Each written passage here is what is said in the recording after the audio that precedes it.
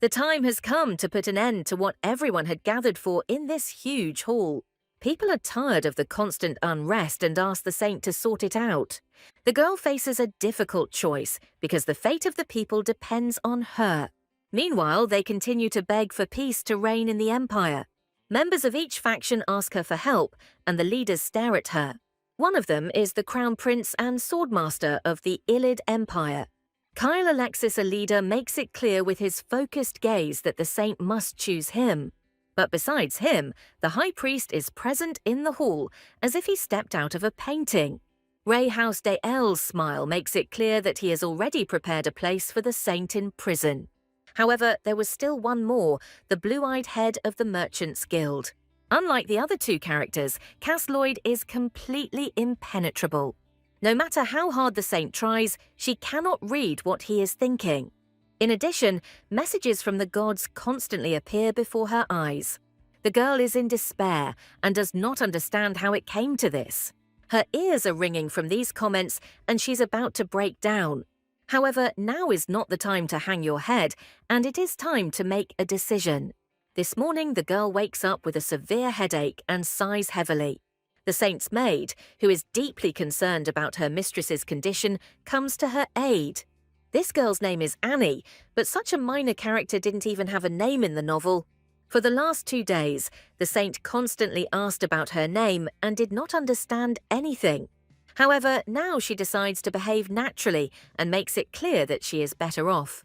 After this, Annie invites the mistress to have lunch and bring the food directly to the bedroom. After all, in such a state she shouldn't even go to His Highness's banquet, although the high priest sent her a dress. The real Ariel would have been panicked that she wouldn't be able to congratulate the prince. And this saint reports that everything is fine and asks to order dinner to be brought. However, the girl does not want to see the salad, and Annie reminds that the lady has never even eaten it. Then the maid immediately leaves to carry out the order, and the mistress remains alone in her room. The girl sits down on the bed and realizes that her sapphire eyes are the same as Ariel's.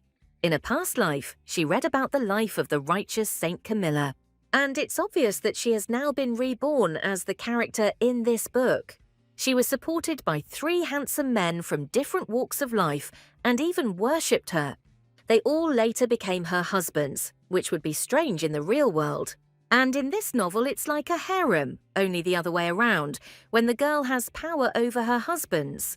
But now what worries her most is that 2 days ago she was reborn in this novel. Ariel's mother was a simple baroness, and the girl was an illegitimate child. They treated her as if she didn't exist, and she always went to church. The girl prayed for marriage, and one day the high priest noticed her. Rayhouse brought his bride to the Temple of Elysium, and 2 years later she began to perform the role of the saint. But for the sake of political stability, Prince Kyle and Rayhouse came up with the idea of making Ariel terminally ill. She knew that when a real saint appeared, she would be immediately disposed of, but she hoped for Rayhouse's protection. At the same time, Ariel adored Crown Prince Kyle and kept this secret. The girl was a villain who was jealous of Camilla and tried to kill her. But as soon as she raised the dagger, she was immediately pierced by 3 sharp swords. As a result, Ariel died quickly, without even having time to cry out in pain. But now our heroine is in her body and she doesn't want to die at all. She still remembers the moment she met her death in her past life. It is obvious that she will have to stay and play the role of Ariel for the rest of her life. But in the novel, after living independently for only a year, the girl abruptly left this world. However, now Ariel decides to take a little break and opens the balcony door. Bright rays of the sun immediately fall on her, forcing the girl to close her eyes. However, she feels a rush of fresh air that only the living can enjoy. In her last seconds of life, the girl realized that anything was better than death. Compared to her past, things are still good here, and she comes up with a plan to change the future. She has been reborn to the point of no return and has plenty of time to explore this world. And when Camilla appears, the new Ariel will simply give up her place to her. She will leave the temple, buy herself some house, and live her own life. There is no point in denying reality, and one should accept that she is now Ariel. Suddenly, the girl looks up and experiences a strong shock. A sign appears in front of her with a message that a wonderful journey awaits her. Those who have existed since the beginning of time and who were bored with this world became interested in her abilities. Ariel rereads these lines several times, but still does not understand their meaning. After some time, the messages disappear, and the girl stands in complete bewilderment. It might just be a dream, but at that moment there is a knock at the door. Ariel turns her head and waits to see who will appear in her room. It turns out to be a man with golden hair who looks nothing like Annie. The girl runs through in her head all the possible characters described in the novel. She sees that a stranger has brought her lunch, and Ariel already guesses who it might be. Could it be that she sees with her own eyes the high priest Rayhouse de El? And at that moment he smiles because the girl called him by his name for the first time. Ariel remembers that only Camilla addressed him that way, and she only used his title. So the girl decides to apologize and says that she was just thinking. But Rayhouse likes it even better this way, and these words surprise the heroine. It turns out that the man is already starting to forget his real name. He looks at her with his golden eyes and allows her to continue calling him by his name. The real Ariel would probably be beaming with happiness, but our heroine decides not to cross the line. So she tells Rayhouse that she should take better care of herself. You can't speak so disrespectfully to the high priest and get into trouble. After this, the girl smiles sweetly and adds that this will not happen again. Rayhouse does not answer her, but silently accepts the saint's wish. To Ariel's surprise, he seems like a very kind and polite man. It looks exactly as described in the novel, but it is very nice to see it in real life. At this point, Rayhouse announces that he will give the girl whatever she wants. However, she should remember that with freedom comes responsibility. This was also the case with Camilla, who, after becoming a saint, continued to call him by his name. After all, the high priest is almost as influential as the members of the imperial family, and it was Rayhouse who brought Ariel into the sanctuary and forced her to play the role of a saint. Now he regrets that the girl is not going to address him by his first name. Ariel clearly feels like he's putting pressure on her and changes the subject by thanking him for lunch. Only he knows that she is not a saint, and it is better not to anger him. However, Rayhouse adds that he is constantly haunted by the feeling that she does not seem like herself today. After some time, Ariel decides to study in the library and becomes fascinated with the process. After this, she feels satisfaction from the mental process and stretches. The girl is in a good mood, as her conversation with Rayhouse went well. Now she can focus on what she has learned over the last couple of days. It is now 722, and there are 5 years left until Camilla's arrival. The heroine found herself in the empire of Ilid, where both monarchs and clergy were equally revered. Almost the entire population is made up of believers, and sanctuaries of the gods are located everywhere. There are 9 of them in total, and the Temple of Ilium is considered the place of worship of all the gods. It is here that Ariel lives, and it was here that the saint was born. Ilium is the religious center of the empire, and there must be something about the prophecy here. Ariel finds information that one of the gods will decide to share holy wisdom. A blue square with a prophecy will appear in front of the saint, which will be imprinted on her heart. At this moment, the girl thinks about how difficult it is for people to understand the language of the gods. There was a scene in the book where Camilla used divine power, but there is no word about it here, and Ariel, disappointed, decides to look for something else. There are a lot of books in the Imperial Library, and the girl intends to read as many as possible. She finds information about monthly maintenance costs. It's something like a salary, and according to her calculations, it comes to 220 million won a year. It turns out that after changing the saint, Ariel will be able to live comfortably until old age.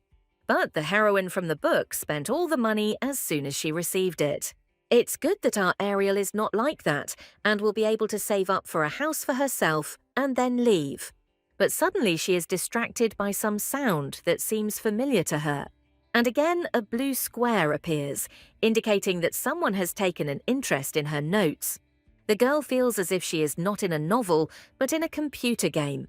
But at that moment Annie enters the room and brings the lady tea. Ariel turns to her and realizes that the maid has arrived just in time. Finally, she will be able to understand whether everything is just her imagination or whether it is reality. The girl then points to the board and asks if Annie can see it. But from the maid's side, it looks as if the mistress is pointing her finger into the air. Annie doesn't see any blue square and thinks the saint is still not well. Moreover, she adds that in this condition she will not be able to take up her duties. If you think about it, Ariel has been doing nothing but eating, drinking and reading for 3 days now. And Camilla constantly made pilgrimages and met with the emperor and the prince himself. However, Ariel is not a real saint and is not required to be one. She has to pretend to be ill to explain her absence from the temples. At this moment, Annie distracts her from her thoughts and reminds her of her brother. The girl once told the saint that he had fallen ill, and now he had to get into debt. Ariel listens attentively, and the maid hints that he cannot cope without her help. It is clear that Annie is embarrassed to ask for something, but the lady does not yet understand the essence. At this point, the maid asks for a little more raise in her salary.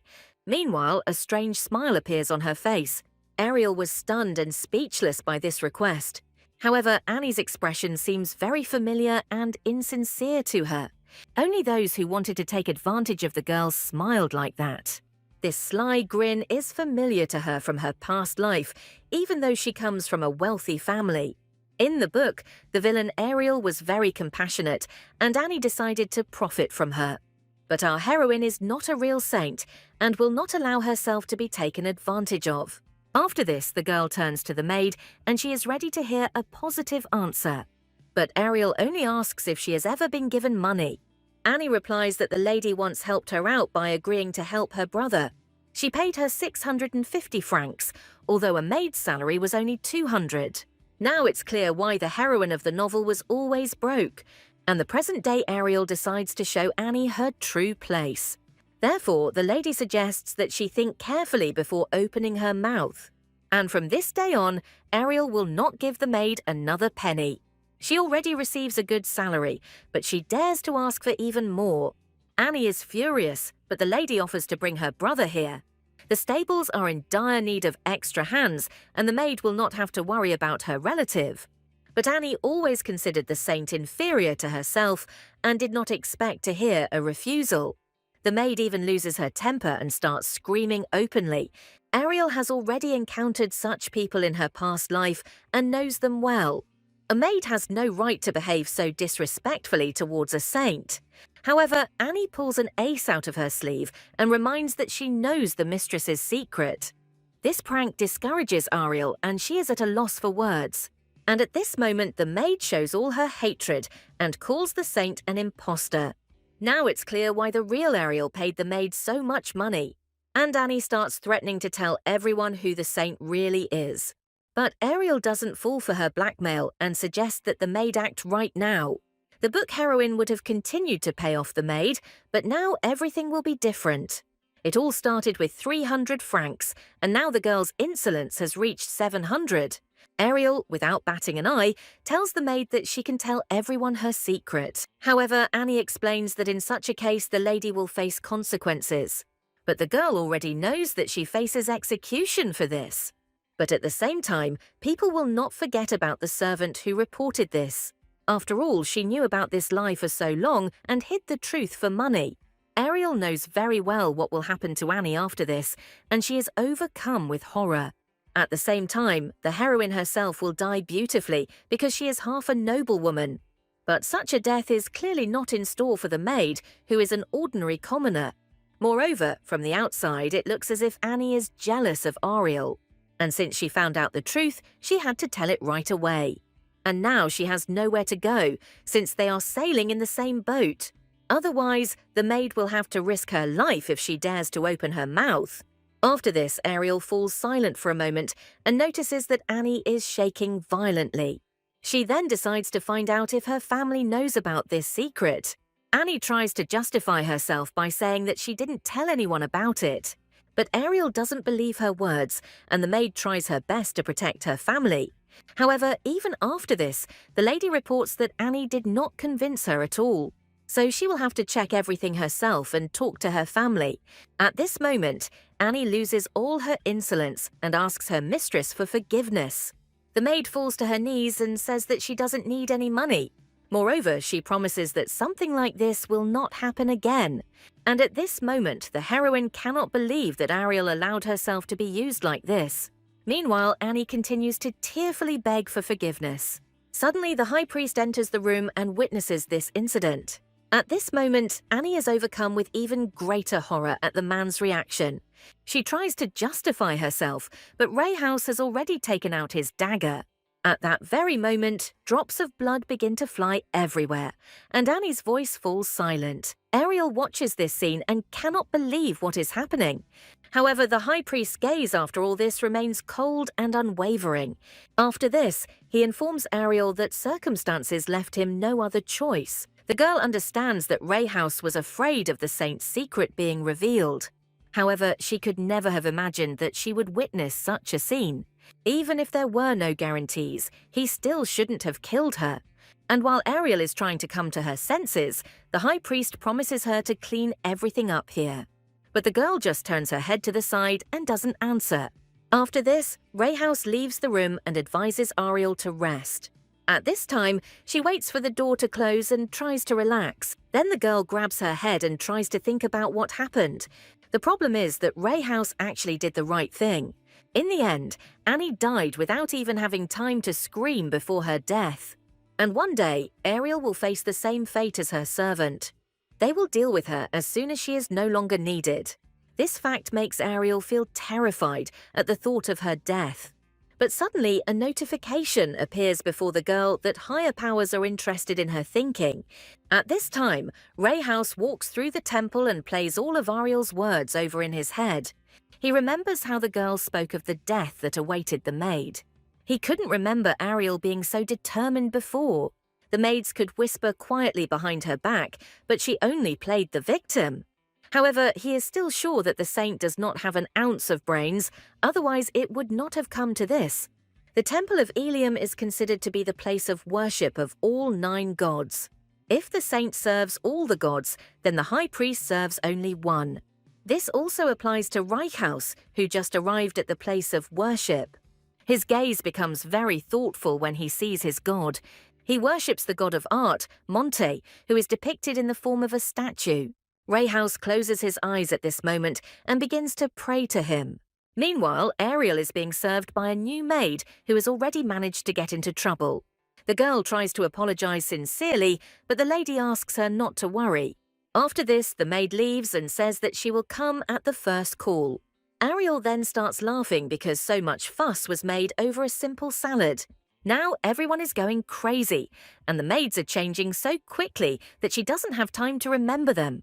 However, we must not forget that our heroine is in another world. And unlike in reality, human life is treated differently here. Annie died only yesterday, and already it seems like no one cares about her. Ariel wasn't used to this, but if the truth were revealed, the Empire would suffer. So she understands that circumstances really left Ray House no other choice. And the girl decides that she needs to escape from there, since over time the chances of survival are getting smaller and smaller. After this, she sits down at the table to prepare for her escape.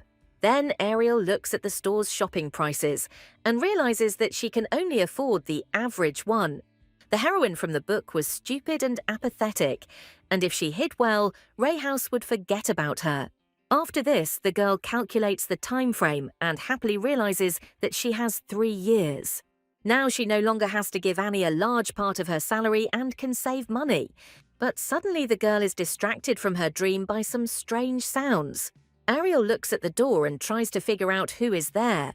At that moment, Ray House, whom she did not expect to see, enters the room. The girl is outraged that he didn't even knock, but she doesn't tell him about it. And the high priest sees that Ariel greets him according to etiquette and is surprised at this in his thoughts. Then he sees a lot of notes on her desk and decides that she is completely immersed in her studies. But Ray House must not be allowed to see her notes, otherwise he will guess about the saint's plans. So she gets ahead of him and tells him that she just wanted to show him something. Tomorrow is His Highness's birthday, and Ariel has prepared a speech. Of course, it was written by a real heroine, and the girl didn't even think that she would need it. At this point, Ray House begins to read the congratulations out loud. But even our heroine didn't expect that Ariel would write so openly about her love for Kyle. She even blushes at how many confessions in this letter are dedicated to the prince. The girl, of course, knew that Ariel was a naive fool, but she didn't feel such shame. Therefore, she asks the high priest to give her congratulations so that she can rewrite it. However, he only focuses his serious gaze on her and asks about her love for Kyle. Ariel is stunned by this question and begins to deny everything. It seems that unrequited love is a sore subject for the heroine. But the girl explains that this is about the love of the gods for people. However, Ray House is wise and informs that Prince Kyle may see it differently. And what will happen if he still thinks about the wrong love? The real Ariel probably thought it was just a simple congratulation. But our heroine promises the high priest to rewrite the speech, and a smile appears on his face. The man is pleased with the girl's actions and says that she is growing up right before his eyes. And while he hands over the piece of paper, she can't believe that he praised her for such a trifle. But the greeting accidentally falls to the floor, and Ray House bends down to pick it up. Then he takes it in his hands again, and the girl notices his beautiful amber eyes. She is so excited that she can't even utter a word. After this, Ariel thanks Ray House and looks away. She decides not to look into his beautiful eyes, and the high priest suggests meeting tomorrow. Sometime later, Ariel visits the library and tries to forget about the moments of shame with congratulations. She wants to prepare for tomorrow's celebration and is looking for guidance. Suddenly, the girl notices how one of the men begins to harass the girl serving God. And this impudent fellow doesn't leave the nun alone and demands that she go to dinner with him, pinning her against the wall. Ariel is not indifferent to this situation and decides to intervene. At this time, the girl already starts to cry and demands to be left alone. After this, the saint demands that the man leave the nun and look for someone outside the church. But this impudent fellow only silently looks at Ariel, and she again demands that he leave the temple. And the man explains that they were just having a nice conversation, and he is not guilty of anything. However, Ariel saw everything with her own eyes, and the nun also reports that he molested her. The man begins to justify himself by saying that Eliam recruits just anyone. Everyone simply conspired against him and decided to accuse him of harassment. But the nun is outraged by his words and says that he himself invited her to have a drink. At this point, Ariel asks the man to introduce himself, and he says he is Hans of Ragefield. The saint had never heard of such people, and they didn't seem to be very famous. After this, Hans asks the girls to introduce themselves and promises to complain about everything to the saint. And the maids behind Ariel are indignant that the man does not understand who is standing in front of him. But Ariel doesn't let them finish and asks the nun to clarify something.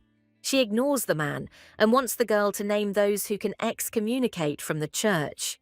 Hearing that he was about to be enlightened, Hans fell silent for a moment.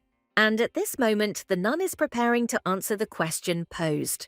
According to the rules, the patriarch or the high priest can excommunicate. Also, the saint, which is Ariel, has such power. In addition, along with excommunication, a person is also deprived of his noble title. But Hans is too self-confident and believes that he cannot be excommunicated from the church. However, Ragefield is wrong not to trust the girl and behave so brazenly. At that moment, Ariel comes up to him and grabs his lips, silencing him. She then looks Hans straight in the eye and tells him that she is the saint. After this, Ariel lets go of his mouth, but the man cannot recover from the shock. He can't believe he behaved so brazenly in front of this girl. Meanwhile, Saint promises to write a complaint against the Ragefield family, but Hans asks her not to do this and falls to his knees, begging for forgiveness. If he had known that it was a saint in front of him, he would never have made such a mistake. Hans understands what consequences may await him and asks with all his might for forgiveness. And at this moment, Ariel informs that her forgiveness must be earned. And to do this, he first needs to apologize to the nun he insulted. However, Hans explains that he was just joking and is not guilty of anything. But in that case, he wants to say that the eyes of the saint and the 9 gods are wrong. After this, the man realizes that he has no choice and apologizes to the nun. The girl did not expect that they would ask for forgiveness in front of her and was very surprised by this. And at this moment, Ariel understands that the conflict can be resolved. Now she can go about her business and asks to bring her a collection of books on etiquette. Suddenly, the notification pops up in front of her again that the gods have taken an interest in her sense of justice. Now she has the ability to receive prophecies, and she is the first person with such an ability. Other notifications then appear, and this shocks Ariel. After some time, the girl takes the necessary books and sits down to study them.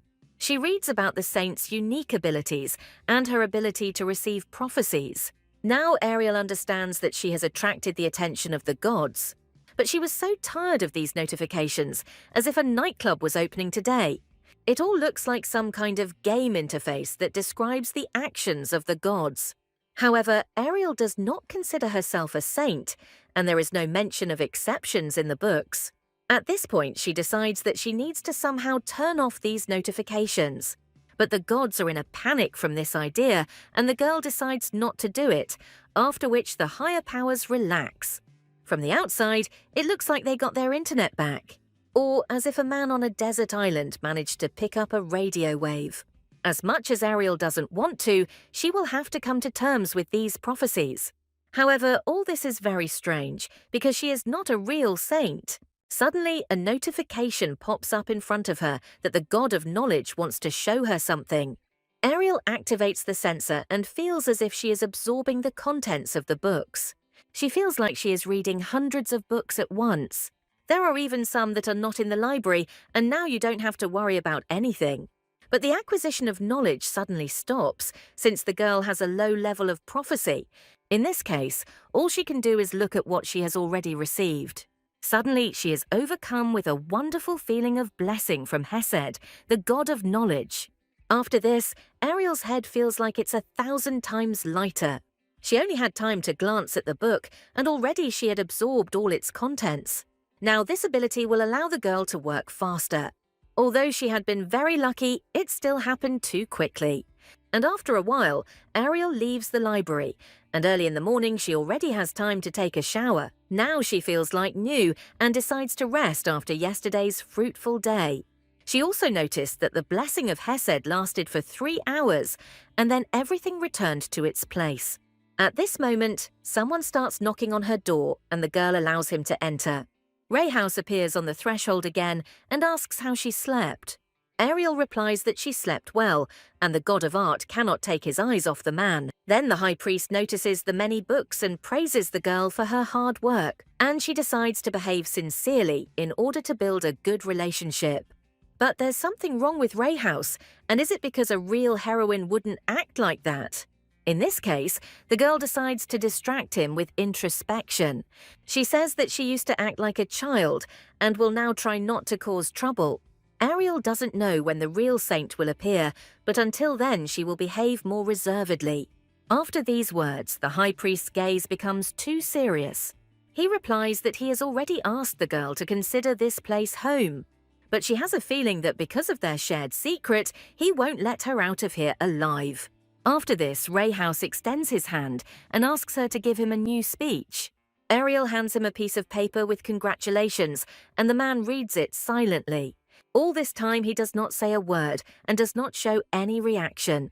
Ariel is already starting to think that something is wrong with her speech and is worried about it. However, Rayhouse informs her that this is a wonderful congratulation.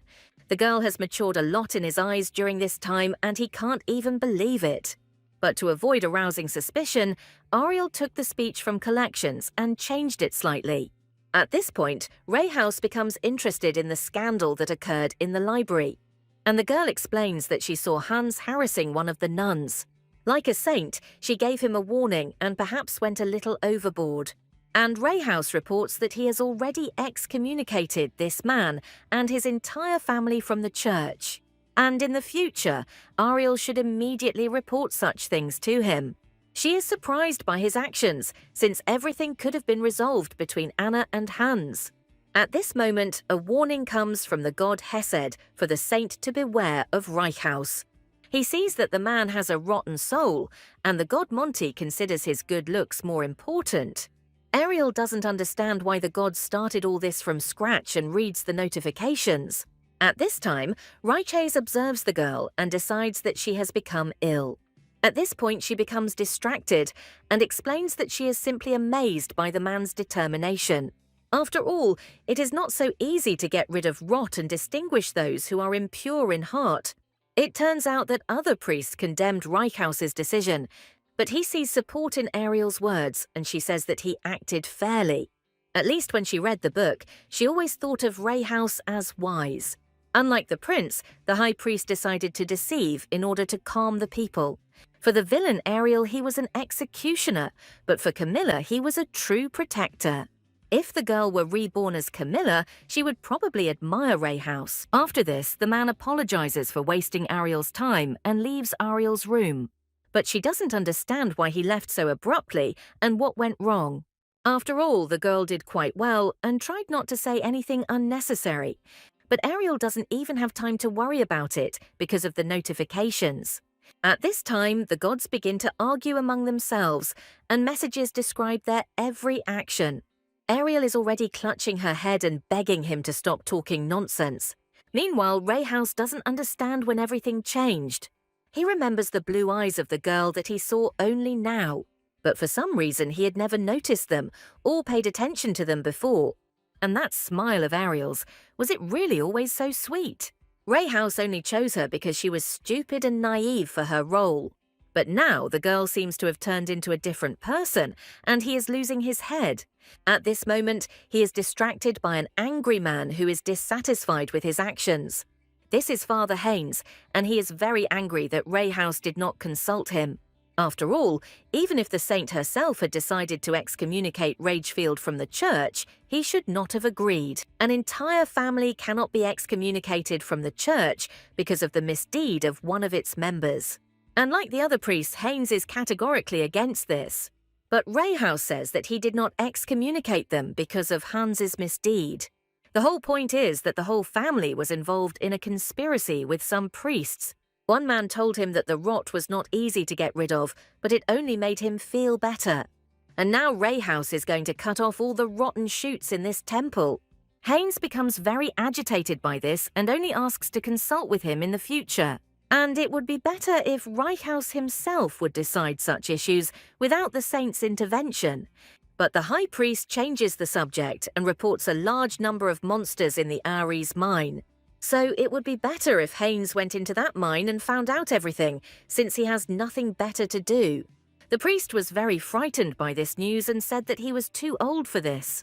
However, Reichhaus's decision is unwavering, and he doesn't even listen to his excuses.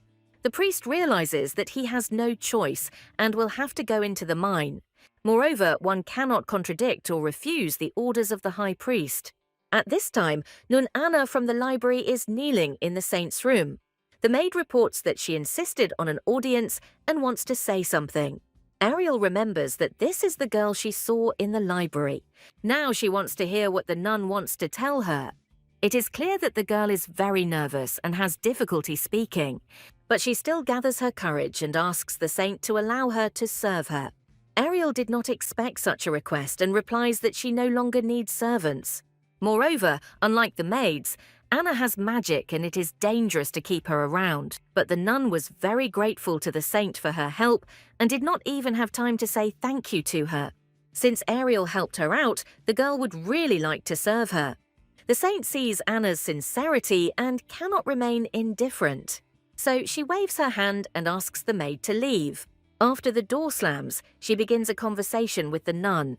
Ariel tells her about a maid who recently died before her eyes. Although she worked for her for a very long time, it did not save the girl from death. And it all happened because the maid couldn't keep her mouth shut. But a nun is no one to the saint and, moreover, will not be able to avoid a similar fate. Ariel hopes that this might scare Anna and make her change her mind. But the girl still continues to want to serve her and doesn't even blink an eye. It turns out that she is an orphan and was lucky enough to end up in the temple. However, her life did not change in any way, and the girl never learned to stand up for herself. But that day in the library, a nobleman apologized to her for the first time. The saint seemed to illuminate her life with light, and now she wants to become like her. Moreover, Anna is destined to serve the gods in this temple forever. So why not dedicate your life to the saint and serve her as well? Anna wants to do everything to survive and repay Ariel for her kindness. But the saint explains that as long as she is useful to her, no one will lay a finger on her. However, she cannot confidently guarantee the safety of her family either. Anna is not at all frightened by this, and she still resolutely wants to serve the saint. The next day, Ariel leaves the temple and prepares to board the carriage. She is met by Dwayne, who is the commander of the Second Army. The man says that it is an honor for him to accompany the saint. Ariel has been sitting idle for a long time, and now she is going to the prince's birthday.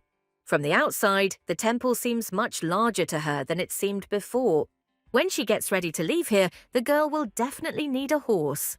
But suddenly, Ariel is distracted from her thoughts and notices a lot of people outside the window. Everyone rejoices at her appearance, and now she understands what it is like to be a saint. People revere and love the servant of the gods who brings them peace.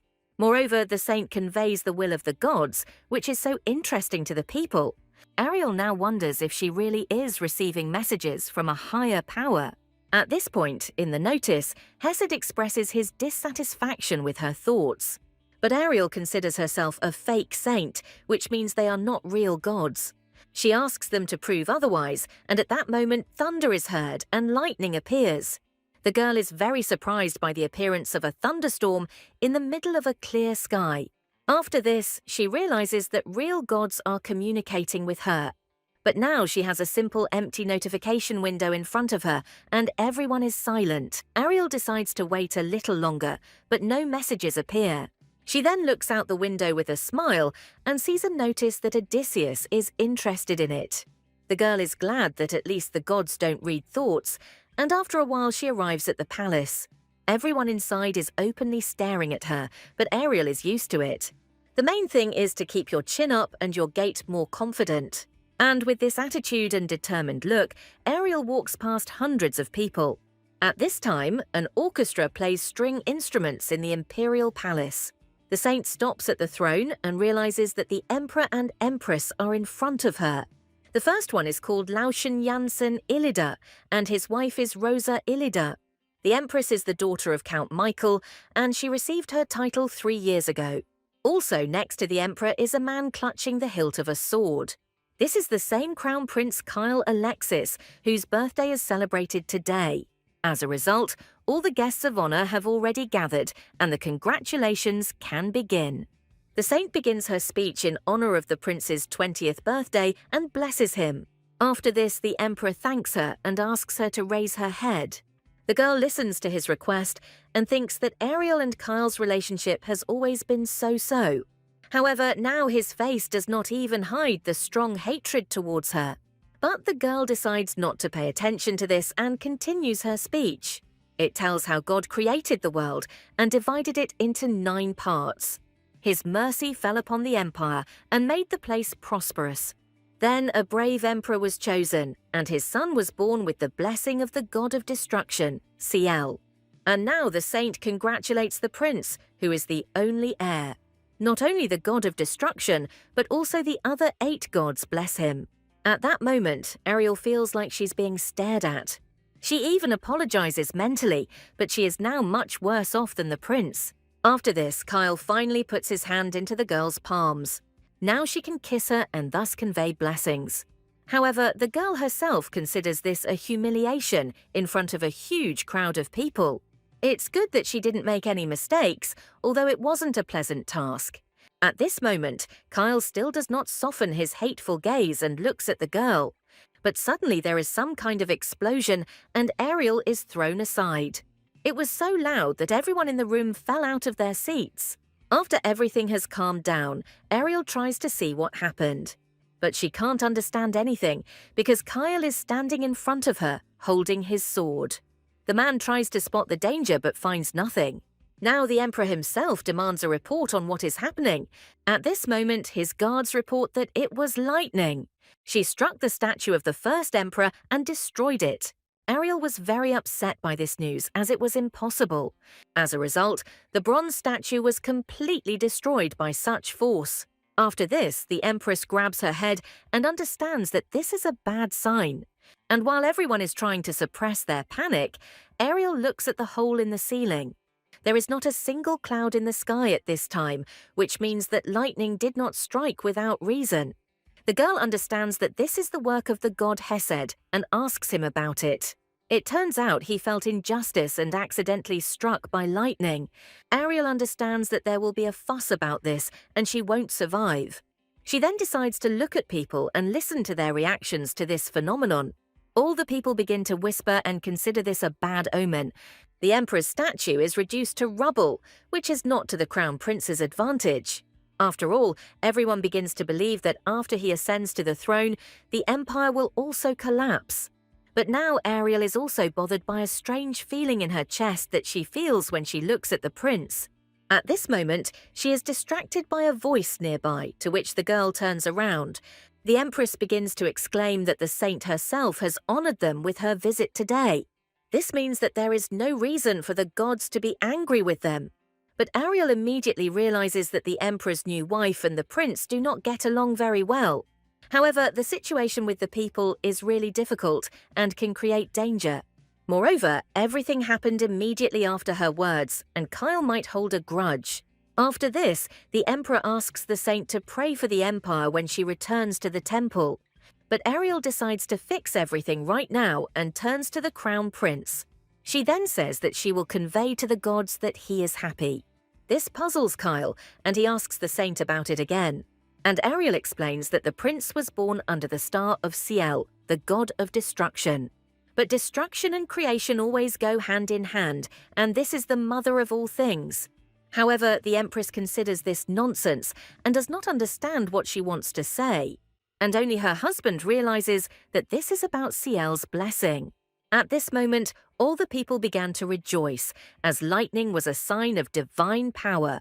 And Ariel adds that this is how God wanted to congratulate the prince. And his desire was so strong that he could not contain his joy. Once the situation was resolved, Ariel decided to go out and get some air.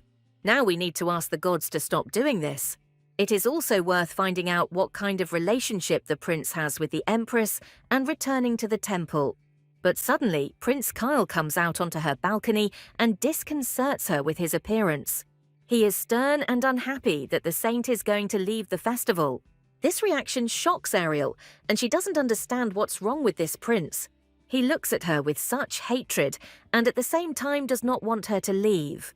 And Kyle reports that today the girl is a little different from her usual self. After this, Ariel asks what exactly the prince means. He is surprised that the saint solved such a problem on her own and that she is like a different person. The girl explains that her lifestyle was idle and she decided to change it. At this point, Kyle looks at her sternly again and says that he believes her. But then she must explain herself to him, and this discourages the saint. Seeing the girl's reaction, the prince takes a letter out of his breast pocket. Just recently, he received it from Ariel, who proposes marriage to him. This news makes the girl almost burn with shame for her heroine. How could the real Ariel do such a thing and go so far? Even the prince does not understand how the girl could forget about her duty as a saint. The heroine decides to calm down and realizes that the letter is written in a rather childish manner. On the one hand, Kyle can gracefully refuse her such an offer. But on the other hand, his refusal may be rude and even dangerous. So Ariel decides to at least somehow justify this first. She tells him it was just a mistake, but for some reason Kyle's gaze turns stern. Ariel feels a lot of pressure from him and continues to make excuses. She reports that the alcohol she drank that day was to blame. The girl was out of her mind when she wrote this and even managed to send the letter. Ariel is very sorry and asks you to forget about this mistake, taking into account the help provided today. But Kyle doesn't understand how a mistake can be so sincere. After this, he takes a few steps towards the girl and says that he is shocked. He then touches his finger to her lips and says that she missed him every night. Ariel even wrote that she would be very happy if the prince accepted her proposal. All this was laid out in her letter and in precise detail. At this moment, our heroine is ready to sink into the ground from shame for the real Ariel. Why did she write this to the prince who was obsessed with her? And why didn't she immediately go to the temple? Meanwhile, Kyle shows her the entire 8-page story. Ariel explains that she drank a whole barrel of wine and doesn't even remember anything. But the prince is sure that people become honest when they drink. They start talking about their deepest desires, and this confuses the girl. Therefore, she decides to give up all attempts to justify herself and asks to simply forget about it. She also apologizes and promises to be stricter with herself. However, the prince is not at all happy with her idea and says that the girl is simply making fun of him. Ariel never expected such a reaction, especially after her help today.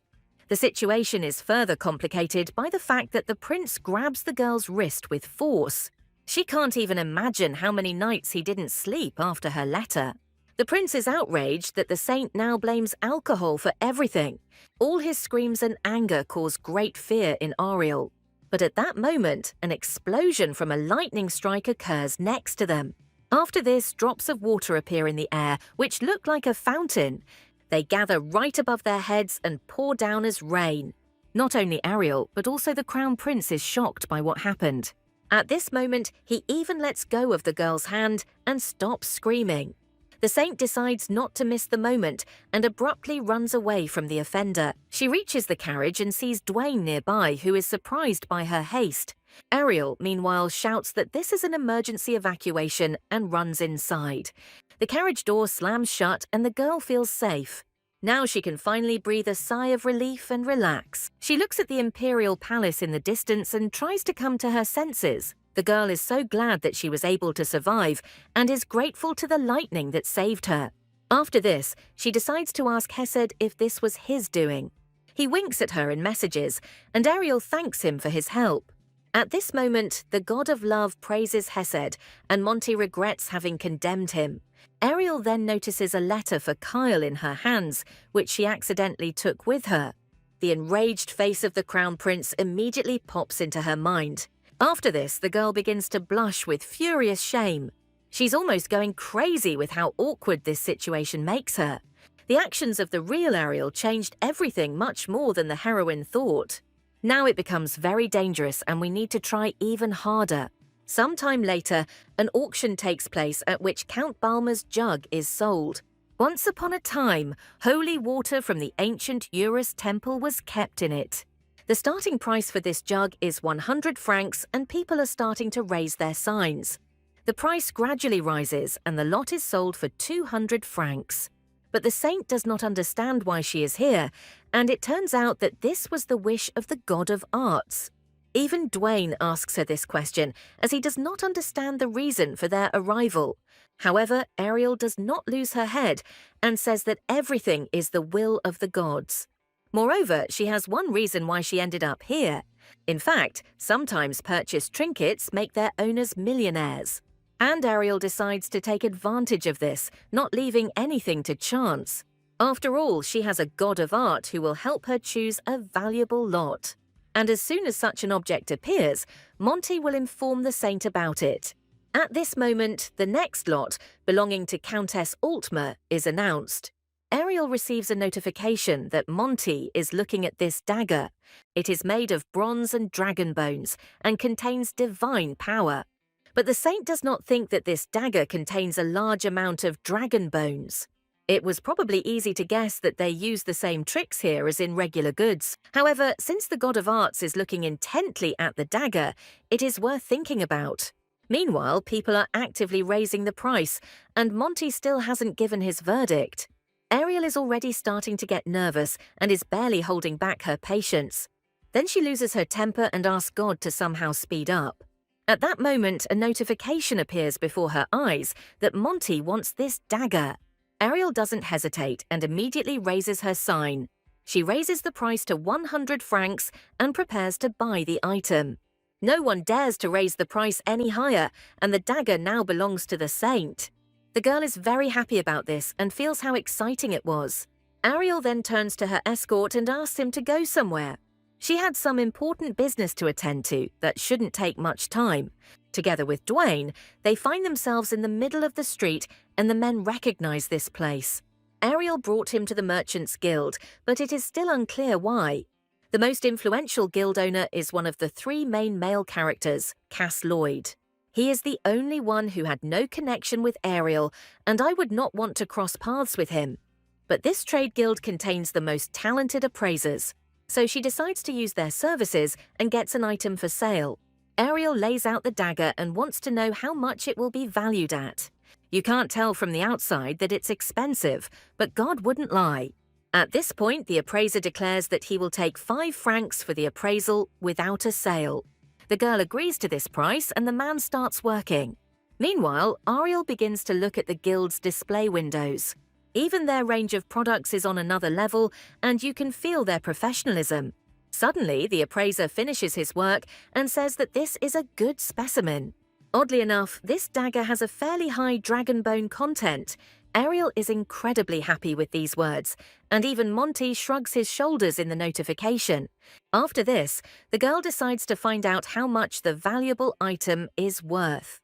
And the man explains that, taking into account all the characteristics, its price is 300 francs. Ariel is delighted by this news, as the price turned out to be quite high.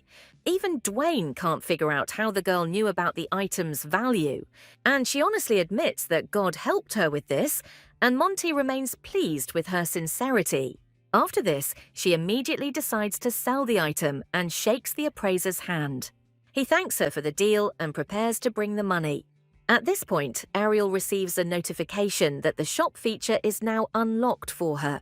After some time, Ariel returns to the temple, where Anna meets her. The girl was on a 5-day training to serve as a saint, and now she has finished it and can begin her duties. Anna takes the saint's hand and promises that she can now rely on her. The girl will try, and this will cause pleasant feelings in Ariel. After this, she asks to bring her violet pie and apple tea. Anna acts in such a way that Ariel feels like she is her little sister. But now she needs to take care of some business, and the girl sits down at the table. At this point, she looks at the notification and decides to figure out the store function. If you think about it, in the very beginning she could speak with the gods through prophecies. But due to her low level, it seems that not all gods can dialogue with her. Thanks to their help, Ariel can improve her abilities. Monty can also help her with the auction, and now there is a store. Suddenly, a multitude of blue windows appear in front of the girl. This surprises her greatly, as she is already accustomed to windows in the form of a game chat. But Ariel couldn't even imagine something like this. The interface still looks like a game and you can figure it out. At this moment, the saint decides to check everything and presses the board. She sees that she has 0 francs in her account, and in that case the store is of no use. But at the same time, she is offered to collect the reward for opening the store. Ariel receives a multifunctional sum and a blue bag appears in front of her. But inside she feels completely empty and doesn't understand what to do with it. Suddenly, the heroine realizes how this can be used and decides to try it. The girl takes out her real coins and puts them in her bag. After this, 500 francs appear in her account, and now it is clear how to deposit money into the account. The replenishment problem has been resolved, but many items remain blocked. Perhaps this has something to do with her low level of prophecy. But now at least she has access to simple items and minor potions. However, this doesn't seem particularly useful, and it would be worth increasing the strength somehow. Ariel begins scrolling through the board to get a better understanding of the interface. It turns out that this is a store of magical items, and she should open as many as possible. In this case, Ariel's only option is to invest all her savings in the store. But the god of art is not pleased with her ambitions, since the value of art is not in materiality. However, Ariel reminds him that he was the happiest at the auction. After this, she receives notification that the gods have decided to entrust her with a secret mission. She needs to prove her loyalty by collecting funds. She is then asked to give all the money from the multifunctional bag. Ariel is ready to cry at this news, since this is all her savings. If the gods only knew how difficult it was to hide this money from Ray House. But even though they behave like little children, they are still not bad. Moreover, the gods have always helped Ariel, and it is unlikely that this sacrifice will harm her. And in this case, the girl is ready to say goodbye to her savings. Therefore, she replies that she is ready to give all the money and sacrifice it to the gods. At this moment, the multifunctional wallet begins to hover above her hands, and all funds are debited from the account. Ariel is very upset by this, but believes that she has paid for helping the gods. Suddenly, a message appears in front of her that she has given away the most precious thing at the moment. Therefore, the three gods are ready to share their divine power with her. The saint's body was chosen as a receptacle, and the divine power was unlocked. Ariel feels so warm at this moment, as if she were sitting by the fireplace. A bright glow appears around her, penetrating every cell of the heroine. And the girl feels how this warmth gets inside her body. After this, everything disappears and Ariel tries to understand what has changed. She looks at her hands but feels nothing new. Ariel is still waiting for something to happen, but there is silence all around. Suddenly, all the gods congratulate her on receiving divine powers. Ariel finally feels the thrill of it all, and her thoughts come into order. Now even the interior of her room seems completely ordinary and not so luxurious to her. Because of Monty, the god of the arts, she sees every flaw that catches her eye.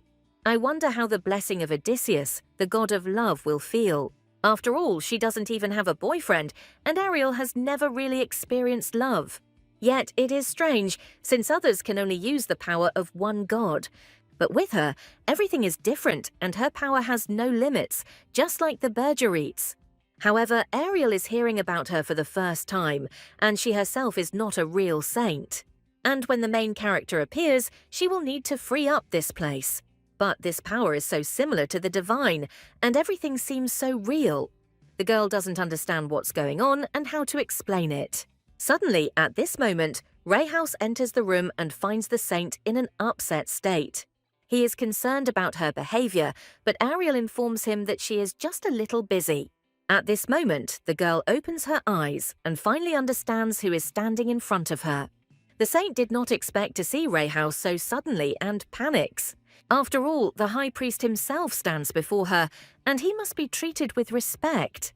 Ariel tries to justify herself and says that she mistook him for Anna. But why did Ray House decide to visit her so suddenly?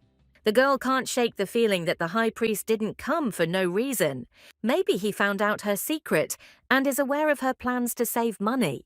Did Dwayne really tell him about the dagger she bought at auction? Selling things and secretly saving money is almost like running away in the middle of the night. Moreover, the girl notices that Ray House keeps his hand on his sword all the time. At that moment, he starts talking and Ariel's heart skips a beat. She doesn't understand what they're talking about and tries to ask the man again. Ray House explains that he is not against communicating informally. This news discourages the girl, as she certainly did not expect this. After all, she can't allow herself to do this, especially with someone who will soon kill her. But she replies to Ray House that it is impossible to speak on equal terms with the high priest. However, the man stands his ground and asks to be called by his name. Ariel looks closely at the man and sees that he doesn't seem drunk. So what made him ask her to communicate informally in that case? Besides, the high priest is very serious and Ariel doesn't know how to react. Then she notices that his cheeks are red and she doesn't understand when it appeared. And if you think about it, arguing with the high priest is also a bad idea. So Ariel decides to accept his request and calls him Mr. Ray House. But he asks her not to use the console, and the girl decides to take time to think. At this moment, the high priest begins to blush and feels ashamed. He explains that he wanted to say something completely different, but it just slipped out. Ariel decides that something is bothering Ray House, but he denies it. The man came just to say hello, but a strange feeling appeared in his heart. He doesn't understand how he can feel this way towards someone he usually couldn't stand. After this, Ray House leans towards Ariel and tells her how much he missed her. But the girl does not reciprocate his feelings and asks him to stop doing this. At this moment, the high priest stops and clenches his fist in tension. He then apologizes to the girl and promises to come back later. Ray House leaves and slams the door behind him, leaving the saint alone with herself. Meanwhile, she is trying to understand what happened to the man. Suddenly, a notification from the gods appears, distracting Ariel from her thoughts. And the girl is dissatisfied with the incomprehensible words that Odysseus is pleased with Ray House's strength of spirit. Following this, more messages pour in which the gods regard the man as a holy husband. They start arguing among themselves, and Ariel is unhappy with their reasoning. At this moment, there is a knock on the door, but the girl is no longer happy to have guests. However, it turns out to be Anna, who brought tea for the saint. At the same time, the tray is filled with the sweets that Ariel has been waiting for. And at this moment, Anna turns her attention to the saint and notices changes. Then she says that even though it may sound stupid, the lady is completely different today. She has become even more beautiful than usual and looks simply amazing. You could even say that the person who doesn't love her when they meet will be strange. At this point, Ariel becomes discouraged and doesn't know how to react. She understands that all this is because of the blessing of the god of love, and that is why Ray House behaved this way. After this, she thanks Anna and asks to be left alone to read. The girl is about to leave and asks to call her if she needs anything. Meanwhile, Ariel put all the pieces together in her head and understood how the blessing works. At this point, Ray House is trying to understand the reason for his behavior. He stands in front of the statue of his god and asks him questions about Ariel. He doesn't understand why he thought about such things around this girl. Maybe this is some kind of test or price for atonement for crimes. After this, he raises his head up and begins to pray. Ray House asks the god of art to hear his prayer and promises to be righteous. He also asks him to heal his sinful body with a blessing. And if Monty doesn't do this, then he won't be able to resist temptation, and he will no longer have the strength to endure being around this girl. Meanwhile, Anna walks with the saint and tells her about her popularity. After she started serving her, she was constantly asked a lot of questions. But Anna does not reveal details about the saint's preferences to anyone due to the rules of the temple. And if rumors suddenly start to spread about something, it will definitely not be because of Anna. However, Ariel didn't even think to doubt the girl and says that she believes her. And the saint is not going to change her mind, so she need not worry. Anna is very grateful to her mistress for her trust and says thank you to her. Meanwhile, Ariel thinks that the people in the temple continue to spread rumors. But perhaps under these circumstances, this can be considered normal. After receiving divine power, the saint regularly visits the library. This is necessary in order to find a way to replenish your own budget. The saint is the religious leader of the nation, and the palace and temple are the two pillars. The entire empire stands on them, and Ariel is at the top of the temple itself. However, the girl refused to participate in almost all events due to health reasons. Thus, she will not have the same popularity and influence as previous saints. It's strange that the temple didn't react to this in any way, but Ray House must resolve the problems that have arisen. Suddenly she clutches her head as the beautiful image of the high priest appears in her mind again. Ariel doesn't understand what's happening to her and why she has a strange feeling in her chest. However, she collects her thoughts and tells Anna that there is no point in proving anything to people. She doesn't care about the rumors they spread, and the maid doesn't have to worry about it. But Anna's reaction turns out to be unpredictable, and tears well up in her eyes. After this, the girl asks the saint for forgiveness for having spoken nonsense. However, Ariel rushes to reassure her and says that everything is fine. Suddenly, the saint notices the bushes next to her and is surprised. A bird just fell there, and Ariel decides to look at it. At this moment, Anna experiences real horror as she senses a bad omen. The bird turned out to be a bluewing, which, injured, fell onto the green grass. Ariel becomes sad because her injuries are very serious. She feels very sorry for this beautiful bird, which continues to flutter its wings. The girl is very familiar with this feeling when you are trying to survive. If she makes a mistake in this novel, the same fate awaits her. And the feeling of death before the soul leaves the body, she will never be able to forget. After this, Ariel takes the wounded bird in her hands, despite the fact that it is covered in blood. She doesn't care, because the life of any creature is much more valuable than dirty clothes. Then the saint begins to strongly desire for this bird to survive. At this moment, Anna notices an amazing phenomenon that happens to the lady. Her body begins to be covered with a divine power that resembles a strong wind. After this, Ariel opens her eyes and looks at the wounded bird. Some miracle happened, and all the blue fly's wounds instantly disappeared. At this moment, the bird begins to flutter again and easily flies upward. And Ariel suddenly receives a notification sent to her by the gods. The blue screen appears in front of her again and offers to collect the reward for using the Force. However, the saint is only now beginning to realize that she has saved the bird. And Anna witnessed how the girl used divine power.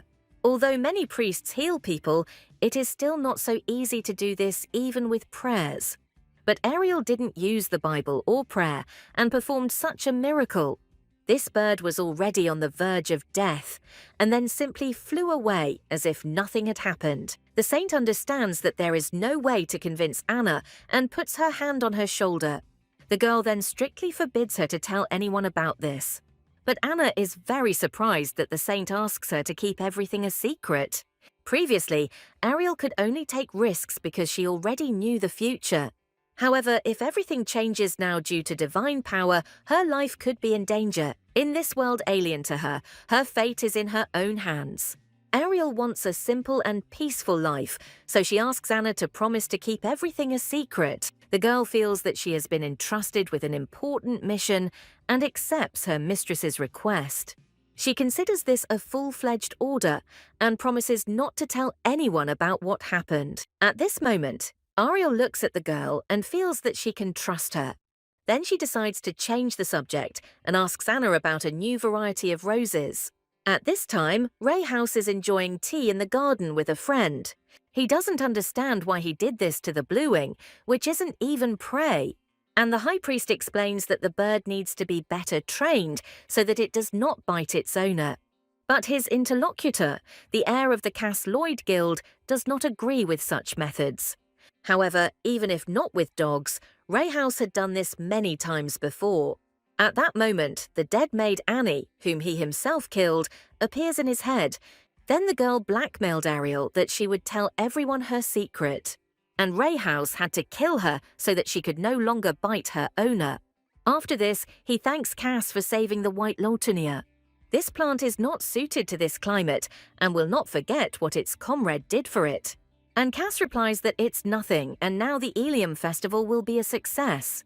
However, he doesn't understand why such a hardened cracker as Ray House became interested in flowers. At this moment, a bluewing, which had been bitten by dogs, lands on his shoulder. And on her forehead there is a red spot, which is a special marking. This is definitely the bird that Cass chose, and it looks like it was cured by some high-ranking priest. And Ray House explains that this is like help from the God of Mercy. But suddenly he turns his head and all his thoughts disappear. After all, in front of him appears Ariel, with whom they could not possibly cross paths. And the girl herself does not understand why the high priest is here. She decides that she needs to leave as quickly as possible and says goodbye to the man. But just as Ariel's about to turn around, Ray House starts talking. The girl understands that the escape has failed and blesses the high priest and his guest. Ray House bows back and wishes the girl the same. After this, he decides to introduce his guest to the saint and introduces her to Cass. But as soon as Ariel hears his name and realizes who it is, she panics. At this time, Cass Lloyd replies that it is a great honor for him to meet St. Eliam.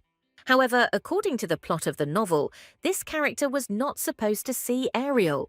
And the girl, out of politeness, greets the guest, and Ray House asks her about a walk in the garden.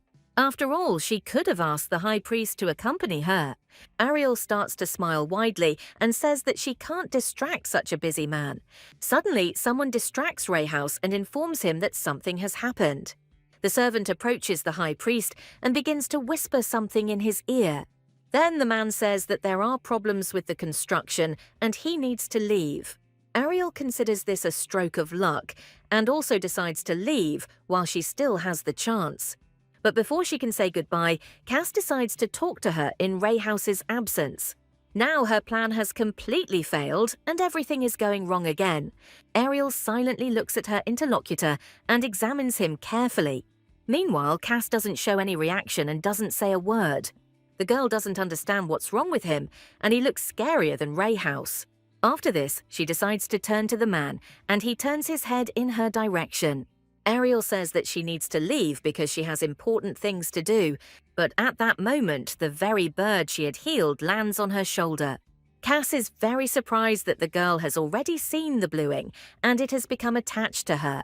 And Ariel explains that she accidentally bumped into her in the garden, and now they met again. But according to the Lord, the bird was trained to fly only to its owner, and this frightens the girl.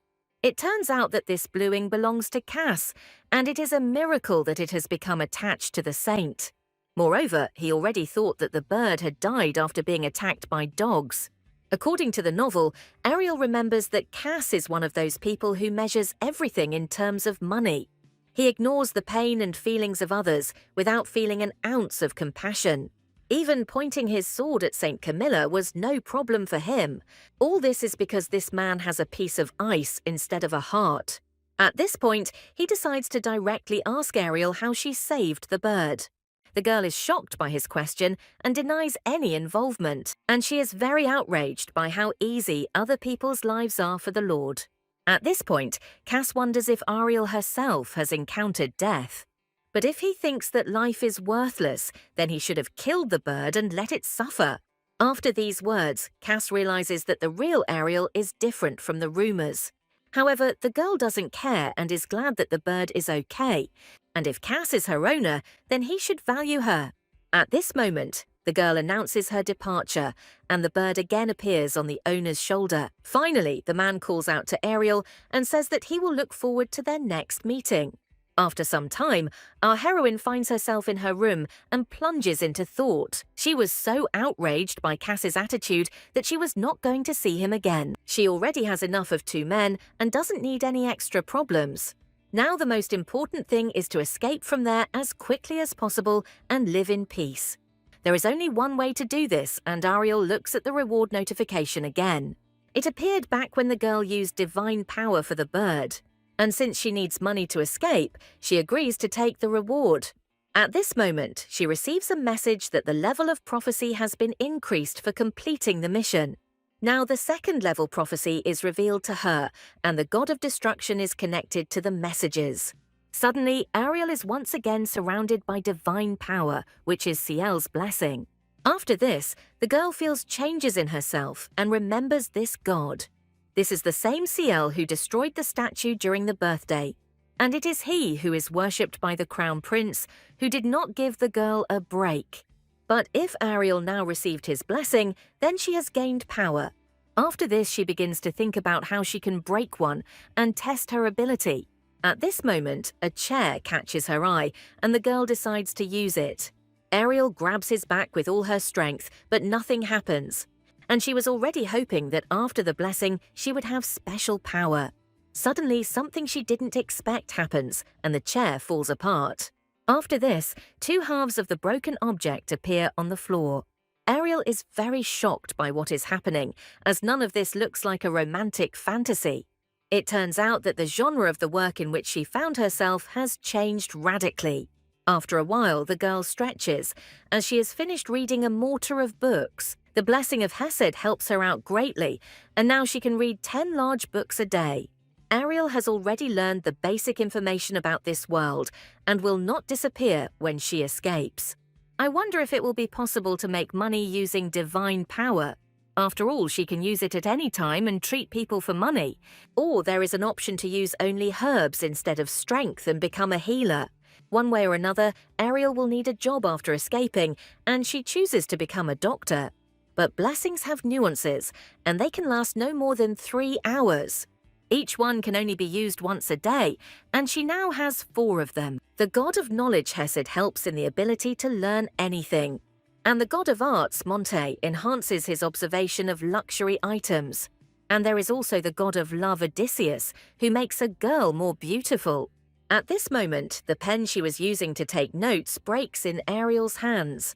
This is already the third one due to the blessing of the god of destruction Ciel.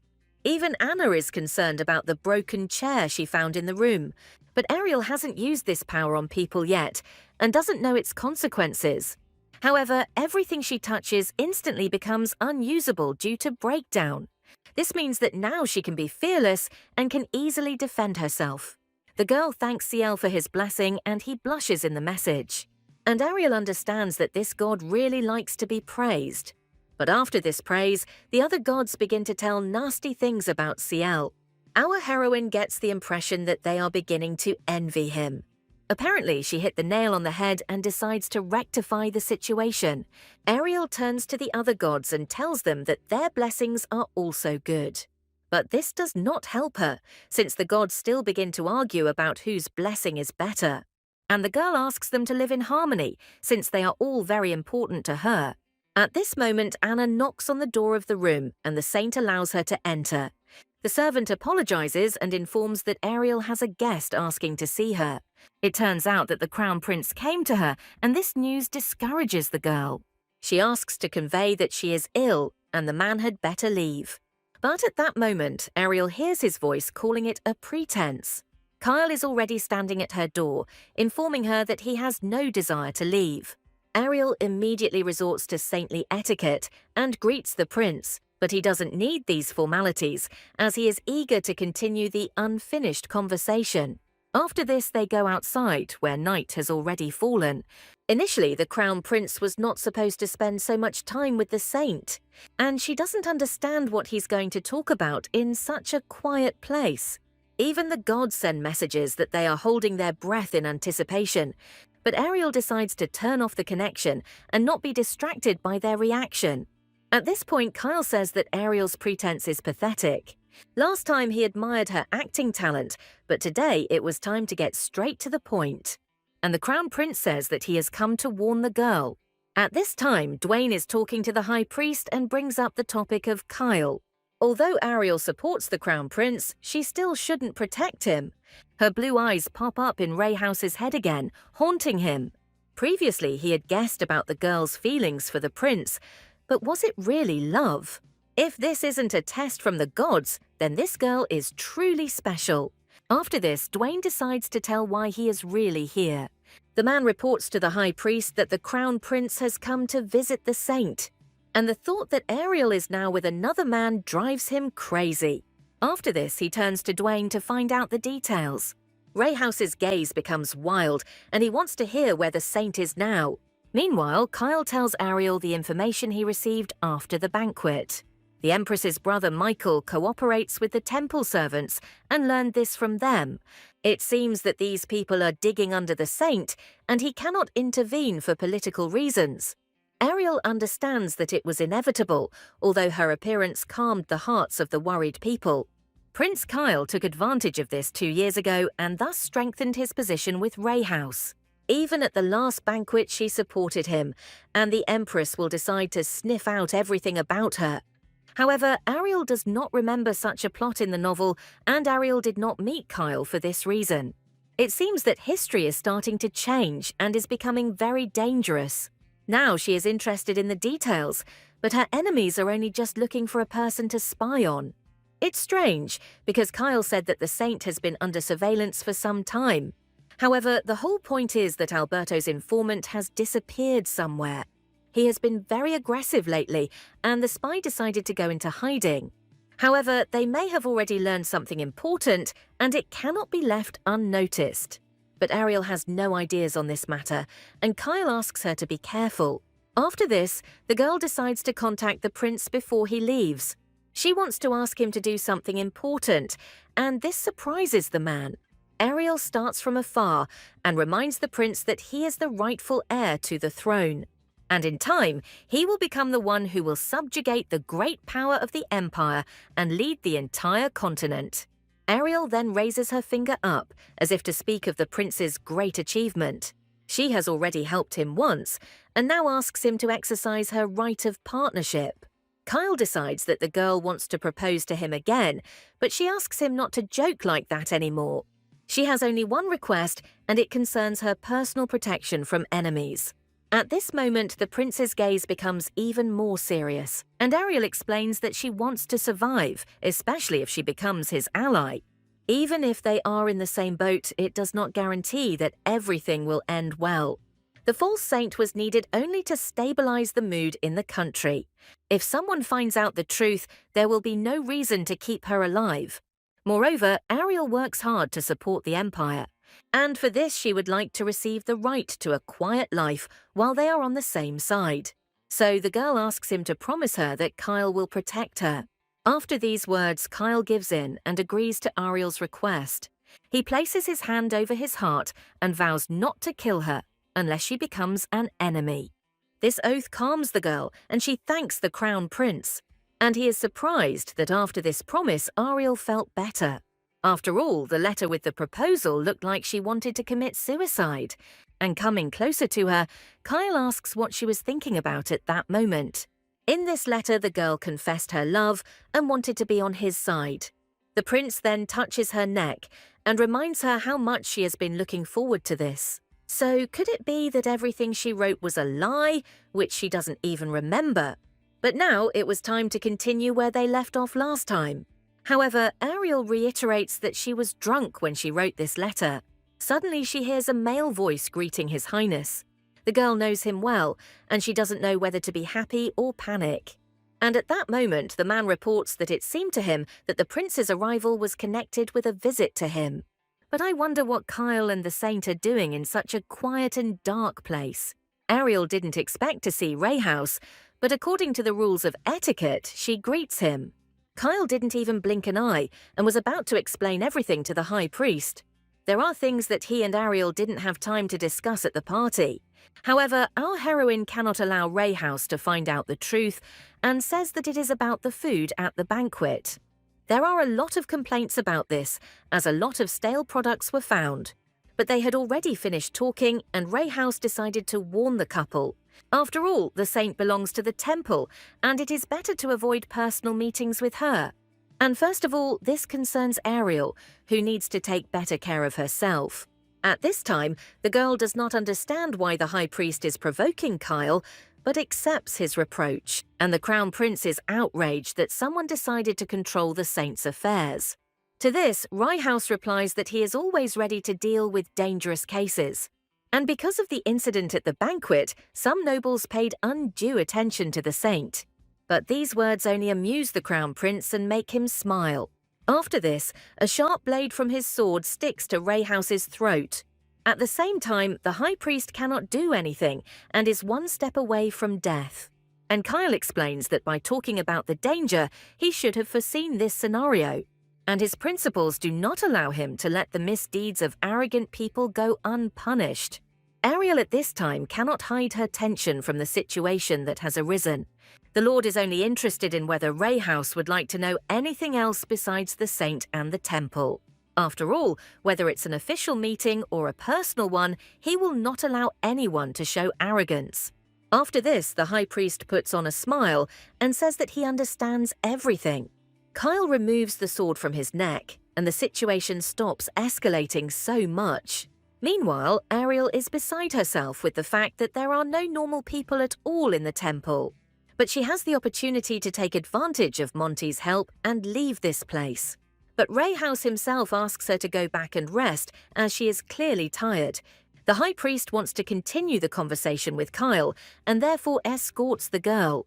And having already returned to the room, Anna greets her mistress with questions about the prince.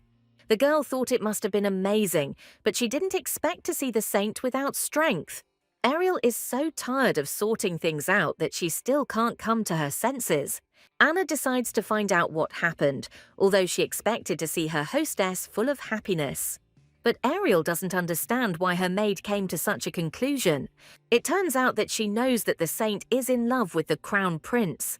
The heroine experiences terrible shock from this news and thinks that the whole temple thinks so. But the real Ariel always looked forward to meeting the prince and even sang about it during her walks. Wherever she went, she always talked only about Kyle, and our heroine was ready to burn with shame. Now it is clear why Ray House reacted this way to the prince's arrival. And his direct question about love for Kyle is connected precisely with Ariel's behavior. Our heroine thought that everything was limited to just letters, but the story spread. It all reached the point of absurdity, and Ray House probably heard something exaggerated. Now she understands why his behavior changes after the mention of the prince. Ariel is sad that the real heroine has done bad things, and she needs to somehow fix it. Therefore, the girl decides to change her strategy, and Anna tries to understand what the saint has in mind. And Ariel reminds her that she asked her not to tell anything about her. But now it would be better if the maid, on the contrary, spread a few rumors.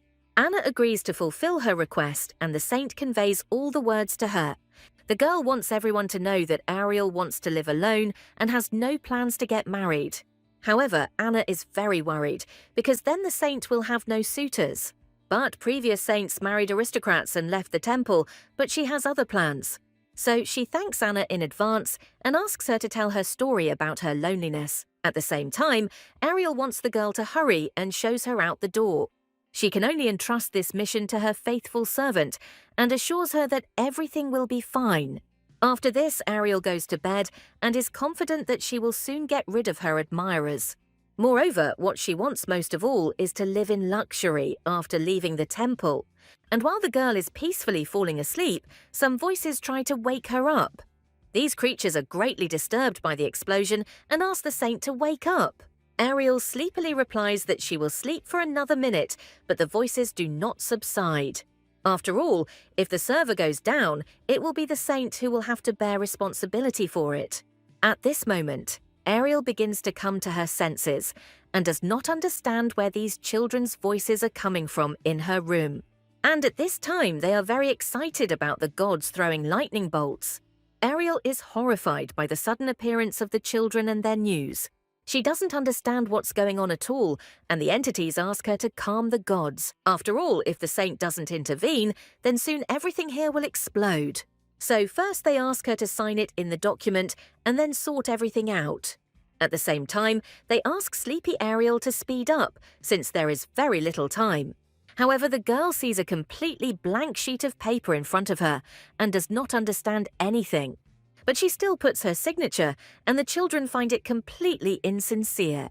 After this, they begin to argue about which frame to choose for the document. But the saint still cannot understand anything and asks the children to introduce themselves. Moreover, she does not understand the place where she found herself and the reason why this happened. And the children explain that even with divine power, time in spiritual form is limited. And they are the rulers who separated from the primeval god. One of them is called Ren and the other is Pen, and they control this system. And it was they who brought the wandering soul of our heroine here. This happened at the moment when the girl fell asleep and did not even suspect anything. Managers don't usually do this, but now they have no other choice. The gods show too much interest in the saint, and Ariel begins to blame them for this. Since they were managers, she had a lot of questions for them. She feels like a guinea pig and doesn't understand anything. Moreover, the heroine is outraged that the prophecy appeared without warning. To this, Ren replies that the gods are ready to eat her soul alive and then receives a kick. Pen asks the saint not to pay attention to him, since he only pays attention to appearance. However, she cannot name the true reason for what happened. At this moment, lightning starts appearing everywhere and striking the server. Ariel never expected to see this phenomenon and falls into a stupor. But this is exactly what Pen was talking about, and the problem still remains unresolved. The gods are in great anger and attack the system with their lightning. However, Ariel doesn't understand why they are angry and what provoked them. The girl begins to replay recent events and remembers the conversation with Anna. Before that, she met Kyle and Ray House, who clearly don't get along with each other. And not long before this, the girl turned off the broadcast so that no one could see her actions. Now she understands what caused the anger of the gods, although she had the right to do so. After the broadcast was turned off, they could no longer watch anything. Usually they just lose interest in such situations, but here they got angry at the system. That's why the managers want Ariel to continue broadcasting before it's too late. After this, the girl pauses and thinks about something. Then the saint asks what will happen if she still refuses the broadcast. This comes as a great shock to Penn, as they had not expected to be refused. But Ariel explains that she promises to think about it if they answer her questions. And the managers are shocked by her behavior and impudence because the system is a huge blessing. However, the saint does not give up and replies that it is up to her to decide. And if the managers have something against it, they can say so. And the entities understand that they no longer have any other choice and agree to answer her questions. The next day, Ariel finishes her business and is about to turn on the broadcast again. After this, she is bombarded with numerous notifications from displeased gods. And Hesed has prepared many lightning bolts, and he even has something to say. Ariel realizes that the destruction was his fault and decides to negotiate with him. She asks for permission to turn it off, but he shakes his head categorically. Then the saint explains that she has the right to her private life. This is necessary because she is embarrassed to show some of her moments. After this, all the gods begin to remember a similar feeling and understand Ariel. And from this moment on, she can turn off the prophecy whenever necessary. For example, a girl does this in the bathroom, and the god of knowledge gives his consent. Ariel asks them not to be angry about the short breaks, as the prophecy is still active. And especially she asks to refrain from the wrath of Hesed, which scatters lightning. In response to this, the god of knowledge sadly nods his head, since this is his doing. Now Ariel is content with being the dominant one in their relationship. However, the god of love reports that he is dissatisfied with what the saint said. But Ariel already understands that it is impossible to make him understand her. Then she remembers that she has something for the gods and they become interested. Balance is important in any relationship, and the girl prepared bracelets to express respect. She is not good at jewelry, and that is why they are not very beautiful. But this is how Ariel would like to thank the gods. Afterwards, she looks at the empty board and thinks that her handiwork is too simple for them. However, suddenly the bracelets in her hand begin to glow with divine power. At that very moment, this power covers the entire girl, and this sight impresses her. She then receives messages that the gods are touched, and that this is a priceless gift for them. But at that moment, they immediately start arguing about whose bracelet is better. After this, Ariel remembers how Ren and Penn answered her questions. The managers were excited by her interest, as such information was only available to the administration. But she wants to know why she was turned into Ariel, and Penn replies that it wasn't their choice. In that case, she is interested in what will happen if she stays in this novel. However, the managers do not understand what is being discussed and are shocked by the girl's question. And she explains that she has read this book before, and in it the main character Camilla is connected with 3 male characters. And the fake Saint Ariel, according to the plot, wants to take her place. At this point, Ren stops her and asks if there were demons in the book. But the heroine replies that the plot was based on romance and there was nothing about demons. After this, the managers realize that the plot is very similar and the prophecy may come true. At this point, the intrigue mounts and Ariel demands that everything be explained to her. It turns out that what the heroine read was a prophecy, which is only a small part of it. It turns out that this was not an ordinary novel, and a prophecy about this system appeared in the heroine's world. And after her death, she ended up in the body of the false Saint Ariel. But usually prophecies come true, and in this case she too will have to die. However, our heroine is not a real saint, and she has a chance. Since her soul from another world ended up in Ariel's body, she can change her destiny. The book was imbued with the power of prophecy, and someone's hopes were placed into it. The girl clings to this unknown person, but the managers can't say anything more. All that matters now is that the prophecy was distorted, and the heroine changed everything. However, they cannot say more, as it will affect the future. And no matter how the saint tried to ask more questions, the managers said goodbye to her and disappeared. After this, a sunny and serene morning dawns in the Ilium Temple. That day, Ariel decided to make some extra money again and made a lot of deals. Along with Dwayne, she carries a valuable item that she intends to sell. He considers her very lucky, but the saint explains that the gods help her in everything. Even all her money is not enough to escape from the temple, and she is grateful for Monte's help. Today she managed to buy a lot of valuable things at auction. If the purchase is successful, Ariel will hit the jackpot. After that, she again visits the trading guild where she was last time.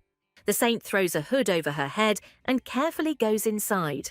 At this moment, she finds a scandalous visitor who demands to exchange the item for cronium.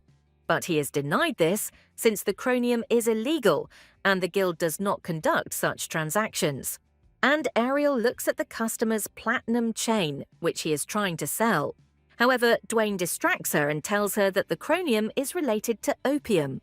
It is sometimes used as a painkiller, but is more often sold as a narcotic. At this point, the visitor slams her fist on the table and starts hurling threats at the seller. She promises that everyone will regret this and rushes out of the guild, nearly knocking Ariel off her feet. At this moment, the girl remembers that she has already seen this face. Could this really be the Empress's maid who needed a drug? Meanwhile, she promises that God will not leave this guild alone. After this, the girl leaves, and those present try to recover from the shock. Then another man comes out to the cellar and praises him for solving the problem. But Ariel never expected to meet her recent acquaintance here. It turns out to be Lord Cass, who is very interested in what the girl is doing here. Together with Dwayne, they greet the Marquis and Ariel explains that she came here to sell items. After this, the Lord turns to the seller and asks if this is true. And he reports that the saint had already engaged in a similar sale before, and she was not lying. Ariel claims that she decided to sell her things because she doesn't need them. But some people might find all this useful, and that's why this is the best solution. One gets the impression that the Lord believed the girl and calmed down. But suddenly he decides to see what items the saint decided to sell. Cass notices a pendant with a gemstone that looks familiar to him. He then decides to check whether this necklace actually once belonged to the saint. Ariel is a little puzzled by his question because she can't tell the whole truth. After all, then he will have to find out that she buys things at auction and sells them at a markup. And while the girl wants to get rid of the Lord's company as soon as possible, he is going to buy her necklace. The man is serious and names a sum that seems very large. He is ready to buy a valuable item for 10,000 francs, and Ariel is speechless. Everyone froze in place at the high price the Lord had named. And he explains that this is exactly how much the necklace that the saint is offering costs. But the girl still doesn't believe it, and it seems to her that Cass is joking. At this point, the seller joins the conversation and says that the top price for this pendant is 600 francs. Ariel realizes that this is more likely to be true and that you can live for 10 years on 10,000. But why is the Lord willing to pay such a sum instead of 600? At this point, Dwayne asks the saint to agree, as this is an excellent offer. But Ariel is in no hurry to do this and decides to think everything over first. She then tells the Lord that she has changed her mind about selling the necklace. The girl decided not to accept Cass's offer and got out of the situation. She asks the appraiser to tell her the value of the other items, but not to touch the necklace. But even Dwayne is shocked by her decision and asks her to think again. However, Ariel is already determined and repeats again that she will not sell the necklace. Dwayne may have bought into the profit motive, but the girl is trying to think pragmatically. Sure, the price of 10,000 seems attractive, but she doesn't want to get involved with Cass. After all, this is a cunning fox who probably has something planned against her. However, the man returns the girl's item without any problems. He explains that he hoped to become closer to the saint through this deal. Moreover, he praises her observation skills, since the necklace used to belong to the imperial family. It is a valuable gift that the former empress gave to the current one. Cass doesn't know how the saint got hold of this item, but recommends not selling it. He advises keeping it in a safe place or getting rid of it so that no one can contact the girl. Ariel clutches the necklace in her hands and, puzzled, thanks the man for the advice. After this, he leaves and adds that he would like to know more about the girl. But apparently this time fate did not smile on him, and he will have to try again. And turning to the saint one last time, he wishes her a safe journey home. Once inside the temple, Ariel loudly expresses her indignation at what happened. She accuses the god Monty of slipping her the stolen jewelry. But he doesn't see the difference because it still remains a work of art. However, on top of this, he slipped in a statue that was not even appreciated. In the end, Ariel spent 900 francs on all 4 items, but only earned 300. However, if Cass had not stopped her, she would have been able to get more money. Besides, Lloyd is not the kind of person to get involved in a loss-making business. But in the end, it was he who offered the best price, and Ariel could have made a nice profit from it. Now in the future, we need to be more careful with such things. At this point, Ariel checks her balance and realizes that it's not very rich. She is already thinking about returning to the store and accepting the Lord's offer. However, it would look very stupid, and she would be lucky if Cass didn't kick her out right away. After this, Ariel opens the door to her room and sees something she didn't expect. Ray House is standing next to her table, clearly waiting for the girl for a long time. He is glad to see her back, although he is concerned about her leaving the temple. Besides, his face reveals that he has many questions about her absence. Ariel is very shocked by Ray House's appearance and doesn't understand what he's doing here. After this, she greets the high priest, as required by etiquette. And he reports that he heard about her recently being involved in some interesting things. And now he wonders why Ariel suddenly started saving money. It might be because she's planning to escape from the temple. In the original story of the novel, there are 3 main male characters. One of them is a sword master with an icy heart, but is the best warrior in the Empire. This is Prince Kyle, who is completely dedicated to protecting Camilla. Another hero owns a merchant guild and is considered the smartest man in the Empire. Despite his calculating nature, Cass Lloyd still fell in love with Camilla and was ready to give her everything. And the third hero is the High Priest, who has a strong sense of justice. Upon meeting Camilla, Ray House began to pray with all his heart for her well-being. And all these men had one thing in common: they had devoted love for Camilla. Besides this, they also strongly hated the false Saint Ariel. And her last line of salvation was the purchase of a house, which was almost cut off. What should Ariel do now, if even in the original version everything was not so confusing? At this point, she informs Ray House that the saint cannot leave the temple. And she was just thinking about buying a villa nearby. She is, of course, comfortable in the temple, but sometimes she wants to be alone with her thoughts. She hopes that Ray House will understand her and believe her story. And to her great surprise, the High Priest agrees to her wish. After all, sometimes it really is nice to spend time just the 2 of you. But Ariel didn't even notice how she began to repeat his phrase. After this, she silently begins to think about what was said, and finally the meaning dawns on her. The girl realizes that she has just agreed to spend time alone with Ray House. He is amused by the saint's reaction and asks her not to worry, as he will simply be there and support her. He just asks her to be careful when going outside. The man even promises to strengthen her security, but Ariel tries to dissuade him. However, he considers the saint a very important person and does not want to risk her safety. And touching her hair, Ray House explains that he wants to protect her body from any scratch. Therefore, she needs to be very careful, and this is his main request. However, Ariel persuades him not to worry so much. And Ray House reminds the girl that she just returned and must be tired. So he leaves so that the saint can rest peacefully in her room. At this moment, she tries to understand what is happening to the man and why he is behaving this way. In the book, he wasn't such a character, and most likely Odysseus made something up. Now the high priest simply went and trampled on her dream of escaping and living the rest of her days carefree. But immediately she receives a message from the gods that Odysseus has nothing to do with it. After that, they begin to advise her on other ways to save money. However, Ariel is confident that these 3 heroes will not treat her the same way as Camilla. Moreover, she didn't plan to take the place of the main character at all. While all 3 are very attractive characters, Ariel has other plans. The first thing she thinks about is how to survive without having 3 swords in her stomach. And these gods are already dreaming of gifts from these heroes and irritating the saint with this. She is even surprised that they seem to hear her thoughts and react to them. After some time, a large number of people gather in the market square. Many girls and men came there to buy goods. Anna also found herself at this market and admires its excellence. The girl can't contain her emotions at how beautiful it is there.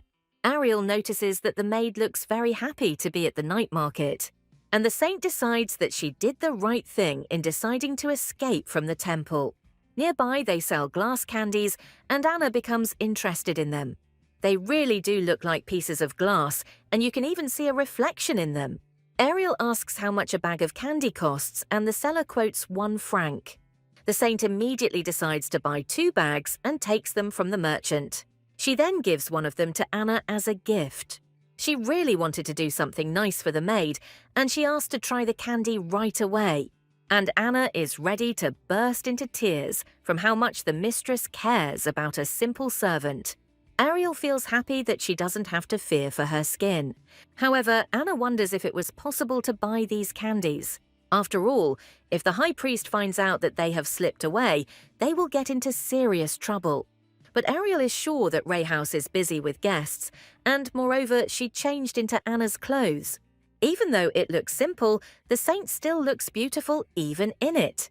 Suddenly, the girls notice that 2 men from the crowd have been watching them for a long time. Ariel decides to lure them to a place where there are no people, but Anna is frightened by this idea. After all, they may try to attack them, but the saint asks not to worry about this. She has something specially prepared for such situations that will help protect her. The Eliama Rose Festival offers a week-long opportunity to enjoy the roses in bloom. But to attract even more attention, a legend was created about the happiness of the newlyweds if they get married during this period. Because of this legend, many men approached the girls with marriage proposals. But 2 of them did not accept the refusal and decided to pursue them. Seeing that the girls turned into a dark alley, the men were incredibly happy. They decided that this was a way to agree to their proposal. But the boys don't even suspect that they've fallen into Ariel's trap. At this moment, Anna decides to stand up for the saint and protect her. The maid tries to convey that she is not an ordinary girl in front of the men, but they only smirk. There is no point in trying to pressure them with status, since the saint is dressed like a commoner. But there is only one way that will help you get rid of your pursuers. At this point, Ariel asks Anna not to interfere and wants to sort everything out herself. Meanwhile, the villains are just waiting for the girls to tremble with fear and agree to all their desires.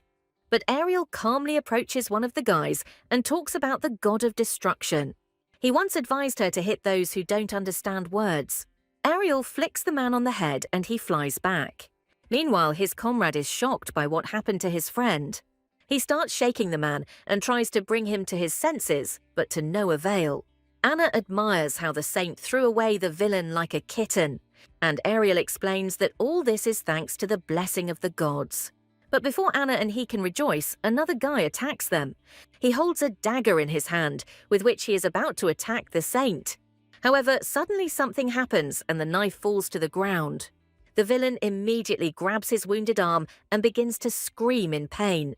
At that moment, she hears someone's voice, who came to relax at the festival. Ariel sees Cass in front of her and realizes that it was he who protected her from the second villain.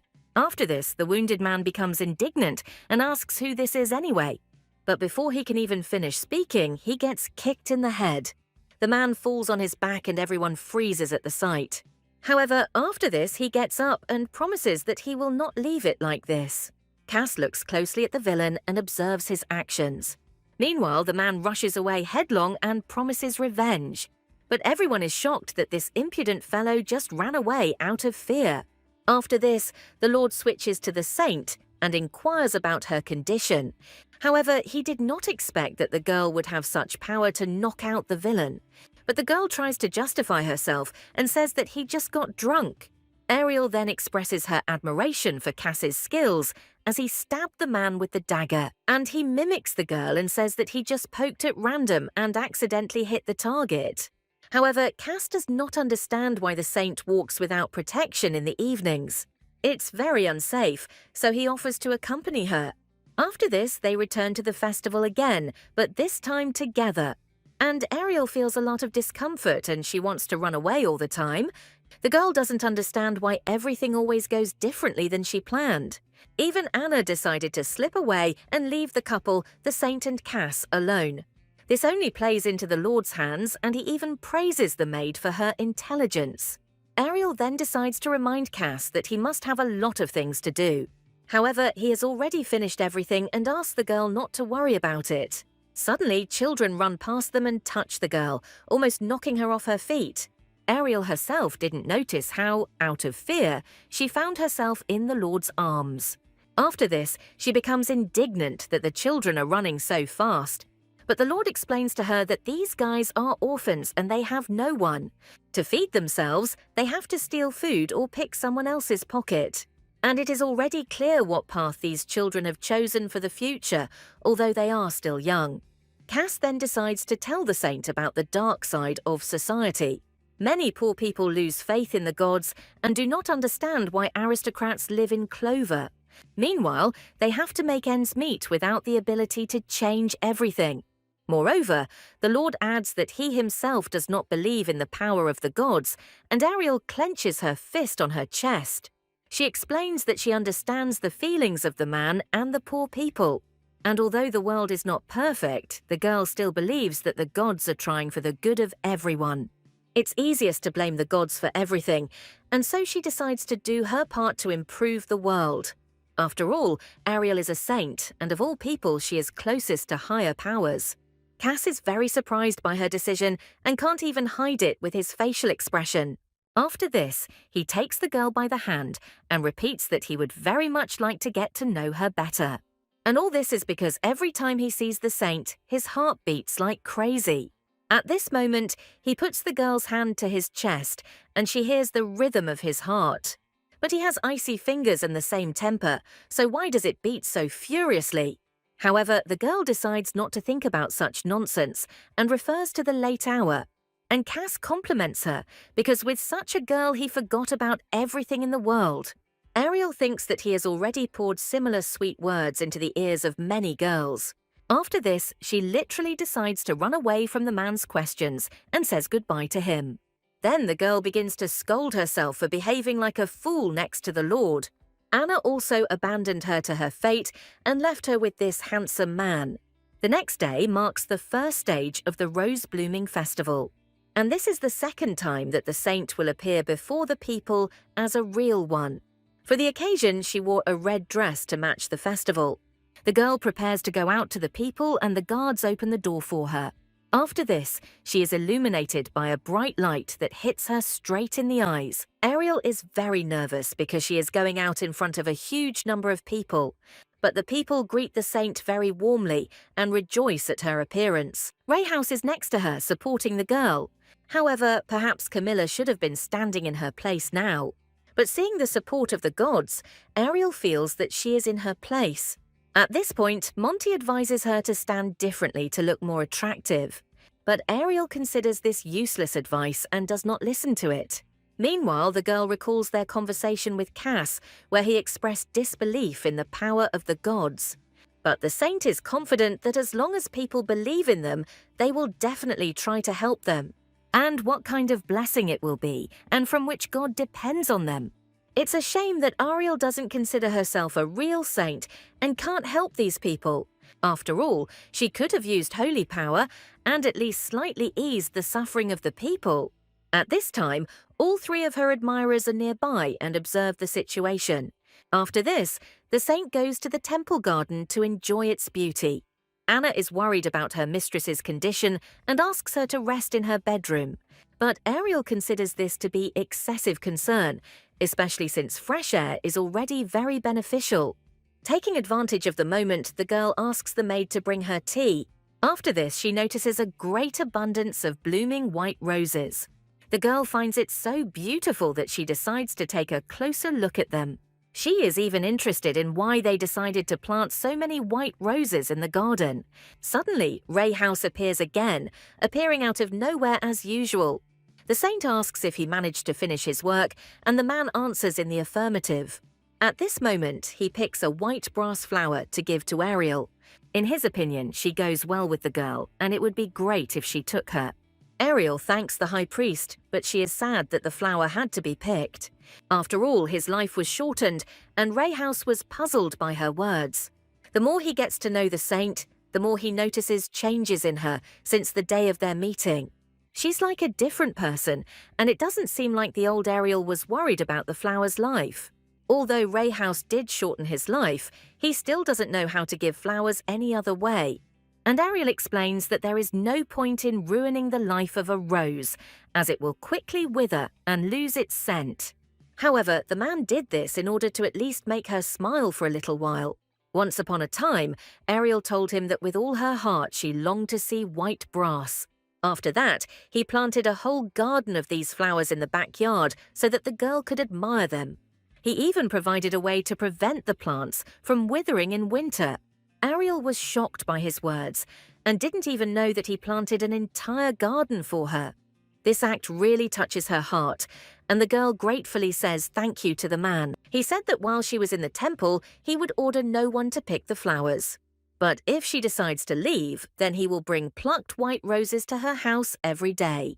However, Ariel assures Ray House that she has no plans to leave the temple, and she herself understands that in this way the man is threatening her with death. After this, the high priest reports that a virgin possessing divine powers has appeared in the empire.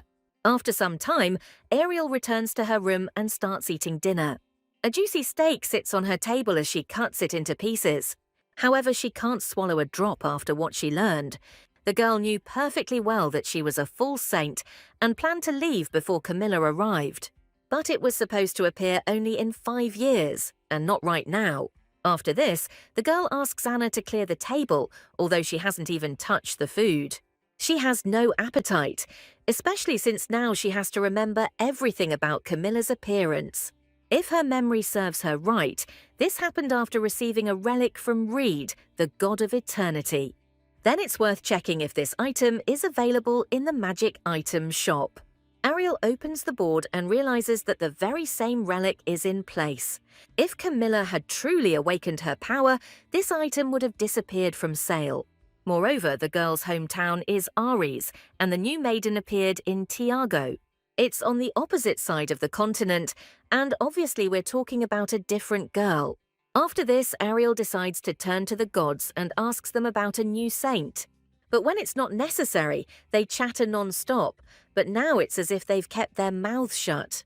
Although what difference does it make if Ariel will still have to vacate the saint's place?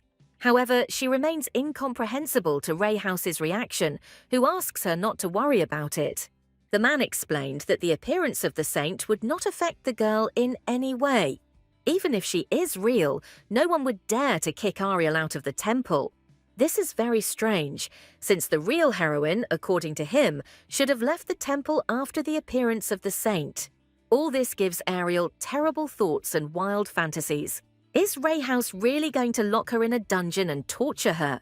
At this point, all the gods decided to speak up and discuss her suspicions. And Ariel asks to stop bullying her and wants to sleep.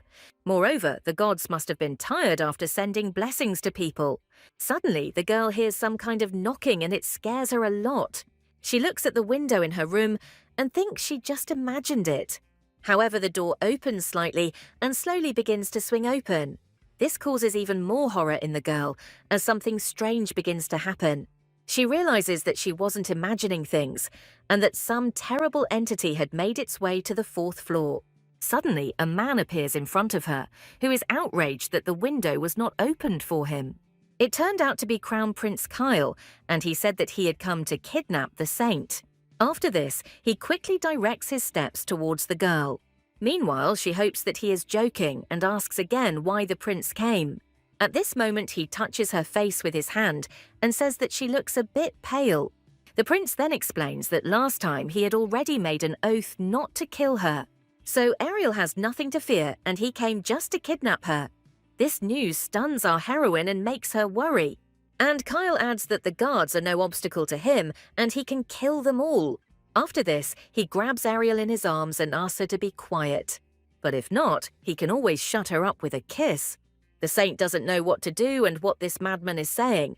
Meanwhile, he stands on the edge of the window and warns that he is going to jump. Ariel doesn't even have time to stop him before she suddenly finds herself in the air. After this, they land, having safely jumped from the 4th floor. The saint, in fear, pressed herself against the kidnapper with all her might and could not let him go. But after landing, she suddenly jumps away from him and apologizes. Then the girl looks at her body and sees that there is not a scratch on it. At this point, Kyle asks the saint to follow him and to do it as quickly as possible. But the girl stands still as she worries about the consequences of her kidnapping. Kyle replies that he will cut out the tongue of anyone who dares to present anything. In that case, Ariel is interested in where they are going, but the prince cannot say. And by the way, this is the first time he has kidnapped a person, so the saint needs to be understanding and obedient. The girl understands that she has no other choice and tries not to get on the prince's nerves. She has been following him for about 10 minutes, but there is nothing around except trees. She can no longer go back and hopes that Kyle is not leading her to certain death. And the man asks the girl to relax since they have already arrived. At this moment, the couple comes out into a clearing strewn with thousands of red roses. Ariel couldn't even imagine that there was such a place next to the temple. Kyle often comes here when his head gets too busy. After this, he begins to talk about the appearance of a real saint. Apparently, the gods decided that Ariel's body could not withstand their power and chose another person. In connection with this, the former saint must soon be expelled from the temple. And the crown prince decides to offer her another position in the imperial palace. After this, he extends his hand to Ariel and asks her to go with him. A few days ago, interesting events unfolded in the imperial palace. The Duke's son, Shane Rockford, was furious that His Highness was doing nothing. He heard that the Empress was pregnant and he should think about his own successor. After all, if the Empress gives birth to a son, then Kyle will not be in the best position. However, the prince doesn't care about this at all, and he's not worried about the appearance of his little brother. But Shane tries to convince the man that it's time for him to think about an heir. And at this time, he had already managed to reject Hemminson's daughter and the saint. And suddenly, Rockford has an epiphany and decides that Kyle prefers men. He's probably been in love with Shane for a long time, and that's why he doesn't let women near him. However, even if Kyle had preferred boys, he would never have fallen in love with the Duke's son. After this, the prince turns around and decides to end this conversation. Rockford has gotten on his nerves so much that it's unbearable to be in the same room with him. And a few months ago, the fake saint sent Kyle a letter. Its content was truly disgusting and unpleasant. Ariel wrote that she thinks about the prince every night and wishes for his love. This angered Kyle so much that he stabbed her letter with a dagger. Then he began to dream very strongly about how to cut her throat. Kyle had expected that the saint would start hitting on him at the banquet and he could kill her right there. However, this did not happen, as everything did not go according to the prince's plan. When he saw Ariel again after receiving the letter, there was something wrong with her. The girl behaved completely differently, as if she had become a completely different person. There was confidence in her eyes, and her manners were graceful and dignified. He even had the feeling that she was a real saint in front of him. He was especially impressed by the fact that she called out the name of the god Ciel and saved the situation at the banquet. Perhaps Ariel was deliberately acting like a complete fool to lull those around her into a false sense of security. And when the prince saw her eyes, they even seemed pretty to him. At this point, Kyle punches himself in the face to come to his senses. He thinks he's going crazy thinking about the fake saint. Meanwhile, a warrior approaches the prince with important information. He reports that an important letter has arrived from the temple for His Highness. And now he stands next to Ariel in a field of roses and offers her another position. The girl did not expect that the prince would be concerned about her fate after leaving the temple. But she already has a plan on how to act and live on after all this. And Kyle knows about the girl's past life and knows that she will not return to her home. And if things were different, she wouldn't have agreed to a deal with Rayhouse for the sake of a stable life. The prince is indeed right, as Ariel was bullied in her family and now has nowhere to go. But why is Kyle so insistent that she move into his palace? After all, it will attract a lot of attention and become his vulnerability. So Ariel asks for forgiveness, but decides to refuse his offer. Moreover, the Empress is probably already against the girl. At this point, Kyle explains that he wanted to convince her without going to extremes. After all, since the Empress is against the saint, then after her departure from the temple, she will be killed, and she can use Ariel as leverage to put pressure on Kyle. Therefore, the prince's proposal is beneficial to both of them, as it will save them. No one would dare to lay a finger on the man he brought to the palace. After such arguments, Ariel decides to think about it, since even in this case there is no guarantee of her safety. After all, the Empress could harm her in the absence of the Crown Prince. Kyle agrees to give the girl time to think, but asks her not to make a mistake. After all, her life depends on her decision, and he will come for the answer tomorrow. After this, the saint returns to the temple and understands that she will hardly be able to sleep today. Everything constantly goes wrong, and life throws her nothing but problems. At this moment, the gods express their displeasure at the prince's sudden invasion. But Ciel began to stand up for him, and he and Monty started a fight. Ariel clutches her head at their behavior, but understands that on one hand, Kyle is right. Without a plan and means of defense, she could be killed almost on the steps of the temple. But at the same time, she has the blessing of Hesed and Ciel, thanks to which she is almost invulnerable. Plus, Ariel can buy some useful relics. The saint already knows what decision she will make, and there is only one problem left. Now we need to figure out how to get rid of the Crown Prince's sword. After all, after she refuses him, he will definitely be very angry. The next day, Ariel and Dwayne leave the trading guild again. The girl has already done everything she planned, and now she can return to the temple. However, it is not at all comfortable to walk down the street when you are accompanied by 3 men. The festival is almost over and the Saint of Tiago will arrive, so it's time to check all your savings. Ariel sees 2,000 francs in her account and is glad that she can now defend herself from Kyle's sword. It is very important for her to become invulnerable before leaving the temple, although she has already changed her plans several times. Suddenly there is a noise and Ariel freezes in place in fear. A horse rushes right past her at great speed and almost knocks her off her feet. The girl miraculously survived and understands that the person riding on the horse was not an ordinary person. It turns out to be the Empress's younger brother, Alberto Michael, and he rode on horseback right along the pedestrian area where a lot of people pass. At this point, Dwayne inquires with horror about the saint's condition and sees that she is fine. And nearby, voices of people can be heard who are outraged that the man didn't even slow down in front of the child. Everyone has already gotten used to Michael's antics, who is not afraid to behave in this way. But the worst thing is that that same boy turns out to be dead after being run over. People say that he is from the Thieves' Guild and is an orphan. This news shocks Ariel, and she tries to push her way through the crowd at breakneck speed. But people hardly pay attention to her, and the girl has to make a huge effort. Finally, the saint goes around the crowd of people and sees something that terrifies her. The girl stops near the boy's body and cannot come to her senses from the sight of him. At that moment, Dwayne appears nearby and she orders him to take the boy's body to the hotel. The man cannot understand why the saint needs this, and Ariel has to shout at him to make him do it.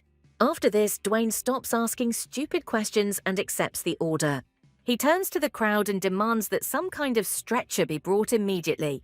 Ariel meanwhile sees that the boy is still alive, although his breathing is intermittent and his pulse is weak. And yet she takes his bloody hand and tries to save him from death. Before her rebirth, our heroine was dying in terrible agony and now decided to help the boy. Seeing that he is on the brink of life and death, she does everything to prevent the tragedy. First of all, the girl demands that they be accommodated in a hotel. However, the owner explains that their reputation will suffer if the boy dies. He hesitates to give them the keys to the spare room, but Ariel confidently replies that he will survive. The girl then removes her hood and declares that she is Saint Eliam. In her real life, the heroine was born an illegitimate child, hated by everyone. That's why their fates with Ariel are somewhat similar, and the girl was constantly despised. However, the real heroine has a completely different character, as she intended to take revenge on her offenders. This concerned everyone who bullied her and hurt her with their humiliations. The girl was able to take revenge, and these people were much worse off than she was. But even after that, she continued to poison their lives and could not stop. Only thanks to the rule of an eye for an eye was the heroine able to survive in that cruel world. But now she has been reborn, and everything here is completely different than in her past life. Here, the heroine gained the power that allows her to both take and give life. After saving that bird, the girl no longer practiced healing magic. Therefore, she is not confident in her abilities, but is ready to pray to all the gods just to save the boy. At this moment, divine power begins to swirl around the saint like a wind. She penetrates the boy's body and begins to gradually heal him. Ariel notices that all his wounds are slowly healing and stopping bleeding. But suddenly something happens that fills the girl with incredible horror. She feels a sharp pain in her stomach and grabs the place. Apparently, when she heals, she takes on other people's pain, and saving people turns out to be not so easy. However, now for the girl, someone else's life is much more important than her own feelings. And this pain will not stop her from finishing what she has already started. Suddenly, the boy takes a deep breath and jumps up from his seat. He immediately examines himself and does not understand how he was able to survive the collision with the horse. At that moment, he hears someone's pleasant female voice and turns around.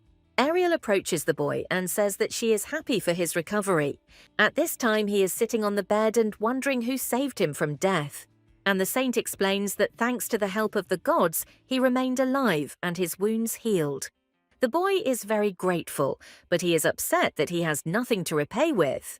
However, Ariel rushes to calm him down and says that she doesn't need anything. She then finds out that the boy is about to turn 10 years old and is from the Thieves' Guild. The saint warns him that next time he must be careful and run away from the horses. In addition to this, she gives the boy money so that he can buy himself new clothes.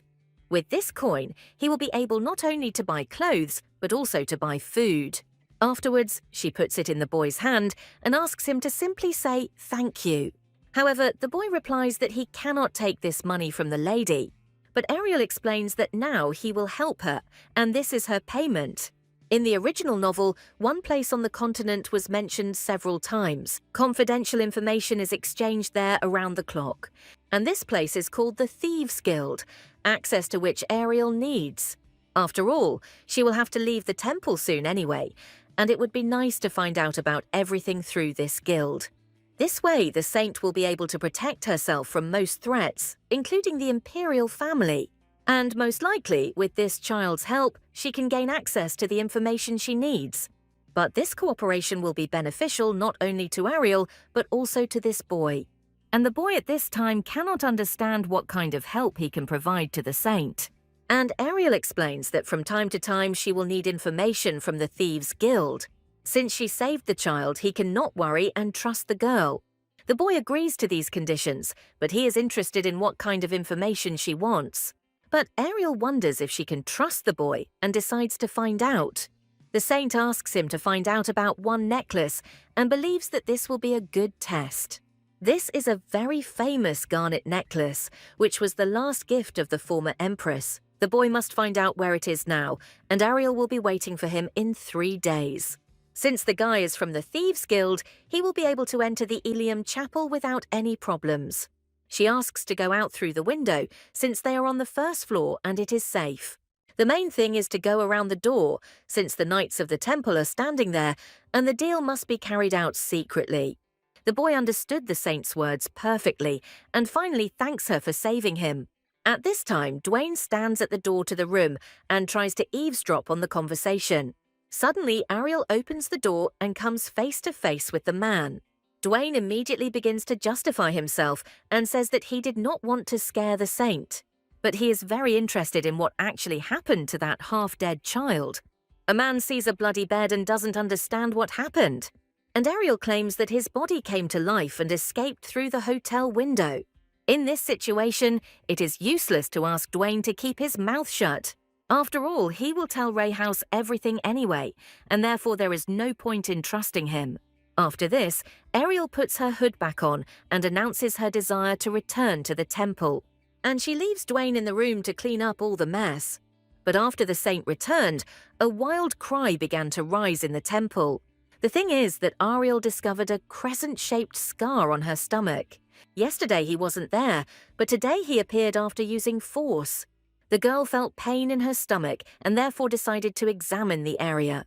But Ariel is not a warrior in a sailor suit, and maybe this scar just confused the titles. However, the girl is absolutely sure that this mark is somehow connected to her power. At this moment, she receives notifications that inform her of the saint's increased power. This included the stigma that emerged after the girl's actions. This is a sign of holy power, which is manifested only in saints as proof. But Ariel doesn't understand what this has to do with her, because she's a fake. At this time, to the girl's surprise, the new god Oman tries to enter the oracle. However, it seems that the gods are not very happy with the newcomer among them. And judging by their reaction to his appearance, Oman could even be called an outcast. So Ariel suggests that they get along with Oman and stop bullying him. The new guy is very touched by the girl's words, and she also has a good impression of him. But the other gods feel threatened by him and do not want to be friends with him. After this, they pretend to fall asleep and ignore the saint's request. Meanwhile, Oman winks at the girl and tells her that there is nothing to worry about. Ariel decides not to interfere in their relationship, especially since she is now more concerned about the stigma.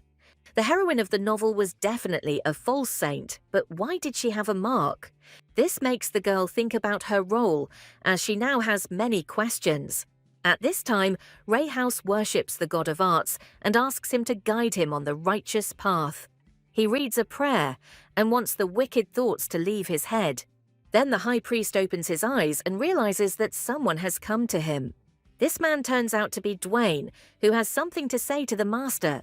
Today he saw something very strange that was connected with the saint. A child was trampled by a horse in the square, but the girl ordered him to be taken to the hotel.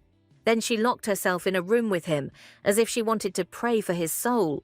But when Dwayne walked inside, he couldn't believe his eyes.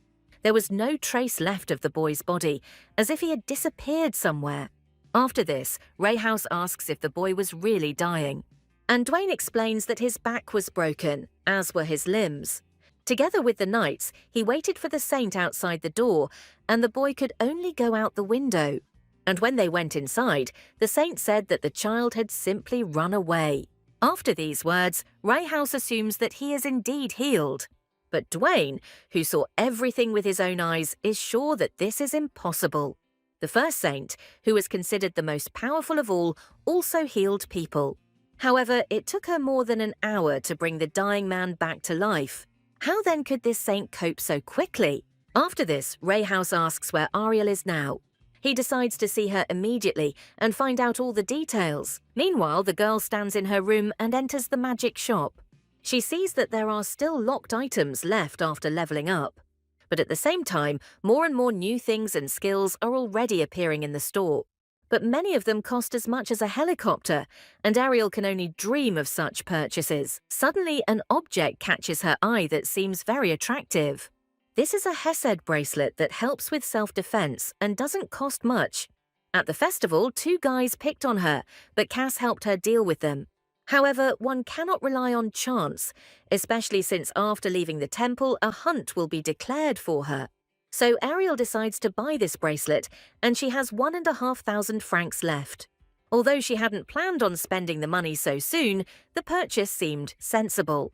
After this, a notification appears that the price of Oman's whip has been reduced, but Ariel still won't buy it. And once again, Ray House appears in her room, arriving unannounced. Ariel didn't expect to see him, but she greeted the high priest. She then explains that she was looking out the window and enjoying the view so as not to give herself away. Otherwise, upon learning the truth, Ray House will simply decide that the girl has gone crazy. And he draws the saint's attention to the fact that it is better to admire the landscape from the outside. After all, even its beauty is better enjoyed from close up rather than peeking from around the corner. And again, Ariel herself did not understand how she agreed with the man's compliment. And at that moment, he decides not to miss the chance and suggests taking a walk in the garden.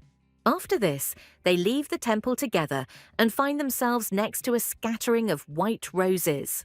It's incredibly beautiful here during the day, but at night the flowers glow like lanterns, and Ray House decides to tell the legend that relates to these roses. Ariel didn't even know that such a thing existed, and that we were talking about the fairy Lotunia. One day, she met a young man who fell head over heels in love with her.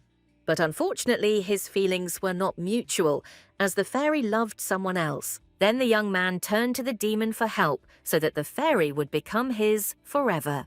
And the demon replied that he needed to kill the bird and wrap it in vines and then throw it by the road. The young man did just that, and the next day, Lotunia was lying there instead of the bird. Her wings were broken and she could not fly, so she began to live with a young man. However, she stopped smiling, and then the young man turned to the demon again. He wanted to bring the girl back to joy, and the demon told him to wrap her broken wings in vines. The next day, the young man whom the fairy loved became entangled in thorns and died. After this, Lotunia smiled at the young man for the first and last time. It was so bright that the smile blinded the young man's eyes. And that was the last thing she did before she died. After a bright smile, Lotunia kissed her lover's poison-soaked lips and died after him. However, Ariel does not understand why the fairy smiled after the death of her beloved. And Ray House explains that the young man dreamed so much of seeing her joy that he yearned for a smile his entire life. He struggled to cope with the pain of loss, but his suffering grew stronger with each passing day. Longing was the worst punishment for him, and even death was not as terrible as the loss of his beloved. After this, the young man took the rose that grew on the site of Lotunia's death and pricked himself on the thorns. They were saturated with the bitterness of the fairy, and the poison entered his blood, killing him painfully. Ariel becomes sad about this story because it seems like an obsession. Ray House agrees with her, since the desire to possess something that does not belong to a person is truly an obsession. But it is possible that the young man simply did not know how to show his love in any other way. After this, he touches the saint's hair and asks how she would react if he did the same. Ariel would have hated him for deciding to break the wings of his beloved. At this moment, the girl is shocked by such closeness and thinks that the man ate something bad. Even the gods are wary, and Oman again offers to buy her his whip. It feels like he's enjoying it, but she still won't buy it. Ray House is still waiting for the girl to answer, but she seems to forget what they were talking about. After this, the man suggests forgetting about it and switches to another topic. He expresses his belief that Ariel may be a true saint. This shocks the girl, and she tries to understand where he got this idea from. She then reminds the high priest that he personally tested her powers before making her a saint.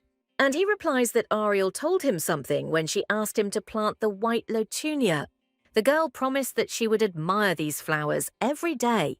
It is believed that these flowers can make wishes come true, and Ariel wanted to make one wish. Because of a sad legend, these roses are also called blessed. All this is because this flower has one hidden feature, and Ariel said that she saw that the flowers looked like lanterns. And at night, the light of the Lotunia can only be seen by those who have divine power. Now Ray House asks if the girl wants to tell him something, and she specifically read a bunch of books to avoid such problems, and all in vain. But nothing can be turned back, and as always, we will have to improvise. So Ariel explains that she recently had a dream in which the Lotunia was glowing blue and swaying in the wind. And it seemed to her as if the flowers were sparkling in the moonlight, just like in her dream. But Ray House is in no hurry to believe the girl and asks if she is lying. To this, Ariel explains that she has no need to lie because she always wanted to become a real saint. But if the man still cannot get rid of his doubts, then she will have to take extreme measures. Therefore, the girl suggests testing her abilities again using the sphere. In this case, Ray House will be able to verify the veracity of her words. And with a confident and serious face, Ariel waits for the high priest's answer. And he says that it seems to him that the girl has changed a lot lately. He hopes that it really was just his imagination, because this is the first time something like this has happened to him. Previously, the man had not encountered the problem of difficulty controlling himself. At this moment, his hand tightly squeezes his own neck to prevent his feelings from getting out. And after that, he tells Ariel that he is waiting for her tomorrow in the temple annex. There, he will be able to check whether the girl told him the truth today. And now she doesn't know how to get out of the situation in such a short time. After some time, the saint returns to the room and finds the window wide open. There is a note on her desk and she picks it up to read it. Could this really be a letter from someone she really didn't want to see today? This message was left by Prince Kyle, who promises to return tomorrow. Ariel realizes that her intuition had not failed her, and she had been right. She is so tired of this emotional swing that she wants to run away right now. However, before this, the girl decides to see how things are going with the gods. And they are all interested in what decision she will make regarding Ray House. At this point, Ariel asks one of them to break the sacred power sphere in the temple. She knows it's wrong to do this, but she has no other choice. After all, tomorrow Ray House will test her for divine power, and it is very important that he does not find out anything. Ariel practically begs the gods and asks to just temporarily disable the sphere. Then she receives a notification that the gods are currently unavailable and are in a meeting. Meanwhile, the saint continues to simply stand and wait for the verdict. For the first time, she sees the gods ignoring her and discussing something for a long time. But a whole hour had passed, and Ariel still hadn't received an answer. She even thinks that she has crossed the line with this request. Therefore, the girl decides to go to bed and not to torment herself with anticipation. And if the gods don't help her, she will most likely rot in prison. Until the very morning, Ariel dreams of a dream in which she asks the gods to help her live in peace. But at that moment, Anna bursts into her room, trying to wake up her mistress. The saint barely opens her eyes, and the girl tells her about the incident in the temple extension. It turns out that it collapsed overnight, and this caused a great fright in everyone. But Ariel can't believe that the gods actually heard her request. Inside the temple, there are 5 large zones and the main building. It is usually where sacred ceremonies are held and believers gather. There is also an area with rooms where the priests and priestesses are located, and a library where Ariel received knowledge from the very beginning. But the most important place is where the sacred relics are kept. However, now this special building has been completely destroyed in one night, and Ariel can't understand what's really going on here. The maid Anna explains that the temple seems to have been turned upside down. Luckily, no one was hurt, and that's the only good news this morning. The high priest even held a meeting with the senior priests. At this moment, Ariel realizes that everything happened because of her request. But the gods overdid it so much that instead of just one sphere, they destroyed the entire extension. The girl had no idea that everything would turn out to have such consequences. Moreover, what gods would agree to destroy their own temple? Meanwhile, they don't even worry about the building, which they didn't particularly like. Suddenly, Ray House is distracted from the meeting and calls the girl to him. He reports that they have already finished discussing the destroyed building, and all the priests agreed that this did not look like a natural phenomenon. There wasn't a cloud in the sky, but lightning came out of nowhere and struck the temple. It was followed by a powerful earthquake, and meteorite fragments began to fall. After this, the water main burst into pieces and everything around was flooded with water.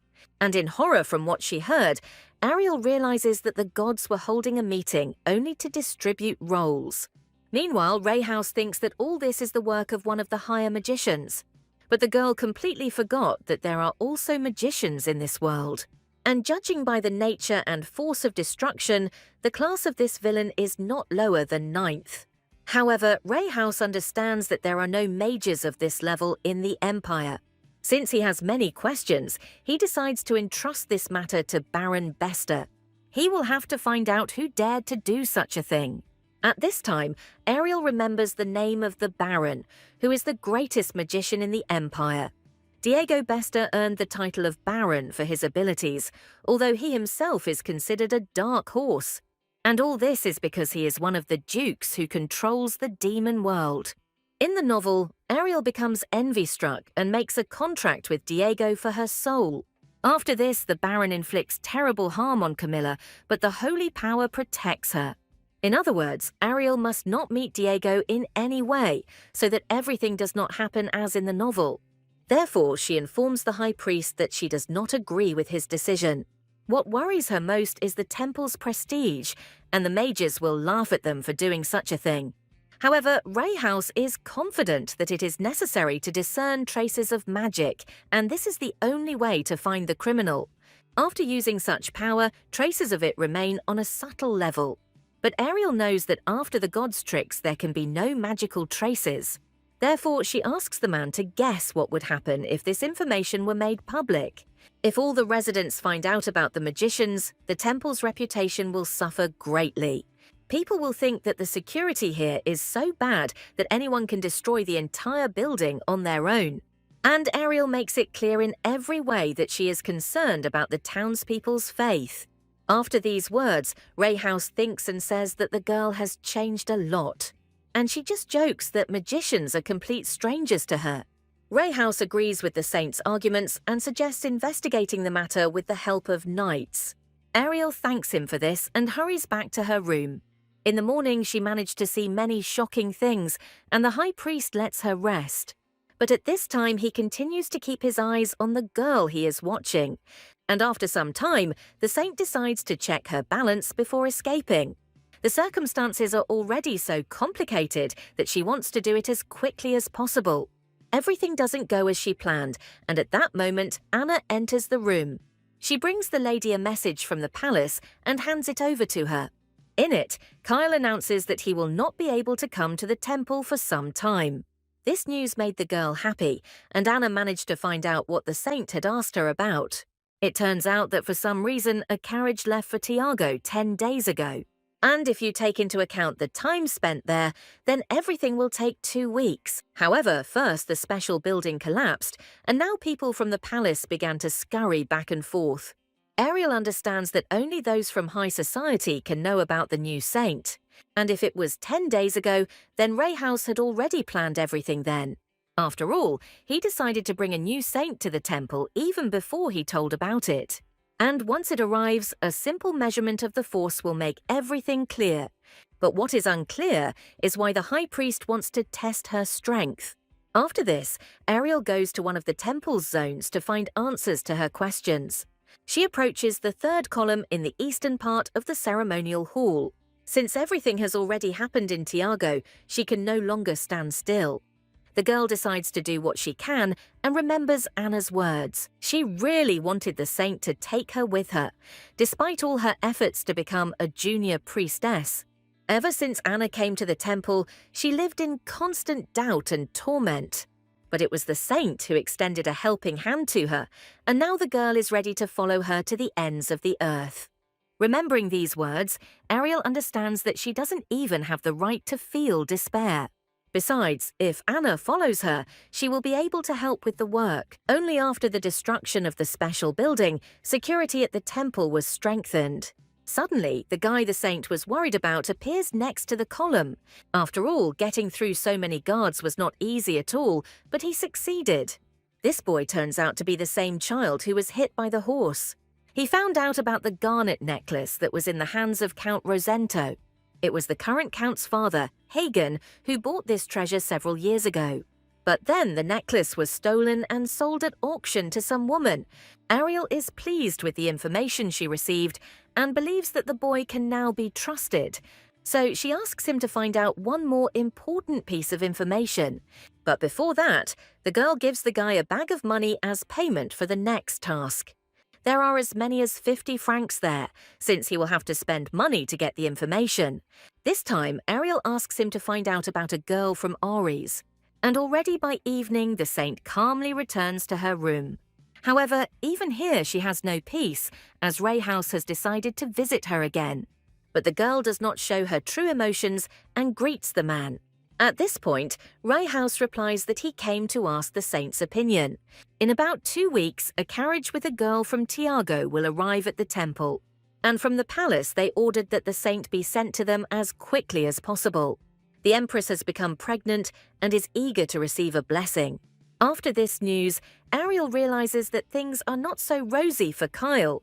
Apparently, he had these very circumstances in mind in his letter. And it was obvious that Ray House had come to ask whether Ariel would go to the palace or whether a new saint should be sent there. Although she doesn't really want to, the girl still decides to accept this as her last mission. So she's willing to do it if Ray House asks for it. However, the high priest himself does not want Ariel to go there, but if the saint does not appear at the palace, it will look strange. Moreover, he knows about the crown prince's several visits to Ariel. After these words, Ray House approaches the girl and becomes strange. Suddenly, he cannot contain his feelings and lays his head on her shoulder. The man looks quite depressed and wonders if Ariel still likes Kyle. And at that moment, she doesn't understand why the conversation suddenly went in this direction. Then the girl is distracted by a strange smell coming from the man. He smells of alcohol and admits that this is the only solace he has found. After all, everything doesn't go as planned for him, but if only he knew what Ariel is like now. At this point, Monty announces that he is giving up Ray House's body to the girl, and this infuriates her. And the man admits that he did his best to prepare a cozy place in the dungeon for her. But the earthquake destroyed everything, and now he has nowhere to hide Ariel. However, in the saint's mind, this looks like harsh confinement. Ray House thought that this would protect Ariel from the crown prince, but now he is the one who is treacherous to her. After this, the girl decides to calm the high priest and advises him to rest. She assures him that she can protect herself, and Ray House trusts her words. However, his eyes and smile make Ariel think. Then the man leaves, and the saint cannot hide her embarrassment from the amorous expression on his face. Meanwhile, the empress awaits the arrival of the saint and even lies about the threat of miscarriage. Now she has to stay for a week and is dying of boredom. At this point, her brother informs her that this boredom will not last long. Alberto Michael is confident that if we wait a little, something fun will appear again. And Rose is surprised that her dissolute brother was able to play such an important role. The high priest and the saint probably thought that with the death of the maid, their secret would disappear. But how were they to know that this girl was crazy about Alberto? And if the power of the saint had disappeared with the appearance of another, the empress could not have done anything. But everything changes when Ariel is actually a fake. So if something goes wrong, the empress will have an ace up her sleeve.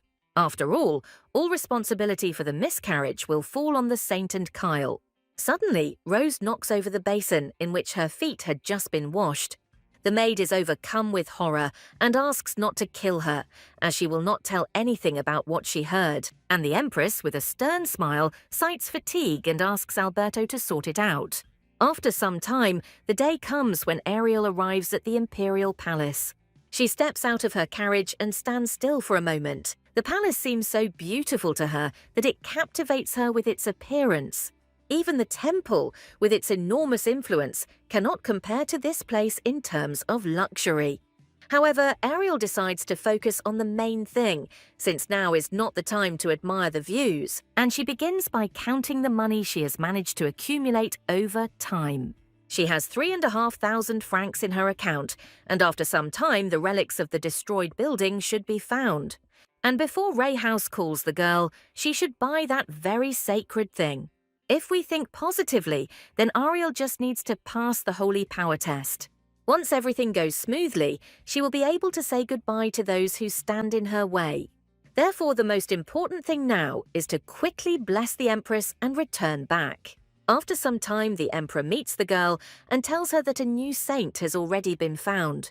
He finds it hard to believe, as this rarely happens in one generation, and the empress begins to smile slyly and corrects her husband.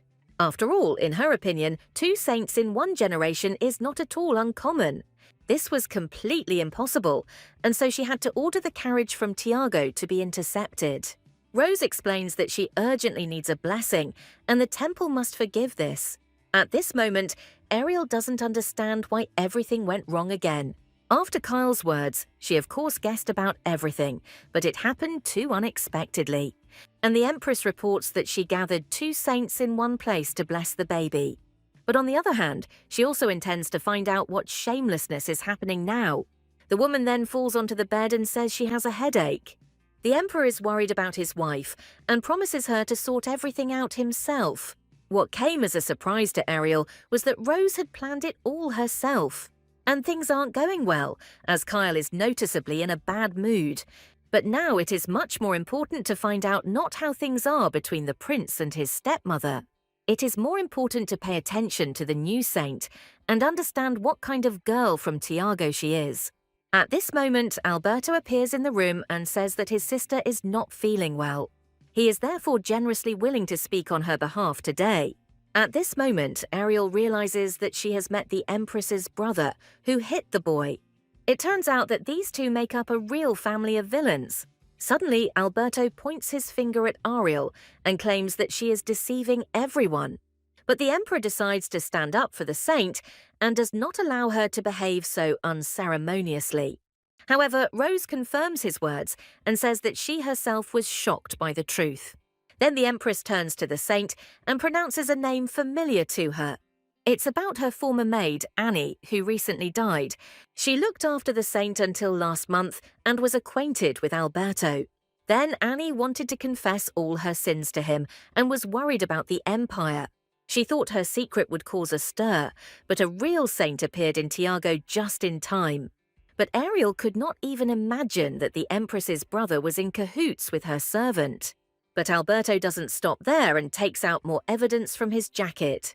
Before her death, Annie gave him a letter containing her confession and a sum from the saint for his silence. And she disappeared right after she sent this letter to Alberto. At the same time, the Empress's brother states that the saint wrote a letter with a proposal to the prince. Ariel is in shock at this time, as she now understands that all of this is Annie's doing, and the Emperor asks his son what this strange letter with the proposal is. But the Crown Prince explains that he doesn't even know anything about it. However, Alberto doesn't stop there and accuses Kyle of having an affair with the fake saint. At this time, the prince tries to restrain himself as much as possible and not hit this scoundrel. And Rose turns on the acting as if she didn't know about it. The woman pretends not to believe it, and the new saint asks her to calm down. After this, Kyle decides to put an end to this circus and turns to the Empress's brother. At the same time, he keeps his hand on his sword and says that Alberto is accusing him without reason. In such a case, is a man ready to answer for his words and pay with his life? Alberto is horrified by this statement, as he knows the prince's character. So he decides to seek protection from the Emperor and says that Kyle is threatening him. And the man decides to find out what the saint thinks about all this. The Emperor turns to Ariel and expects some explanation from her. But Alberto intervenes in the conversation and says that her words no longer make any sense. Kyle decides to intervene again, but at that moment the saint interrupts him. And now not only her life, but also the life of the prince will depend on her words. So Ariel asks if Alberto really called her a fake based on some maid's fabrications. And what evidence is there that the new girl is a real saint? It is unlikely that the imperial palace could have carried out the procedure of confirming sacred power in such a short time. To this, the Empress's brother replies that Lady Tina healed a deer with a broken leg. Along with this, she also gave sight to a blind man. All this was seen by many residents of Tiago, and therefore there is no doubt that the girl is a true saint. And Ariel, citing the weakness of her body, spent the entire time sitting in the temple. At this moment, the saint looks at Tina and ponders what she heard with surprise. After this, the girl turns to the Emperor and asks him to call the palace doctors. They are the ones who will help determine who the false saint is here. But Alberto tries to dissuade the Emperor, citing the fact that Ariel could have prepared in advance. However, the man is confident that the palace is not so weak that a person from outside could deceive them. Moreover, the saint has not yet suggested any method, and the knight is already resisting. Seeing the Emperor's stern attitude, Ariel now understands who the prince takes after in his character. Just at that moment, Kyle comes up to her and asks what the girl is up to. It seems like he is also very worried about this situation. So Ariel asks him to watch and not worry about anything. After all, she is sure that now the situation will completely turn around. After some time, the doctors come and Ariel asks them to curtain the windows. At this moment, Alberto becomes very tense, as he does not understand what the saint has planned. And the saint takes Tina's hands and places a white lotunia flower in them. The doctors notice this plant and are very shocked by what they see. And Ariel explains that she is going to identify the real saint with the help of this flower. It's all because her eyes can see the silver light emanating from him. But Alberto thinks it's nonsense that some rose can glow. Then the saint explains that the light of the white Lotunia is visible only to those who have sacred power. And Tina, who came from Tiago, should also see this light if she is a true saint. The girl is very nervous but agrees with Ariel. However, our heroine knows that Camilla is from Aries and has golden hair. But in the case of this saint, none of this matches up and there can only be one explanation. This girl is just as fake as Ariel herself. At this point, the saint asks the healers to make an extract from white Lotunia for tea. She also asks to bring an extract from the white death flower. This request causes shock among everyone present, including the doctors. After all, this flower is somewhat similar to Lotunia, and it is difficult for an untrained eye to distinguish them. It got its name from the lethal dose of poison that can kill a person in a second. However, a true saint will have no problem identifying what kind of tea is brewed from Lotunia. But this is not the only way Ariel intends to test the sacred power. After all, a false saint must have the courage to die if she is wrong. And only in this case the result can be considered accurate. If it becomes known that Ariel is a fake, the positions of the crown prince and the high priest will be shaken. And if the empress brings a false saint, then no one will be allowed to suspect her. This is probably exactly what Rosa's trying to achieve with this circus. Ariel is certain that Tina can see the light of Lotunia, but only with the help of divine power. And the procedure for confirming sacred power is not very difficult and can be easily faked. This could easily have been used to beat the real Ariel, but not our heroine. At this moment, the girl turns to the Empress and asks her opinion. After all, Ariel, just like her, wants to expose the false saint. However, if this somehow harms her pregnancy, then nothing can be done. And the Empress has to agree to this experiment. And he does this allegedly in order not to worsen his health with the state's problems. After this, her husband gives orders for the doctors to prepare a cup of tea from each flower. They will then have to leave the room so that there is no opportunity to give a hint. And the arrangement of the cups will be chosen by the knight Michael, and no one but him will know about it. The saints must also cover their noses with rags and determine by sight which cup contains Lotunia tea. When everything was ready, Ariel invited her rival to make the choice first. At this moment, the girl begins to worry a lot because something is going wrong. She looks at the cups and can't tell which one is which, although just recently Tina definitely saw the light emanating from the white Lotunia. But for some reason now the light from both cups has disappeared and she can't see anything. The Emperor notices that the girl is hesitating and asks why she is taking so long to make her choice. At this point, Tina declares that this is a deception and that there is no Lotunia in any of the cups. After all, neither of them emits light, which means it's definitely some kind of conspiracy. However, Ariel reports that she sees this blinding light with her own eyes. She drinks the tea where Lotunia was and states that someone was trying to deceive them all. Tina mistook the divine power for sacred and therefore did not distinguish the cups. However, Lotunia should not be brewed into tea as it becomes too bitter. Ariel wonders how many people know that if you separate a flower from its roots, it stops emitting light. But fortunately, she has helpers in the form of gods who helped her make a choice. After everything that happened, Tina starts screaming that this is impossible. She doesn't see any light, and this is not what she agreed on with Alberto. He promised to give her the wealth and honor of the entire empire of Ilium. However, Alberto decides to shut her up and pours poisoned tea into the girl's drink. The man accuses Tina of daring to deceive everyone, but Kyle comes between them. The crown prince forcefully pushes the empress's brother away to save the false saint. The poisoned tea had not yet entered her system, and the girl escaped with only a severe fright. After all this, the emperor clutches his head and tries to come to his senses. He is furious at this mess and orders the false saint to be taken away. The guards arrest the girl and all charges against Ariel are dropped. At this point, Alberto decides to apologize to the emperor in order to save his own skin. But the man says the Empress's brother should have thought twice about it first. After all, he staged a farce and decided to blame the temple for his actions. Therefore, the Emperor demands that Alberto kneel and beg the saint for forgiveness. And the man has no choice but to carry out the order.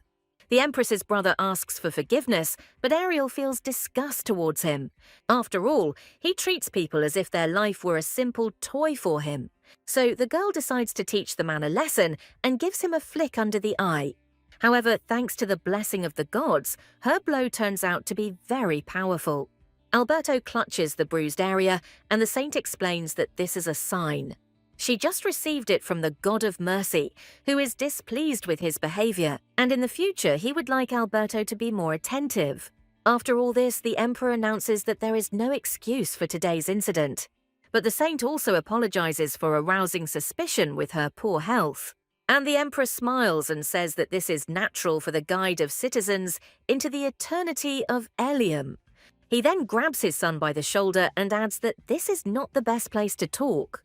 However, since the saint is so close to the prince that she exchanges letters, he invites her to the palace. And he hopes that in the future, Ariel will also maintain this closeness. And at that moment, the saint only thinks about how Kyle will finish her off at this rate. But he decides to save the situation and asks to take Ariel away so she can rest. At this time, the Emperor wants to give her a gift for the fact that the girl arrived at the palace so quickly. If you see his wife's face at that moment, it becomes clear that she is angry about her loss. After some time, Ariel gets into her carriage and heads back to the temple. But Kyle decided to keep her company and see her to her final destination. And the prince decides to take advantage of the moment to hear an explanation from Ariel. However, she asks not to ask her about what happened, as her plan will remain a secret. And Kyle now has doubts and does not understand how Ariel was able to deceive Rayhouse. After all, the prince no longer knows whether the girl is really a false saint. But our heroine explains that this is no longer important, since from the very beginning she has been of benefit to them and the high priest. And she won't bite her owners, so they don't have to worry. Kyle is still hesitant to believe it, and Ariel reminds him that he already has a specific enemy. Therefore, it would not be too wise to spoil your relationship with her. After this, she's about to get out of the carriage, but Kyle blocks her exit with his hand. Then he reminds her of his offer to move into his palace. It is no longer relevant now, but the prince still plans to visit the saint frequently. Now they have a common enemy, and the lives of everyone in the same boat with him belong to him. And without the knowledge of the crown prince, no one will dare to harm the girl. And Ariel boldly pushes his hand away and says that she is able to take care of herself. But Kyle explains that it's too late to draw a line between them, and the girl will no longer be able to get rid of his interference. Besides, Ariel's behavior only provokes him. Therefore, after some time, he promises to visit the temple. After this conversation, Ariel finally finds herself at home. The saint doesn't want Kyle to keep coming to her. All she wants is to get the treasure from the emperor, and she would very much like the crown prince to remain in the palace. At that moment, she hears someone's voice asking for the empress's blessing. Rayhouse is surprised that a fairly simple task took so long, and Ariel explains that she has encountered some difficulties. But the high priest already knows that the girl managed to expose the false saint. He also heard that Ariel had proven that she was the real one. Now he wonders how she managed to convince everyone of this. At this moment, the girl experiences great anxiety as she needs to make Rayhouse believe her. And she begins the story by saying that Tina really was a fake. However, she is also like that and was able to deceive everyone with her trick. And the high priest replies that the girl always cleverly avoids the topic. But it looks as if one of the gods helps her in every situation. So this time, Ariel has to explain everything properly. At this point, he picks up the sphere and activates it to test it. The entire room is filled with bright light, which begins to emanate from the ball. Ariel can't believe that this is the same sphere in front of her. And Rayhouse reminds that they wanted to do something with the girl last time. After this, he puts on gloves and looks closely at the saint. The high priest notices her agitation, as if she had not prepared any trick this time. At this point, the girl decides to calm down and come up with a plan. If a man wants to test her, she will not resist. After all, there is nothing difficult in finding out everything with the help of a sphere. After this, the girl approaches the ball and places her hand on it. However, nothing happens and the sphere does not react in any way. Ray House then reveals that Ariel does indeed have no sacred power. But he doesn't know that a sacred relic, a sealing pendant, helped her with this. She received it from the Emperor, and this thing is made of precious stones. If you wear it, all the sacred power and mana in your body will be sealed. Ariel originally wanted to use this pendant against the Demon King, but now it came in handy in this situation too, so now we can calmly go back. However, Ray House stops the girl and says that she probably saw the prince in the palace. Ariel replies that this is indeed the case, and the man tries to contain his anger. Now Ray House assumes that one day she will decide to go to him again. At this point, the girl falls silent for a moment and thinks about what to say. She then turns to the high priest and says that she is grateful to him for his warmth. However, he shows too much unhealthy interest in the saint. To this, Ray House replies that he previously considered this impossible. But since Ariel is a false saint, nothing bad will happen if she goes outside the temple. However, at some point everything changed, and the man can't do anything about it. He felt upset when Ariel began to go outside the temple. Now the high priest decides to tell the girl about his feelings. His heart should only beat like that when he is praying to God, but for some reason, every time he looks at the saint, it begins to rage. That is why he really wanted the girl to be one of the two. It had to be either a goddess or a real saint. But it is certainly impossible for a girl to stop being a fake in one moment. However, if this were to happen, Ray House might be more honest in his feelings. And at that moment, Ariel mentally begs him not to be so honest. If she were to pick one of her favorite scenes in the novel, it would be the one about Ray House. In it, the high priest kisses the foot of a tired and sleeping Camilla. For him, she was a goddess to whom he could not express his feelings in any other way. But at this rate, the whole plot will change, and Ariel doesn't want that. Therefore, she assures Ray House that with the appearance of a real saint, he will love her even more. In this case, the man will forget about Ariel, as it is similar to the balloon effect. However, the high priest reports that after such words, her chest hurts. Ariel herself feels uneasy at how sad Ray House's face is at this moment. But she decides to collect her thoughts and not react to it like that. Therefore, the girl replies that if the man has nothing more to say, then she will go. Besides, Ray House knows perfectly well that she is a fake and will one day leave the temple. He should not show excessive affection towards her. The gods at this time condemn Ariel's coldness, but she tries not to take it to heart. Moreover, she already had a headache from worry. Suddenly, the girl begins to hear screams asking for help. Ariel immediately jumps up and runs towards the commotion, but what she sees, the girl could not have imagined even in her worst nightmare. Her maid Anna lies on the floor in bloody clothes. The girl is barely alive and can hardly utter a word. Ariel wonders how this happened and notices something strange nearby. There is a note in the blood on the floor that says, "All this is retribution for today." The saint begins to worry greatly about the girl's life at this moment. Despite the priestess's efforts to heal Anna, it now seems impossible. The girl's wound is too big, and if nothing is done, she will die. At this moment, memories associated with Anna begin to flash through Ariel's head. She promised from the very beginning to be faithful to her and to take care of her. Anna even promised to follow her mistress to the ends of the earth. And in any situation, the girl did not give up and was determined to always be there. All this makes Ariel grab onto her sealing pendant. At one point, the saint tears it off herself to release the sacred power. After this, Ariel puts her hands on and begins to heal the maid. A stream of sacred power appears around, which resembles the bright rays of the sun. The saint is familiar with the feeling of pain when sharp blades pierce the body. But she doesn't want this to be Anna's last moment. The girl will not allow death to take the soul of her servant Anna. After all, just as she chose her, so Ariel is now choosing Anna. She does not intend to give up and will fight for her life to the last. And while everyone watches the saint in amazement, she tries to save the servant. At this moment, Ariel very strongly asks the gods to help her. The saint continues to pray despite the fact that she has revealed her gift to everyone. And she doesn't take her hands off the girl, trying with all her might to heal her. The loss of Anna will be an unbearable pain for her, as she became very close to her. And finally, the girl's wounds heal and she opens her eyes. All her clothes are still covered in blood, but you can tell from Anna's face that she is okay now. The sacred power stops emitting light, and Ariel speaks the maid's name. Then she puts her hands to her head and asks how she feels. But instead of words, tears begin to flow from Anna's eyes. And the eyewitnesses at this time are delighted that they just saw how 9 gods helped the saint.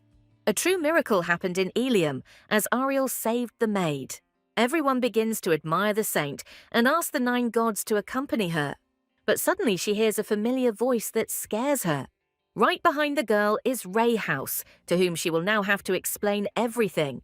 Ariel was so eager to save Anna that she didn't even think about the high priest's reaction. After this, she stands in front of him and tries to come up with a trick again, but he doesn't even intend to listen to her and bends down. After this, what Ariel had feared from the very beginning happens. After all, the high priest kisses her foot, although according to the plot, Camilla should be in her place. At this moment, the saint blushes and doesn't know how to react. And he, with loving eyes, tells us that he likes this turn of events. After some time, Ariel feels that today the pain was duller. And yet she did the right thing by buying that bracelet back then. It protects the body of the one who wears it, and the result exceeded all expectations. Ariel then decides to take a bath and thinks about how confusing everything is. First, she went to the palace and clashed with Alberto there. Then she returned to the temple and found Anna dying. Besides, I can't get that incident with Rayhouse out of my head. Perhaps this is exactly the ending that was needed for today. But the man promised to investigate this case most thoroughly. He was probably talking about what happened to Anna, not about her deception. In any case, it turns out that someone from outside entered the temple and tried to kill the maid. And the note on the floor means that only one person could have done it. If Anna had died because of the saint, Ariel would not have been able to forgive herself. It seems she has disturbed the wrong character in the novel. At this moment, Ariel receives notifications that the gods are blessing her. At first it irritates her, but then she decides to calm down. After all, one cannot simply squander one's powers and blessings. So she decides to relax and let the gods do their good work. Before going to bed, Ariel thinks about the problem that Rayhouse now knows about her secret. Although he is glad that the girl is a real saint, this still does not save the situation. She still blushes when she remembers his face. Not only did Ariel expose the false saint, but she also demonstrated her sacred power to people. Everything has completely gotten out of control and the girl doesn't know what to do. Ariel eventually gave up her life as a false saint. And she received a kiss from the high priest as a sign of obedience. At this time, one of the stores announced that they were not serving residents of the 10th and subsequent districts. Some noble girls even think that these cannot even be called buildings. And the seller doesn't even intend to waste his precious time on those who don't have a lot of money.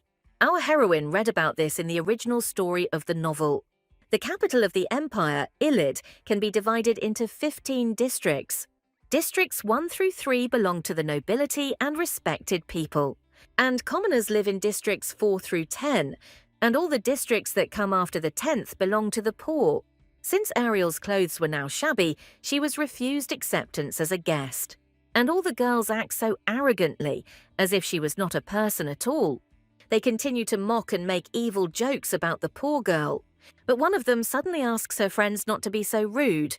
However, this is followed by a mockery that Ariel can serve in a rich house. The saint looks at them and understands that the further, the merrier. At that moment, the door opens and a man appears behind Ariel. The seller's expression immediately changes, and he is ready to serve the guest from head to toe. Ariel turns her head towards the man and realizes that she sees a familiar face again. Right now, standing in front of her is Cass Lloyd, whom she never expected to meet. The seller doesn't take his eyes off the marquee and asks him to wait a little. But he does this only to order the beggar to be thrown out. However, Cass stops the man and asks him not to do it.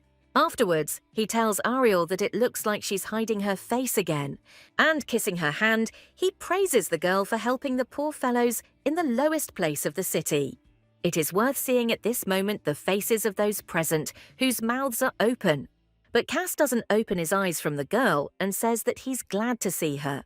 At this moment, Ariel takes off her hood, and everyone realizes that they are facing a saint.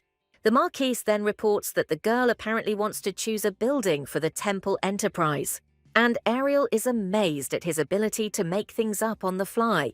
But she decides to play along and says that Hagen refused her this. Now she will have to go to another intermediary and tell the high priest about this. It will also be necessary to discuss the criteria of the divine documents of Elium and revise the names recorded in them. After this, he and the Marquis are about to leave, and Hagen tries to apologize. Cass decides to use this chance to get one last piss on the unscrupulous salesman. He reports that he was just about to donate 5,000 francs to the saint's cause. And Hagen starts shouting that he will give the money right now. He decides to give them as a donation to the temple and for forgiveness. Ariel gets a nice boost in her account, and she and Cass go out. And the girl has nothing to worry about, since she doesn't owe anything to anyone. The saint is very surprised that she does not have to account for these funds. Therefore, she offers the Marquis to divide them in half, but he refuses. However, Ariel now wonders how long Cass has been following her. To this, the man replies that he has been doing this since the moment she left the temple. It turns out that the Marquis had business in Elium, and he briefly stopped by the temple. There he noticed that the saint had taken advantage of the confusion and fled. He heard the priests praising her, and apparently this confused the girl. This is not surprising because people saw real sacred power. It turns out that it was Ariel who healed the wounded bird Cass. He guessed this, especially after the undisguised contempt directed at him. And now the Blue Wing is doing well, and the dogs are also training with him. However, Cass wanted to ask if the saint had intended to hide her power, but apparently that girl was so dear to her that Ariel decided to give up everything for her. And at this moment, the saint begins to feel sad because everything is a little different. And what's even sadder is that the Marquis thinks exactly as he said. After all, initially she saved Anna not only because it was she. The girl did this because she has power and can help people. Even if the Marquis had been in her place, she would have done exactly the same. Ariel did exactly what a saint should do, even though she didn't think about it. She was simply acting according to her convictions, and the Marquis might find this decision strange. But the saint would not allow Anna to die just for the sake of her secret, because then she would suffer from nightmares and a sense of loss. And Cass realizes that Ariel is hinting at their different views on values. Ariel confirms the Marquis's assumptions, and he laughs at her categoricalness. He then asks the saint if she has any plans right now. The girl is not busy with anything, and then Cass invites her to go on a date with him. After some time, our heroine enjoys the taste of the food she ate. She was delighted with how sweet the dessert on her plate was. Ariel invites the Marquis to try a piece, otherwise she will eat it all herself. And it's not that she's hungry, it's just that dessert has a special place of honor in her stomach. Besides, not eating such a delicious cake is a real crime. At that moment, she remembers Cass asking her about her plans for the day. And after that, he immediately offered to go on a date as payment for the money he had acquired. It is obvious that he had deliberately deceived himself from the start in order to bring his plan to fruition. At this time, Cass reports that he did not expect such a reaction to sweets from the saint. And for the first time, he looks so fascinatedly at a person who is eating. Ariel immediately blushes, as she didn't think she looked so pleased. Based on her reaction, Cass thinks he said something rude, and the girl confirms his suspicions. And as payment for this rudeness, she makes him eat a piece of cake. She asks not to force her to eat and to enjoy it alone. Ariel holds a piece of cake on her fork and waits for Cass to finally decide to fulfill her request. After that, he finally eats the candy, and the girl asks his opinion. And Cass explains that it tastes much better than a couple of days ago when he ate the same thing. At this time, the gods cannot just look at the delicacies, and their mouths begin to water. The Marquis wonders if the saint is not interested in learning anything about him. It seems to him that every time he is the only one asking about something, and it's time for Ariel to say something. After this, the gods begin to throw their ideas at her and suggest asking about Cass's muscles and bed preferences. But the girl has another proposal, which she addresses to the man. Ariel confidently announces that she will be the one paying for lunch today. The saint had been thinking about this ever since she and the Marquis entered the cafe. Since she earned money with Cass's help, it would be fair to treat him. And the Marquis begins to laugh at the thought that he is always arrogant towards Ariel. Nevertheless, the girl promises to buy something even more expensive next time. However, she doesn't remember Cass smiling like that, because in the novel he was a sociopath. And after finishing her tea, Ariel decides to order something else before she leaves. The Marquis decides that the girl is not full, but she is going to bring it to Anna. She's already feeling better, but sweets should please her. This concern surprises Cass so much that he even expresses his jealousy. Today the cakes seem especially sweet to him, and he doesn't even want to share them. Meanwhile, in the Imperial Palace, passions are only growing. All the dishes around are scattered by the Empress, who is furious about the recent situation. Alberto tries to justify himself and says that Annie was definitely convinced of the fake saint. However, Rosa is sure that Ariel is not at all stupid and definitely knew everything about the saint from Tiago. Most likely, it was she who came up with this trap and deceived Alberto with the help of Annie. Moreover, the saint has a close relationship with Kyle, and she brazenly deceived everyone about the exploding statue.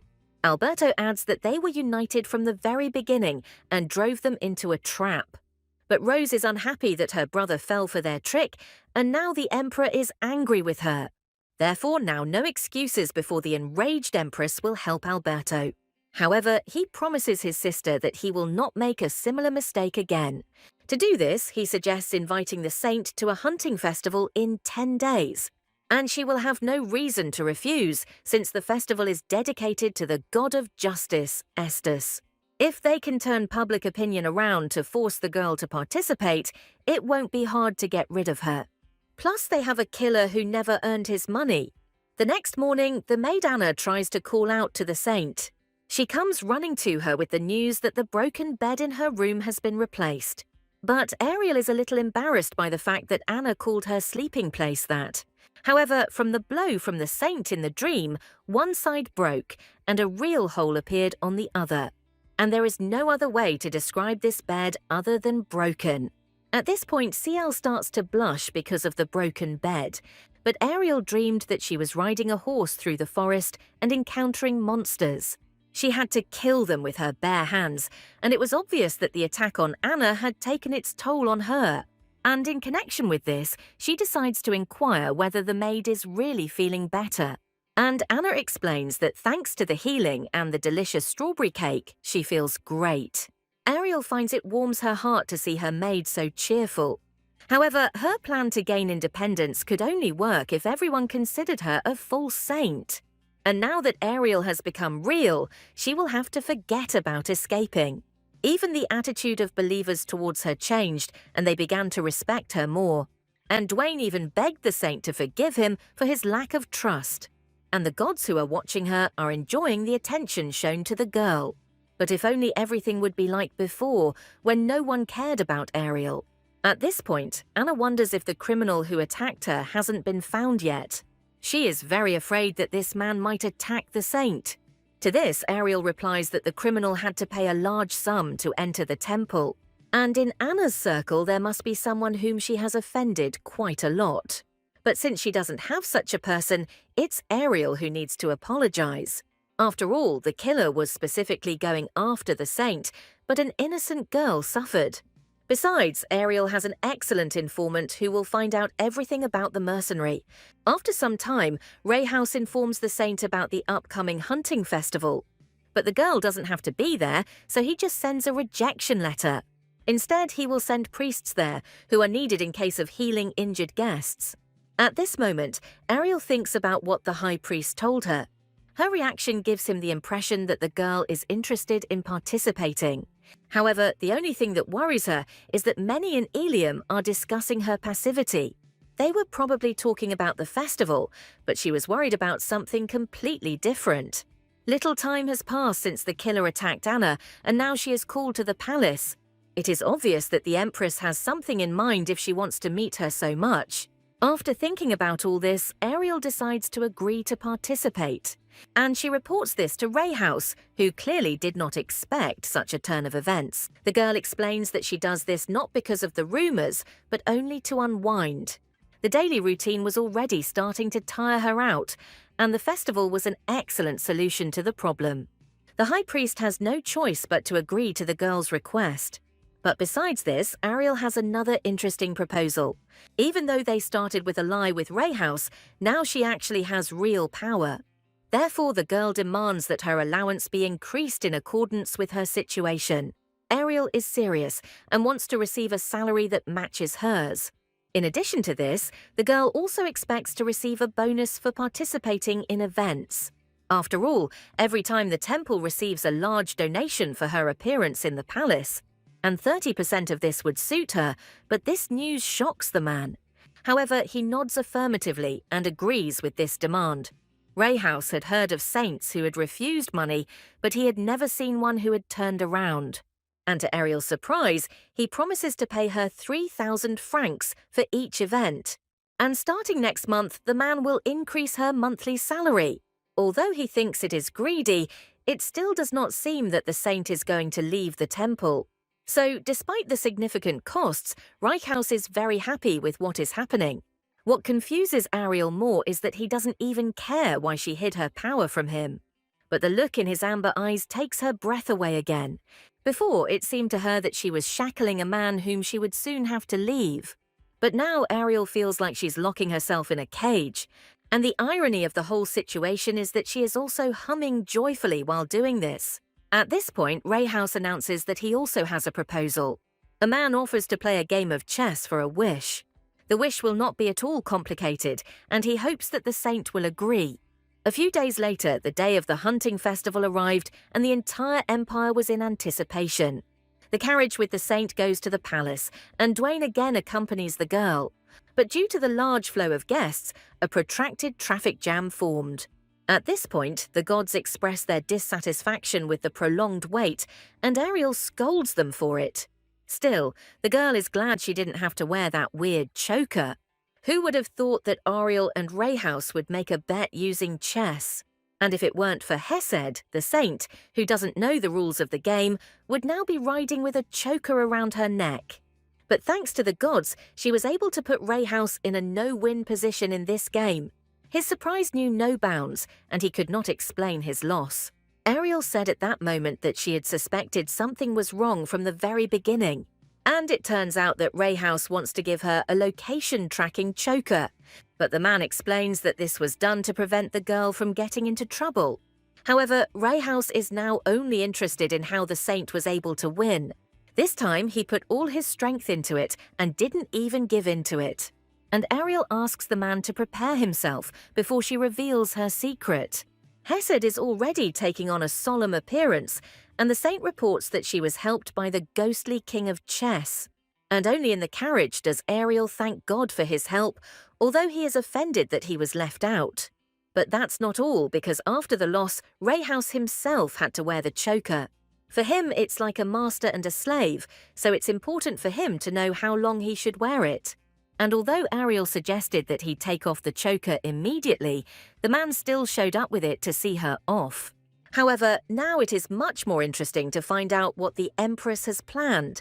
Moreover, the rumors suddenly died down, as if someone had deliberately fanned them. But Ariel is absolutely certain that she will not dance to the Empress's tune. Therefore, the girl decides to prepare in advance for unforeseen situations. Suddenly, a hand appears next to her window, holding out an apple to her. This man turns out to be Cass, who again surprised Ariel with his appearance. And the saint looks in shock, first at the apple, then at the Marquis of Lloyd. And at that moment, he asks her to eat the fruit that he bought for 10 francs. However, even a whole box would not cost more than 2 francs, but Cass did not even think about the price and would have been glad if he could also buy the saint's favor. Ariel still finds it strange that the Marquis doesn't look anything like the sociopath from the novel. It seems the character has changed after all, and she decides to find out where he is heading. Cass, like the saint, is going to the festival, and judging by the number of carriages, it is a major event. But this year it promises to be special, as all the attention of the nobility is focused on the Empress's pregnancy. Previously, most people supported the Crown Prince, but he was indifferent to the struggle for power despite his excellent talents. But the Empress is a different person, and her minions received the same power as the prince. This is why everyone is now interested in the child that is in her womb. And to see the imperial strife, Cass decided to come to the festival. Ariel really felt the tension between the Empress and Kyle. But if Rose gives birth to a son, the Crown Prince's situation will worsen. At this moment, Cass remembers the High Priest, who is now greeting the guests. Since Ariel finds herself without a companion, the Marquis offers his candidacy. He is going to accompany the girl, and it will be an honor for him. At this moment, Ariel remembers that the Marquis said the same thing at the market. However, she asks for forgiveness, as she will have a knight from the temple with her. Moreover, she does not plan to participate personally, as she has not been feeling well lately. Cass expresses his regret, as he really wanted to protect the saint.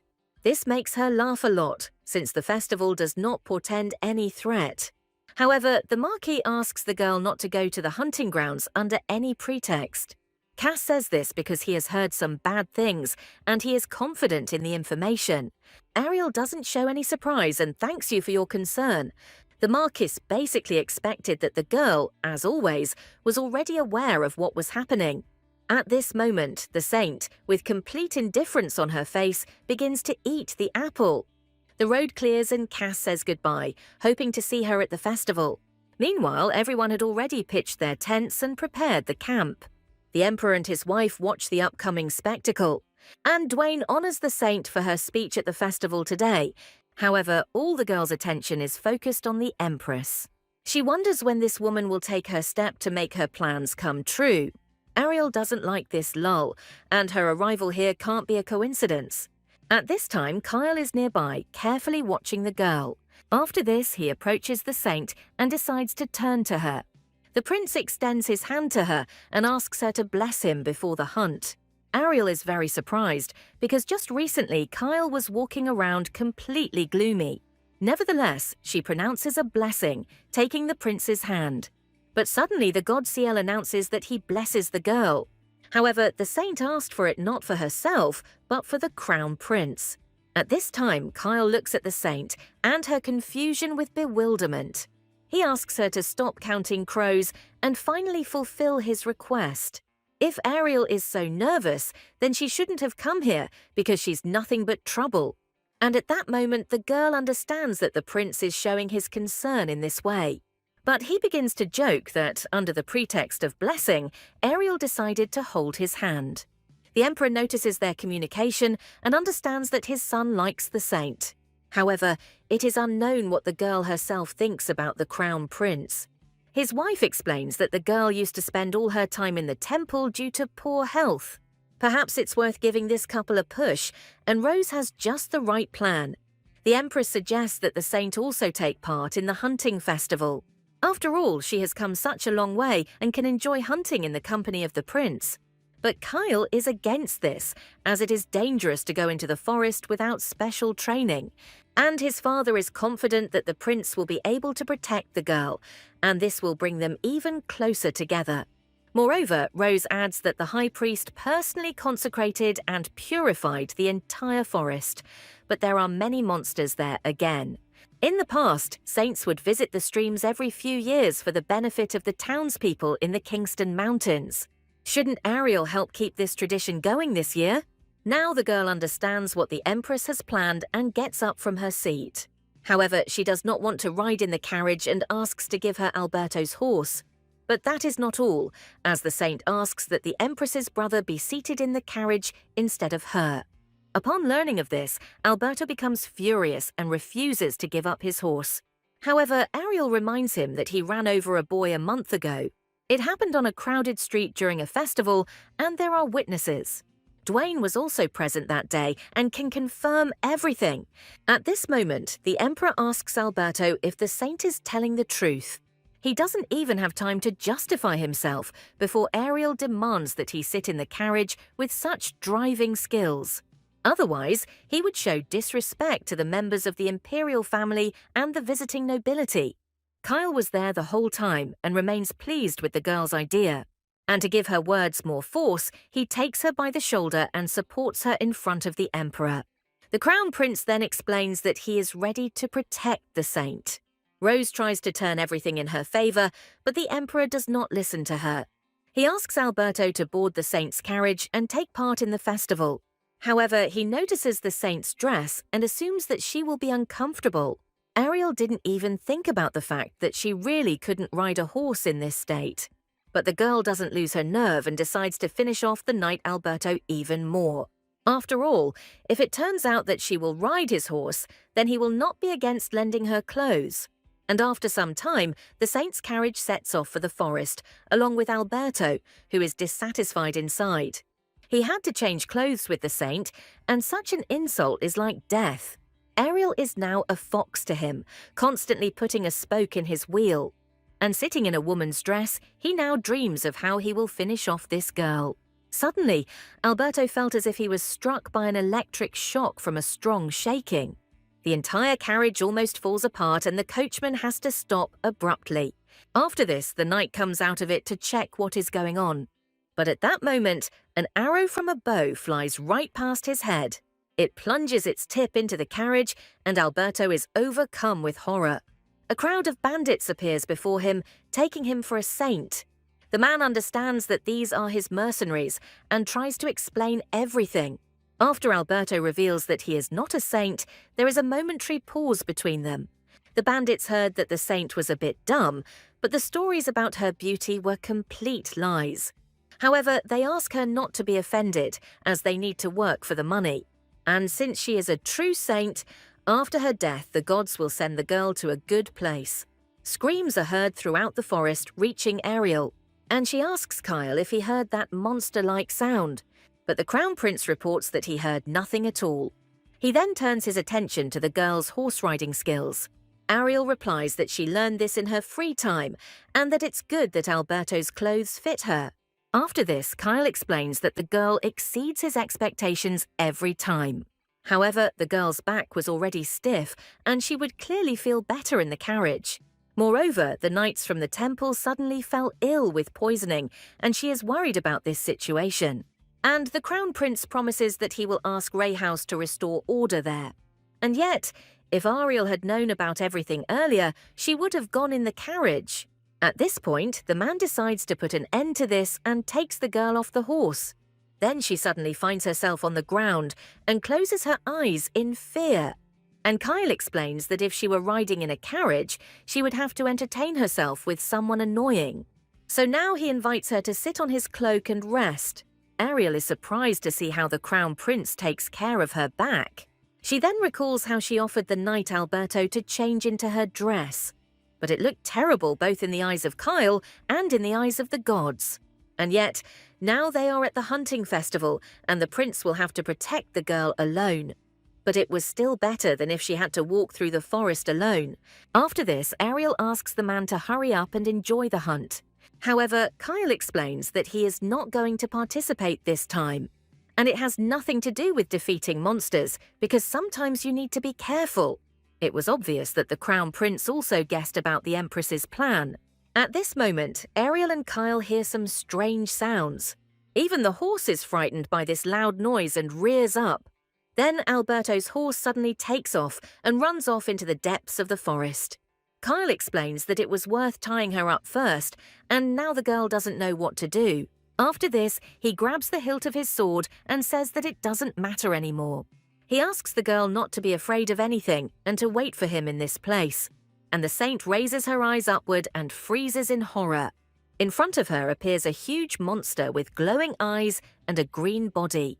The girl realizes that it is a troll and Kyle prepares to attack him. Ariel sees the monster's huge legs running towards them. The troll then swings his club and is about to crush the prince. But there is not a drop of fear in Kyle's eyes, and he intends to attack the monster. After a minute, Ariel decides to open her eyes and realizes that she is still alive. She looks at the monster and doesn't understand why he suddenly stopped. It looks like someone cast magic on the troll. And at that moment, Kyle calmly puts his sword back on his belt. Suddenly, the monster's body shatters into 1,000 pieces, chopped up by the prince. The girl doesn't understand what happened because just a second ago the monster was standing there. Seal jumps for joy after such a sight, and the monster's carcass begins to stink. However, this cannot be, since Ariel did not even notice anything. Even though the girl was right behind the prince, she didn't even see him swing his sword. Apparently, this is the power of the swordmaster that the entire continent is talking about. And Kyle turns to the saint and says that the adjutants once advised something. At this moment, Ariel listens attentively to the man, amazed by his talent. And he explains that there are rumors among the knights about a monster prince. That's why he hid his smile during the murder, and his face became like a plaster mask. Then he wonders what the saint will say to this, and whether she is also afraid of him. At this moment, Ariel doesn't know what to answer to a prince with such a peculiarity. However, after thinking a little, she replies that she is not afraid of him. Of course, if Kyle were her enemy, she would be trembling with horror. But now everything is the other way around, and the prince is her ally who protected the girl. So she advises Kyle to stop thinking of himself as a monster. And it doesn't matter what others say behind his back, because he simply remains himself. Although one must agree with the words of the adjutants, since such a face will later appear in nightmares. Anyone who laughs with a sword in his hand causes fear in those around him. And Kyle replies that the further she goes, the less she restrains herself. But the thing is that Ariel simply trusts her ally. The prince did not expect this, and it is becoming increasingly difficult for him to understand everything the girl is thinking. Now all that remains is to figure out how they can travel with just one horse. After all, Alberto's horse ran away immediately after hearing the sounds of the monster. However, Kyle tells the girl that he has an idea. The gods begin to smirk at this point, and Ariel doesn't like this scenario. So she gets ahead of the prince and offers to borrow a horse from someone passing by. But in a place teeming with monsters, taking someone's horse means wishing death on that person. Although, to be honest, Kyle really likes this option, and Ariel suggests forgetting about it. However, what if the prince's horse gets tired of carrying two people at once? But Kyle says not to worry about it, as Lisa is a wonderful warhorse. This horse can easily carry two people. After this, the man asks the saint not to delay and to quickly climb up. After some time, Ariel and the crown prince ride on the same horse and continue their journey. The girl sits so close to Kyle that she already regrets this decision. She is very uncomfortable and annoyed by the fact that she is constantly pushing against his chest. So she asks Kyle for permission to move, otherwise she will just fall. Moreover, the girl is worried that it is impossible to pick up speed because of her. At this point, the prince declares that he would first like Ariel to put her naughty hand away. Even the gods blush at this scene and ask the saint to measure the size of the man's hips. Suddenly, the girl begins to blush from shame and horror at what is happening. The saint abruptly removes her hand and apologizes for the incident. Ariel was so uncomfortable riding that she didn't notice how she grabbed the prince's thigh. Suddenly, the horse stops walking slowly and suddenly breaks forward.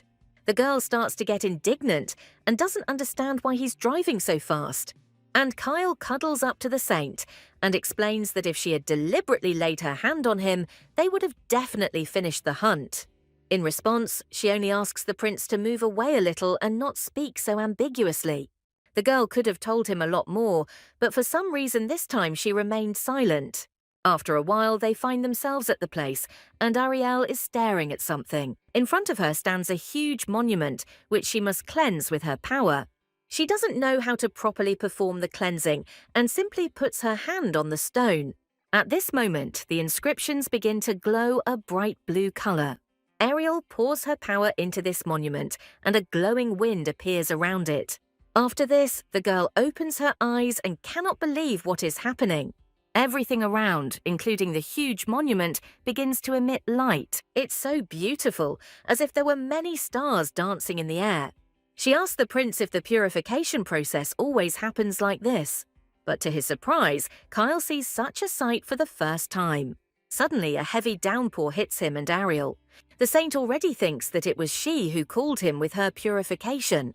A clear day was specifically chosen for the hunt, but the temple's weather forecasts are not always accurate. But there's nothing to be done now and we'll have to look for a place to take shelter from the rain. The crown prince begins to look around and makes a proposal. On the way to this place, he saw a cave, and on horseback they would quickly get there. After some time, our heroes find themselves in that same dark cave. But Ariel's already so wet and cold that she starts sneezing. It was just warm and sunny, but suddenly thunder and lightning struck. She felt so cold from the rain that she felt like she was about to catch a cold. At this moment, Kyle throws his cloak over her shoulders to keep the girl warm. He heard that Ariel showed her holy power, but he still can't believe it. He is even more tormented by the question of why the girl hid all this. And she silently thinks and replies that she herself doesn't believe it. Moreover, she did not always have this power, and after receiving it, the girl still continues to feel like a fake. But Kyle is curious how Ariel can doubt after everything that happened. There is nothing that can be done about this, since the saint considers herself lazy. The crown prince should understand this perfectly well, because he knows everything about the girl. However, at some point he saw changes in Ariel. And it seems to him that now there is a completely different person in front of him.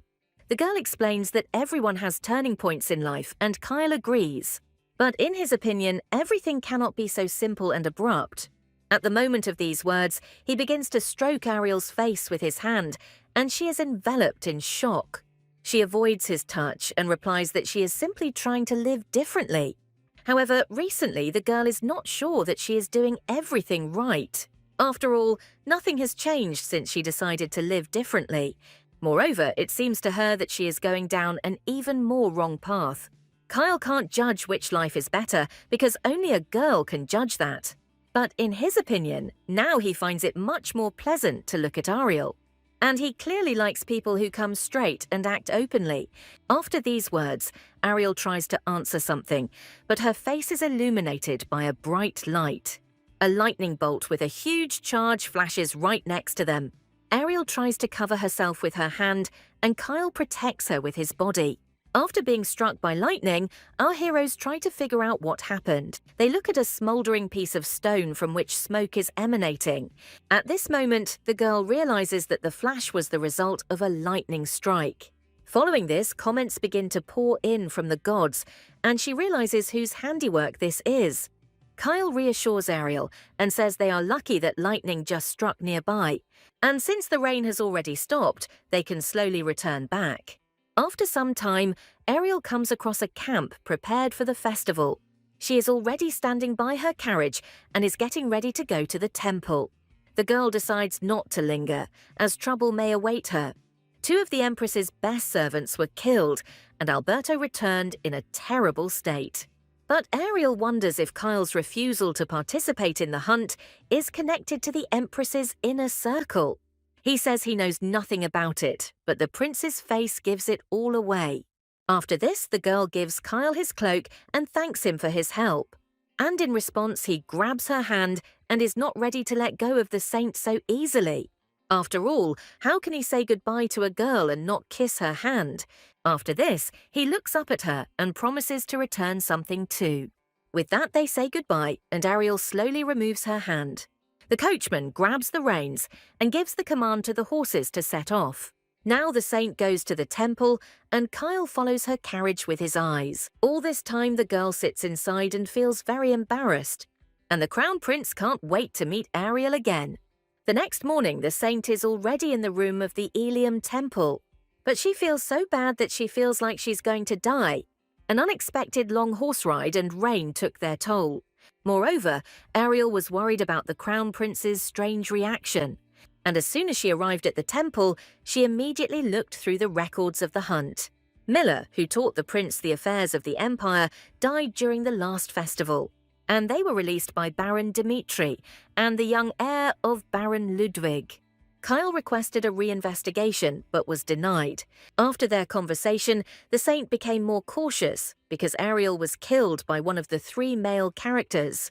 Suddenly, there is a sharp knock, but it doesn't seem to come from the door. Ariel starts looking towards the window and realizes that the sound was coming from there. The girl pulls back the curtains and sees a boy from the Thieves' Guild behind the glass. He stands calmly in front of her window, and Ariel doesn't understand how he appeared there.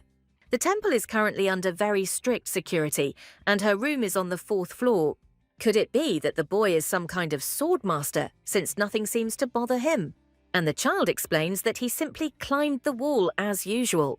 After all, he is from the Thieves' Guild, and he pulls tricks like this all the time. And the most important thing now is that he obtained the necessary information. We will talk about Cronia, which is an unusual plant, and the Empress's steward bought this flower through Deviaman. Ariel was very surprised by this information, since Deviaman is not an easy guild. It includes magicians with a deep history who are considered the most powerful and dangerous. But the nobility often turns to them to do something bad. After this, the boy takes out a piece of paper and hands it to the girl. It has the guild's emblem on it and information about it on the other side. The girl asks what needs to be done to get in touch with them, and the child explains that there is very little information about this and it will be difficult to meet. But he also heard that the guild members always come to the night magic market.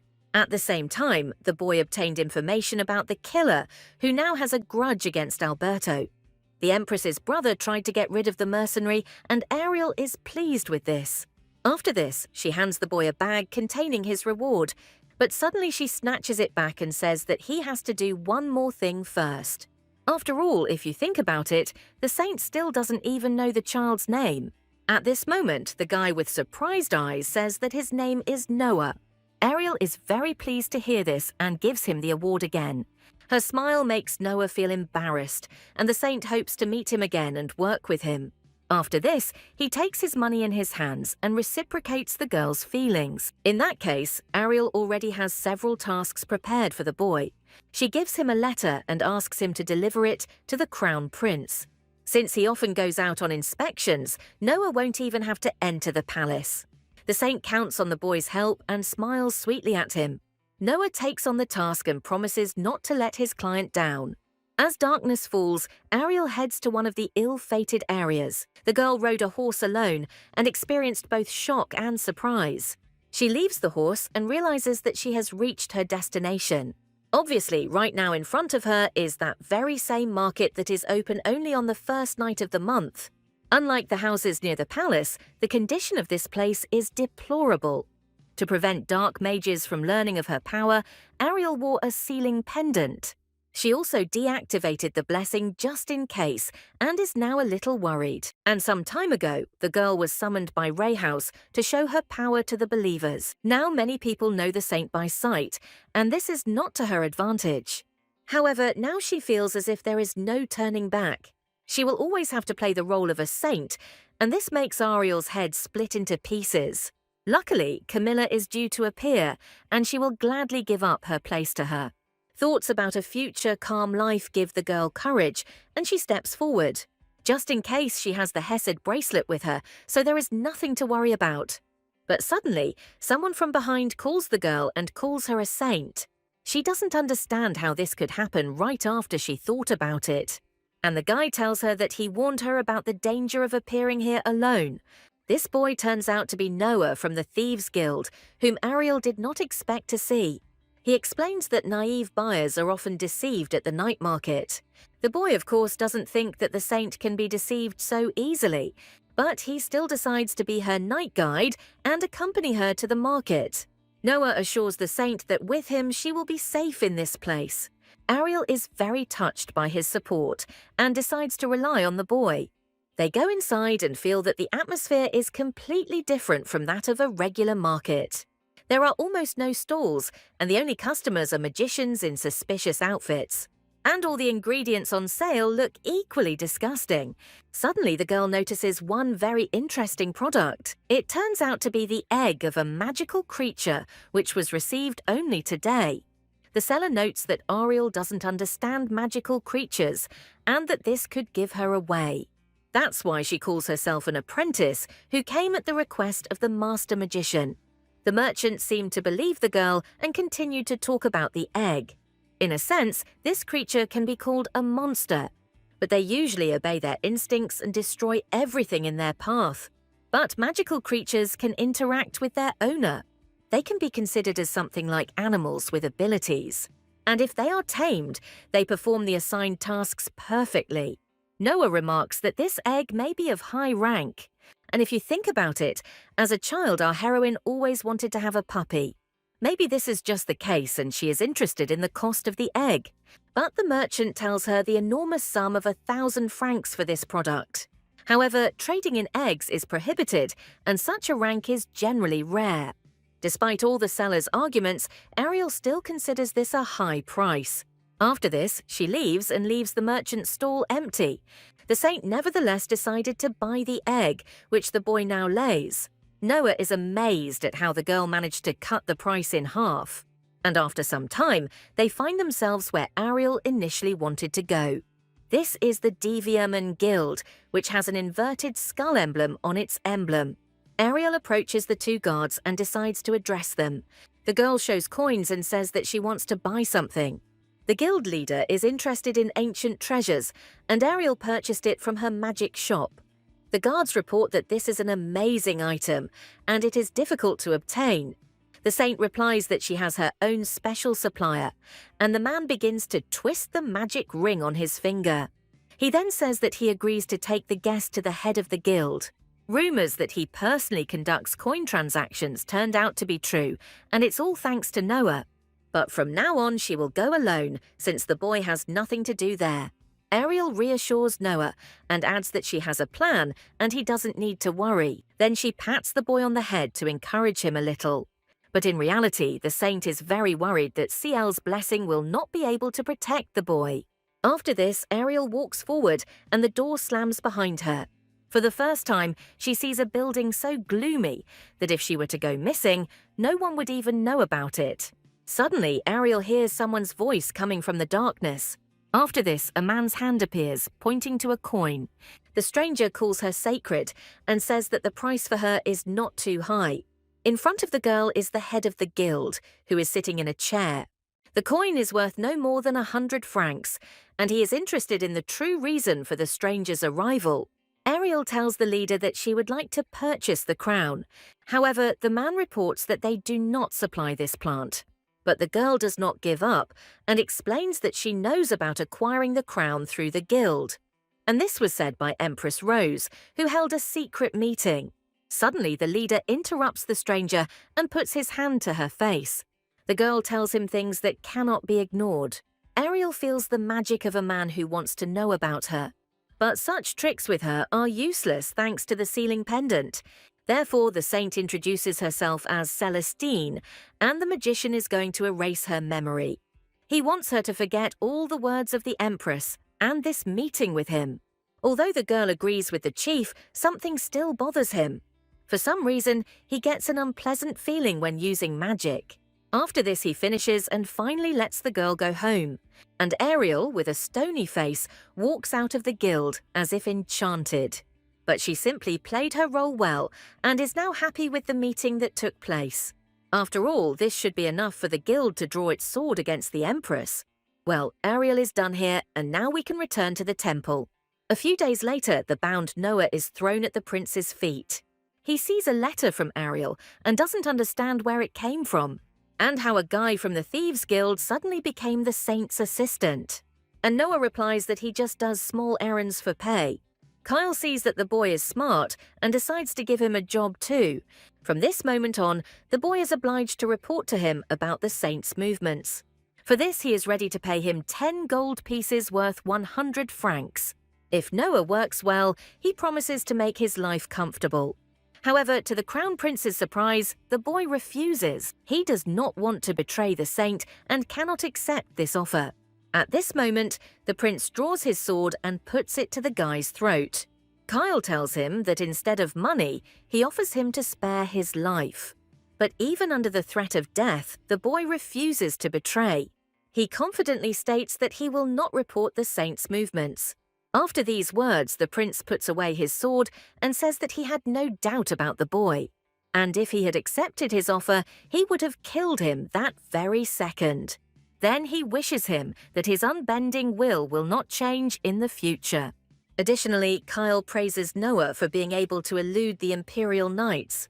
If in the future the boy wants to learn fencing, he can come to the prince. He feels sorry to leave such a talent as an ordinary thief, and Noah thanks the man. Meanwhile, Kyle is surprised at where Ariel managed to find such a brave boy. Meanwhile, in Ariel's room, notifications from the gods began to pour in. They find it suspicious that she turned off the broadcast and that there is mud on her shoes. And the god Ciel demands an explanation for something incomprehensible that is lying on the table. It turns out to be the egg of a magical creature, and Ariel tries to justify herself by saying that she simply picked it up. But Ciel is wary of this egg, and the saint calls it very cute. The girl is confident that there will soon be no problems with this creature and everything else. During the hunting festival, she channeled sacred power into the stone slab. It seemed to her that she could not only heal all living things, but also promote the growth of plants. And after that, many flowers really did grow near the stone. I wonder if it is possible in this case to direct sacred power to a magical creature. Sometime later, Ariel is having lunch with Rayhouse in the temple garden. He assures the girl that disrespectful rumors will no longer bother her after the demonstration of sacred power. It's a relief for her, because she can't seem to get a bite down after all that nasty stuff. But still, this does not mean that she became more comfortable being treated as a real saint. And Rayhouse has been wearing a choker all this time, and it seems like he has no intention of taking it off. Then he decides to ask the girl something he hasn't asked her before. The high priest wants to know when Ariel gained her powers. She replies that it happened recently, and if it weren't for Anna, she would have continued to hide everything. In that case, Rayhouse wants to know what her reason is. It turns out that despite the display of strength, the girl does not consider herself real. She still continues to think of herself as a false saint.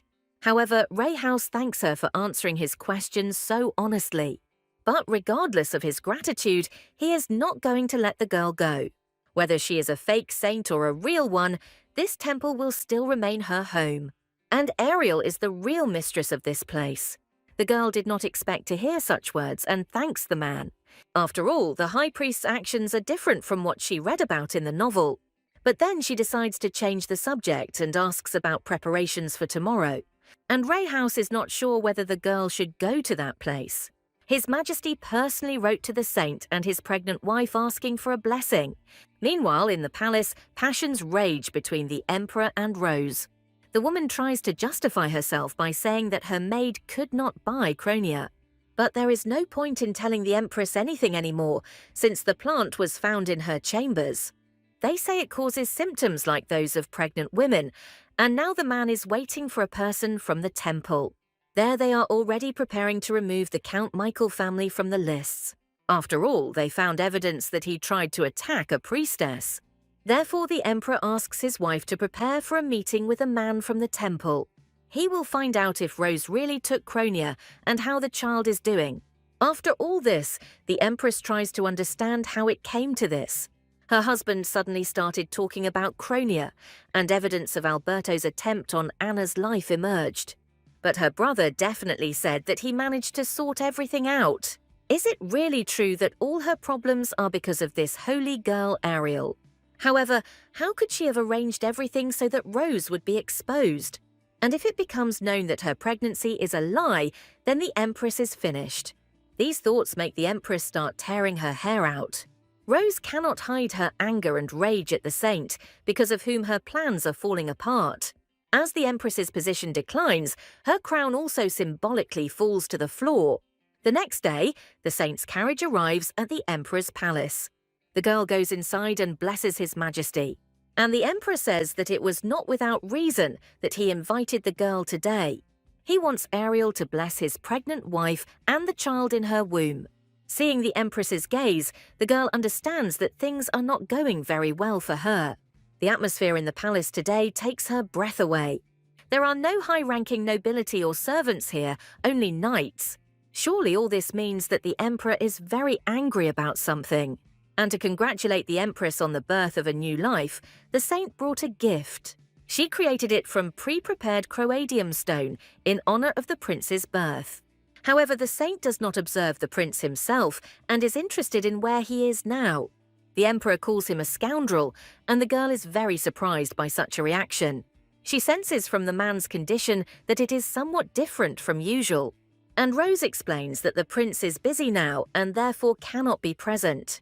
She then decides to apologize for the incident that happened with the false saint from Tiago. And Ariel smiles sweetly and asks not to talk about it. After all, today she came to bless the child. The empress today is the cutest thing in the world, but behind her mask hides a real monster. Rose also reports that she heard about what happened recently in the temple. Ariel saved the dying maid and demonstrated sacred power. At that moment, the saint hears the sound of a falling sword behind her. Horror appears in her eyes at what is starting to happen. All her people begin to fall to the floor under the influence of a dangerous poison. Even Dwayne can't do anything about it and also loses consciousness. The saint asks everyone to flee the premises, but there is no one left to escape.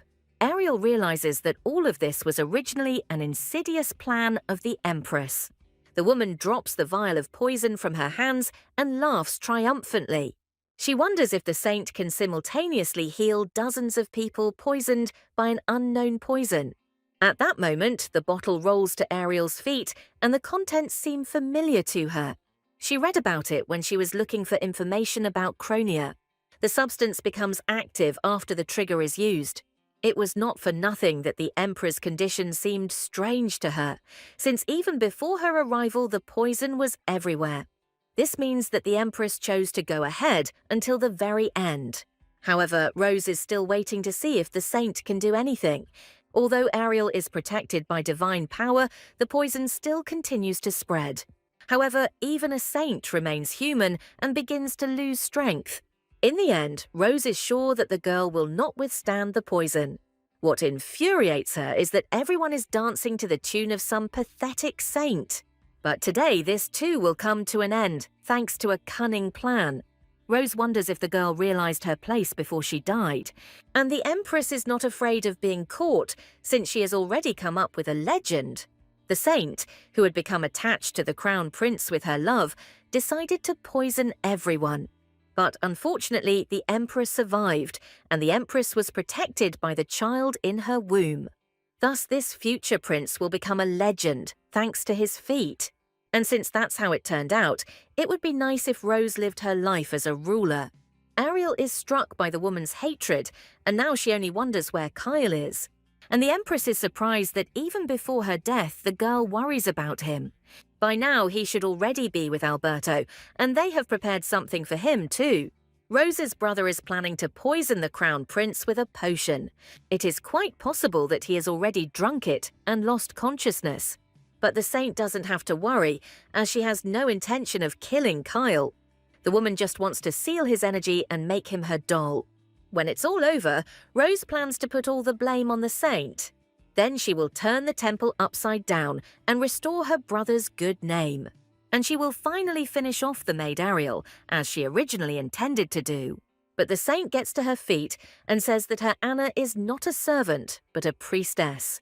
It's worth seeing the face of Rose, who didn't expect such a turn of events. Ariel explains that the Empress came up with a wonderful scenario, but it was a saint who came up with it. After this, she asks Dwayne to get up and jokes that nap time is over. The man gets up and looks as if nothing happened. He then tells the saint that she really is a terrible person. Even the god of knowledge, Hesed, agrees with this knight's thought. But Ariel, in this situation, considers this a pleasant compliment. The girl thanks Dwayne for doing a great job with his role. But at first she felt so sorry for him that it was impossible to look. The Empress can no longer stand their dialogue and asks them to stop it. Although the saint had once again come up with some kind of trick, she had nevertheless prepared for it. If one bottle of poison is not enough, it is worth using a second one. This deadly poison is different from the first one, so no one will be able to escape.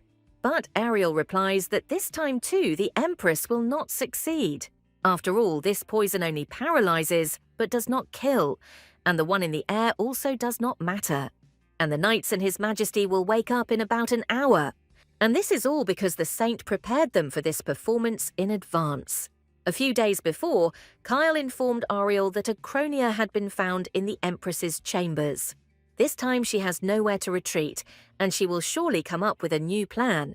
The prince has already captured one of her confidants, and Rose's options need to be narrowed down. He is going to arrange everything so that the Empress will buy poison through this man. Although it looks like a provocation, Rose always has a choice. And Ariel agrees with Kyle because everything depends on the Empress herself. So it's not a bad thing that she will have to choose between two options. Moreover, it will be easier to prepare for the consequences. In this case, Ariel suggests passing off the paralyzing poison as deadly. She recently read about it in a book, and there is a good remedy that is difficult to obtain.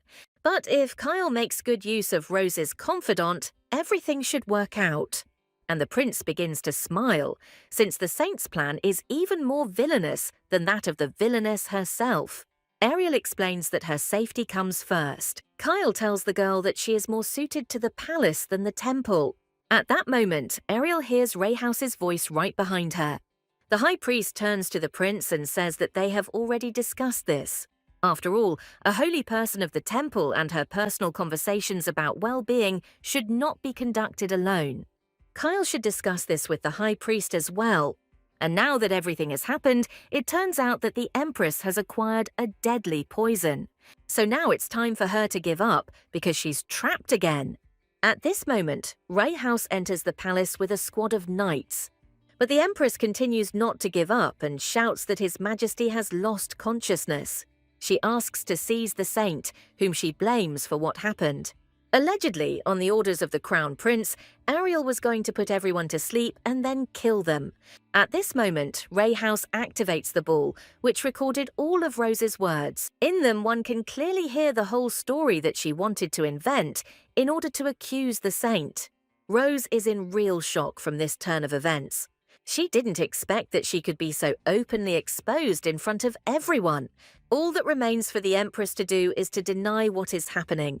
However, she herself once donated this recording ball to the temple. And who would have thought that it would come in handy right now? After this, an order is given to guard the Emperor and capture his wife. But this is not the only surprise that awaits the woman, and sheer horror appears in her eyes. Right in front of her feet, Kyle throws the head of her brother Alberto. Rose can't believe that this man is no longer alive. But she was so looking forward to her brother that Kyle couldn't help but bring him with him. After she became Empress, Alberto killed 17 people. And before that, he took the lives of 8 more innocent people. And if the Empress's plan had succeeded today, there would have been even more victims. But from today on, Alberto's atrocities come to an end. The Empress went completely mad because Kyle took everything from her. So she curses the Crown Prince for all her failures. And Ariel becomes curious about what made Rose so cruel. At first, she thought she just had a bad relationship with the prince. Although she was called a villain in the novel, why did she become one? And where did Rose get such hatred for the Crown Prince? At this moment, Ariel receives notification that the God of Mercy has taken a liking to her. Then everything is illuminated by a bright light that even blinds the eyes. Just a second ago, she was next to the Empress, and now she finds herself at a ball. After that, she sees a girl who is in a great hurry to go somewhere. In her hands is a watch that is intended for His Majesty. The girl runs up to Kyle and hurries to return his loss to him. At this moment, Ariel realizes that this girl is Rose. However, these people look somewhat younger than the girl knows them to be, and it looks like they have a normal relationship now. Suddenly, Ariel hears Rose's voice and realizes that these are her thoughts. At this moment, the girl thinks that one day she will definitely stand next to Kyle.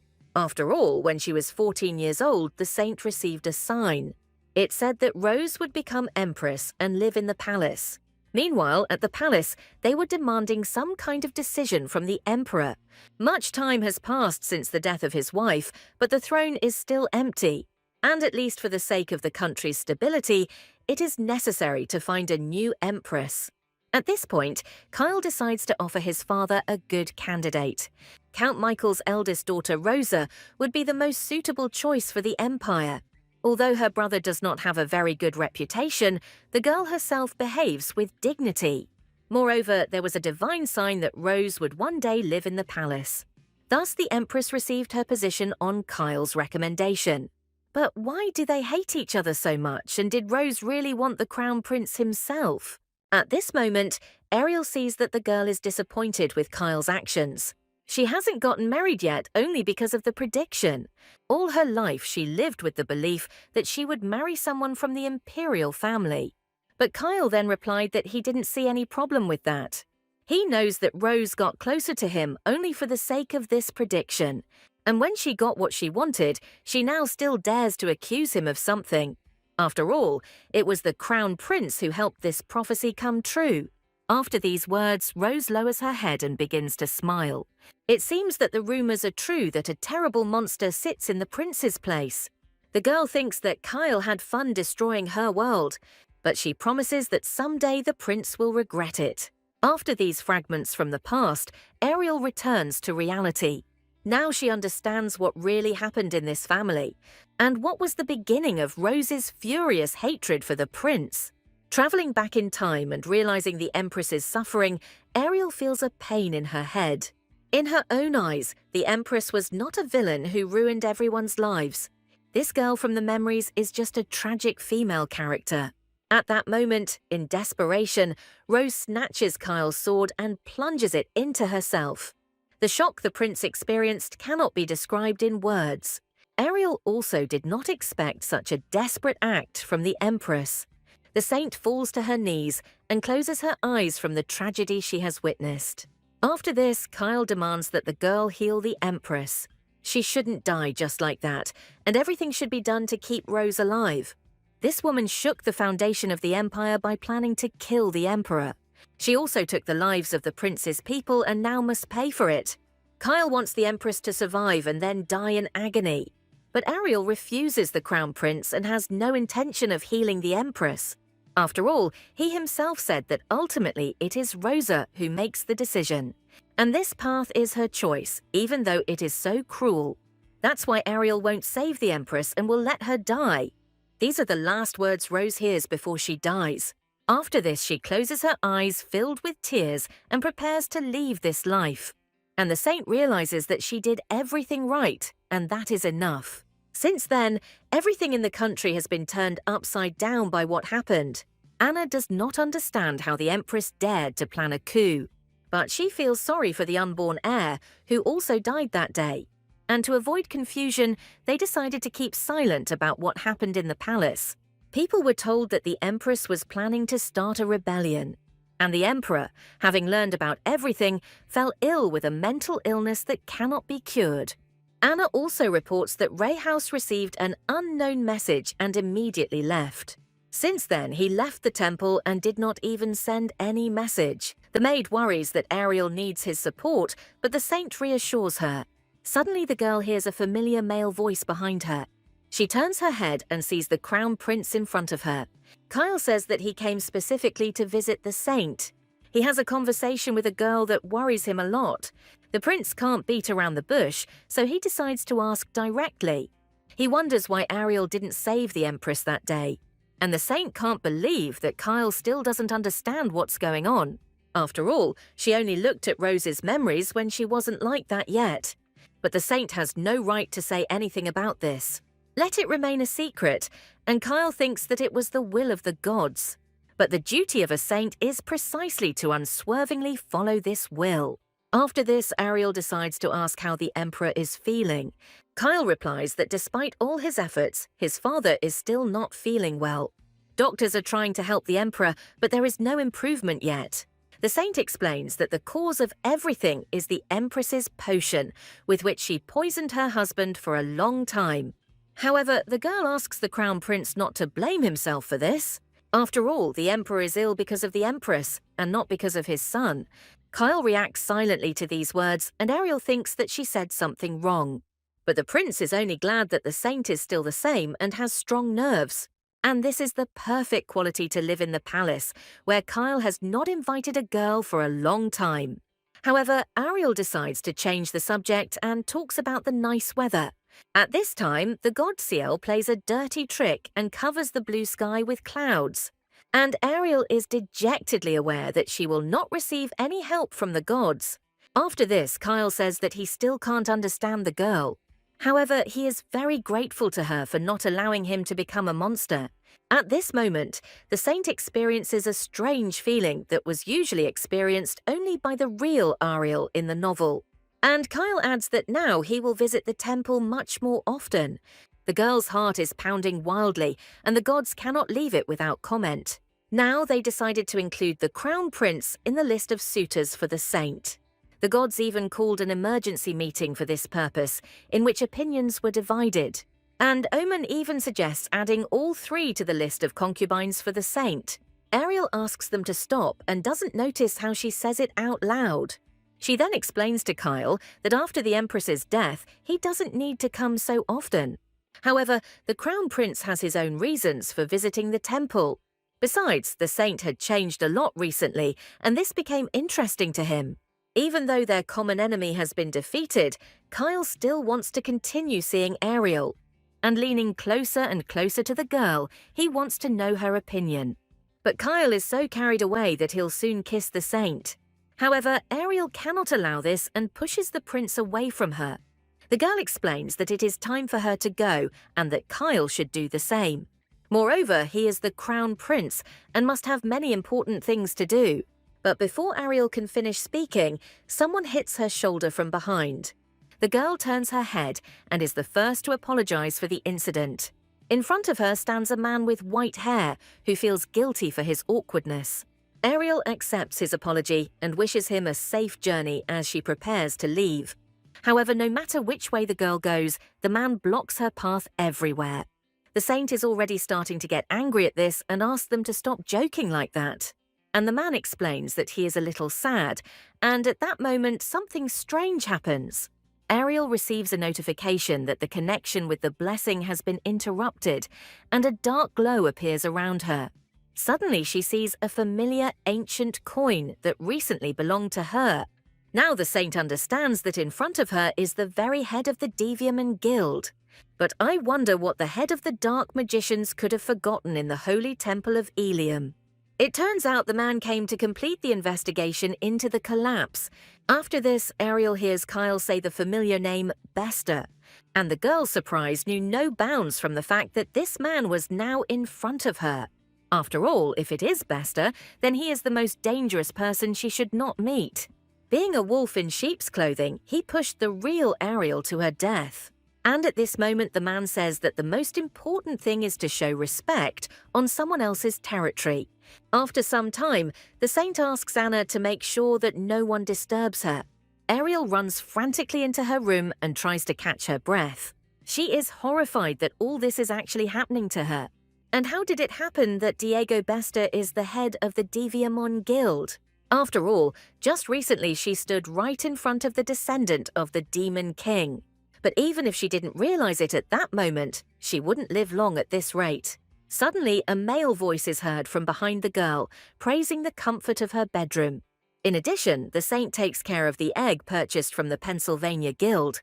But Diego is not entirely sure that a saint can allow herself to do such a thing.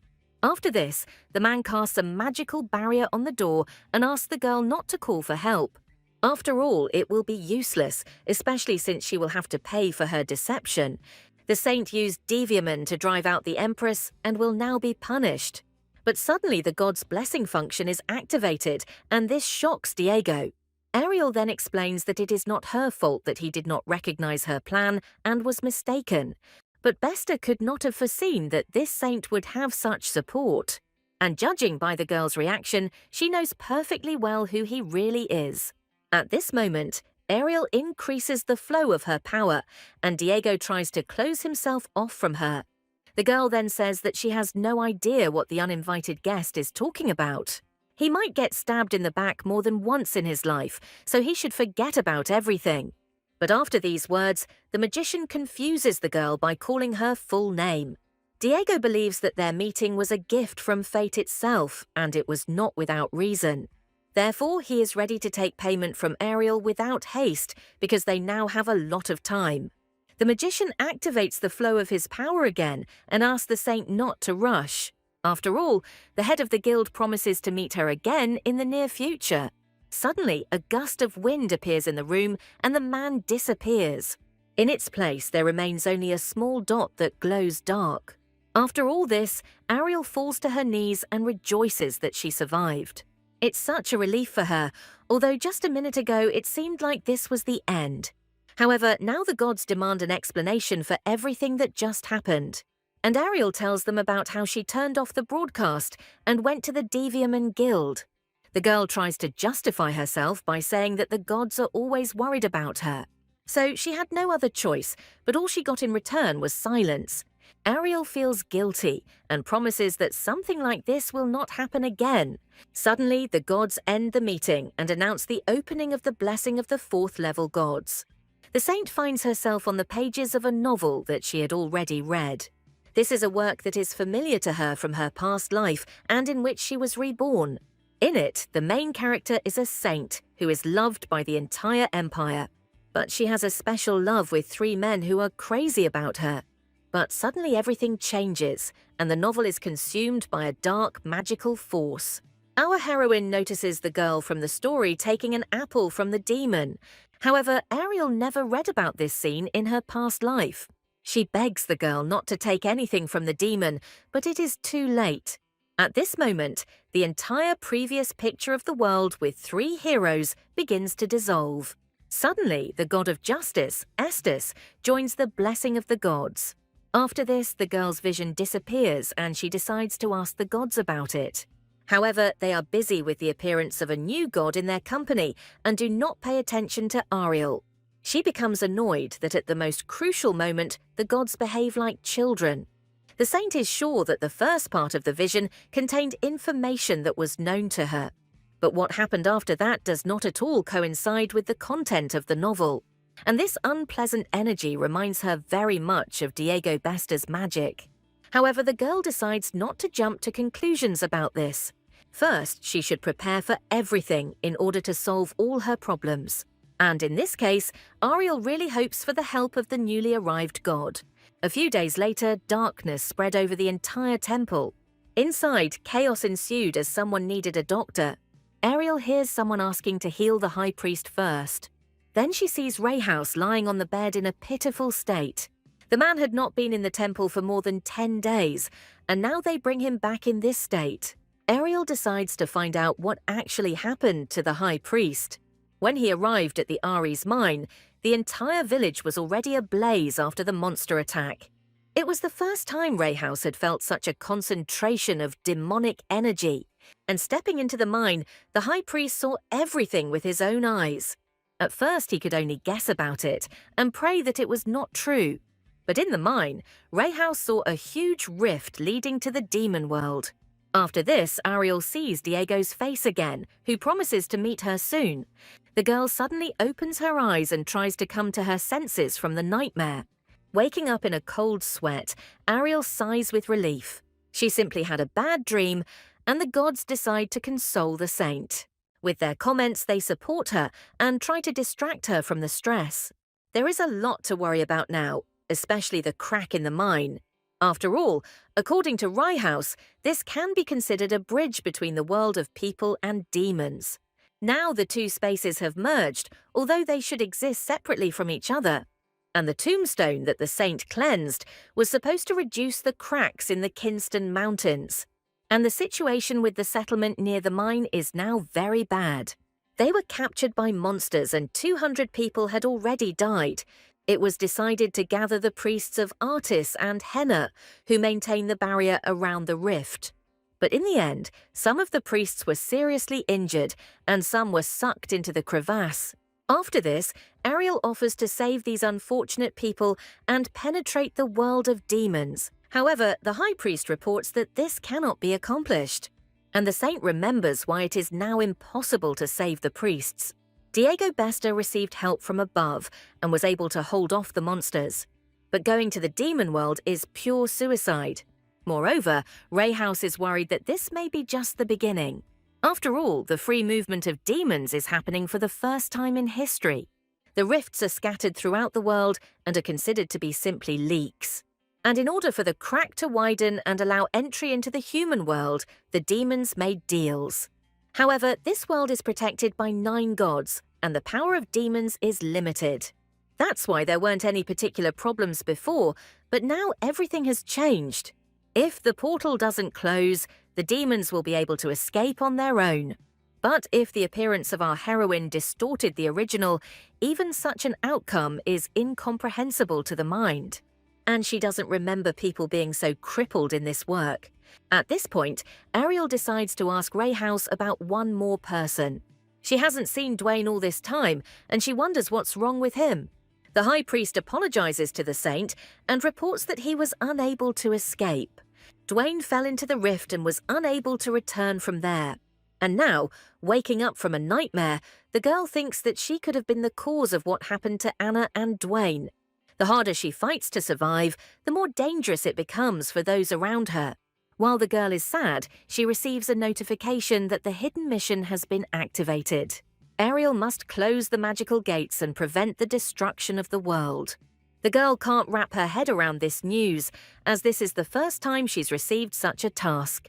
The next day, Ariel meets Ray House no longer in her room. Since the man suffered less than the others, he immediately decided to return to his duties. After all, now he has to solve the issue with the rift in Ares. And it is precisely about the barrier near the crack that Ariel wants to say something.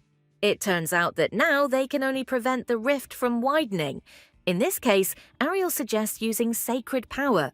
After all, Ares is St. Camilla's hometown, and she must be somewhere there now. If the rift begins to widen, Camilla's settlement could also suffer. This could be the point of no return, and Ariel asks to be released to Ares. But Ray House doesn't want to risk the girl and send her to the monster's lair. However, losses are increasing, and maintaining the barrier is becoming more difficult. And if suddenly it collapses, it's not hard to guess what will happen next. Ariel also adds that she doesn't want to go to Ares out of great desire. It will simply be difficult for her to achieve her goal at this rate. After this, she removes the choker from Ray House's neck and promises to return it upon her return. The saint also promises to definitely return and orders the high priest not to worry. After this, Ariel begins to receive notifications from the gods. The mission came from them, and therefore the girl cannot cope without their help. Besides, now the saint needs to think of a plan to save Ares. The journey to it takes 15 days, but if you speed up, you can get there in 10. This will be the longest journey in this body, and Ariel is not confident in her abilities. Suddenly, a strange knocking noise starts to be heard in her room. The girl notices the egg and realizes that the sound is coming from inside. At this moment, it cracks and something is getting ready to hatch from it. The next morning, Anna goes to the saint to bring her tea. The lady has been very tired lately because of Ares, and sweets will cheer her up. But upon entering the room, Anna is surprised to notice that the saint is not alone. The girl can't believe her eyes when she sees the lovely creature in Ariel's arms. She is very interested in where this beautiful puppy came from. However, the saint explains that he has just hatched from an egg. It is a magical creature, although it looks like an ordinary dog. At this moment, Ariel receives knowledge about the rare creature Yggdrasil. In ancient mythology, this is the world tree, in the form of which the universe was represented. She tells Anna about this and explains that she simply read about it somewhere. This magical creature can freely change its shape, and it appeared in the form that was most strongly attached to the owner. Ariel dreamed of having a puppy since childhood, and now her dream has come true. But then it turns out that the magical creature did not just appear in this form. Apparently, it changed its appearance because of the saint's desire to have a dog. But Anna doesn't see anything wrong with this, especially since the puppy is very cute. However, it's scary to even think what Ray House will say about this. And so that the creature would not be conspicuous, Ariel asks it to become something smaller. For example, instead of a puppy, it could become a small hamster. And at that very second, the magical creature turns into a hamster. Ariel and Anna were so surprised that they were almost speechless. Girls can't even describe in words how cute this creature is. How can such a cutie with cute eyes and cheeks even exist? At this moment, Anna decides to pet the hamster, but Ariel stops her. The creature began to sparkle and looked like it was about to attack. Apparently, you shouldn't fall for that cute little face, because in the future he will become stronger than any mage. In Ariel's hands, the magical creature is calm and acknowledges her as its owner. And from today on, this adorable hamster will be called Pi. After some time, the saint is going to go to the place of the rift. She packed her suitcases and put the necessary things in them. This should be enough for her for a month, but Anna does not agree with the lady. The saint had to take her with her so that the girl could serve her. But Ariel doesn't intend to start this conversation, as she has already explained everything to Anna. Aries is very dangerous, and that is why she does not take her maid with her. Despite the girl's tears, Ariel does not want to risk her safety. So she pats her on the head and asks her not to worry about her. The saint promises to return soon and eat cake together. But Anna wants to be near her mistress so much that she cannot hold back her tears. After this, she pounces on her with hugs and promises to pray every day. The saint promised her to return and must fulfill her word. Suddenly, they hear some squeaking and find a hamster on Anna's shoulder. Because of her tears, the maid could not see anything, and apparently Pi climbed up to her to see his mistress off. Ariel takes it in her arms and apologizes for having to leave. The girl strokes the magical creature and asks it to obey Anna. Then the saint thanks her servant and hands her the hamster. After this, she turns her attention to the priests who will accompany her on the journey. And 30 people are constantly watching the luggage, and this is too much in Ariel's opinion. At this moment, the high priest appears and notices the saint's anxiety. His arm is still not healed, but the man looks healthier. Ray House announces that he has gathered the best of the best for Ariel. The girl thanks him, but thinks that he shouldn't have gone overboard. He then reveals that he has been exposed to demonic energy for too long and is taking longer to recover because of it. Since even the saint's blessing didn't work, he would need a little more time than usual. After this, Ray House becomes gloomy because soon he will have to part with Ariel. What scares him more is the thought that the girl will go to a dangerous place.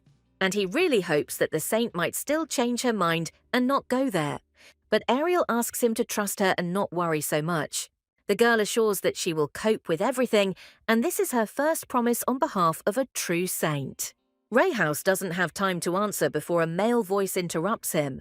He reports that the saint is right, and he was worried that she might be delayed. The man turns out to be Cass, who is glad that everything worked out on time. But Ray House is unhappy that Lloyd showed up unannounced. However, the Marquis is also going to Ares and is ready to unite 100 of his priests with the people of the temple. After all, the more strength, the calmer the high priest will be. Therefore, he asks for official permission to accompany the saint. But Ariel didn't expect Cass to appear so suddenly. In this, she is supported by Ray House, who is also confused by the Marquis's abrupt visit. And the high priest intends to find out why Cass is going to Ares.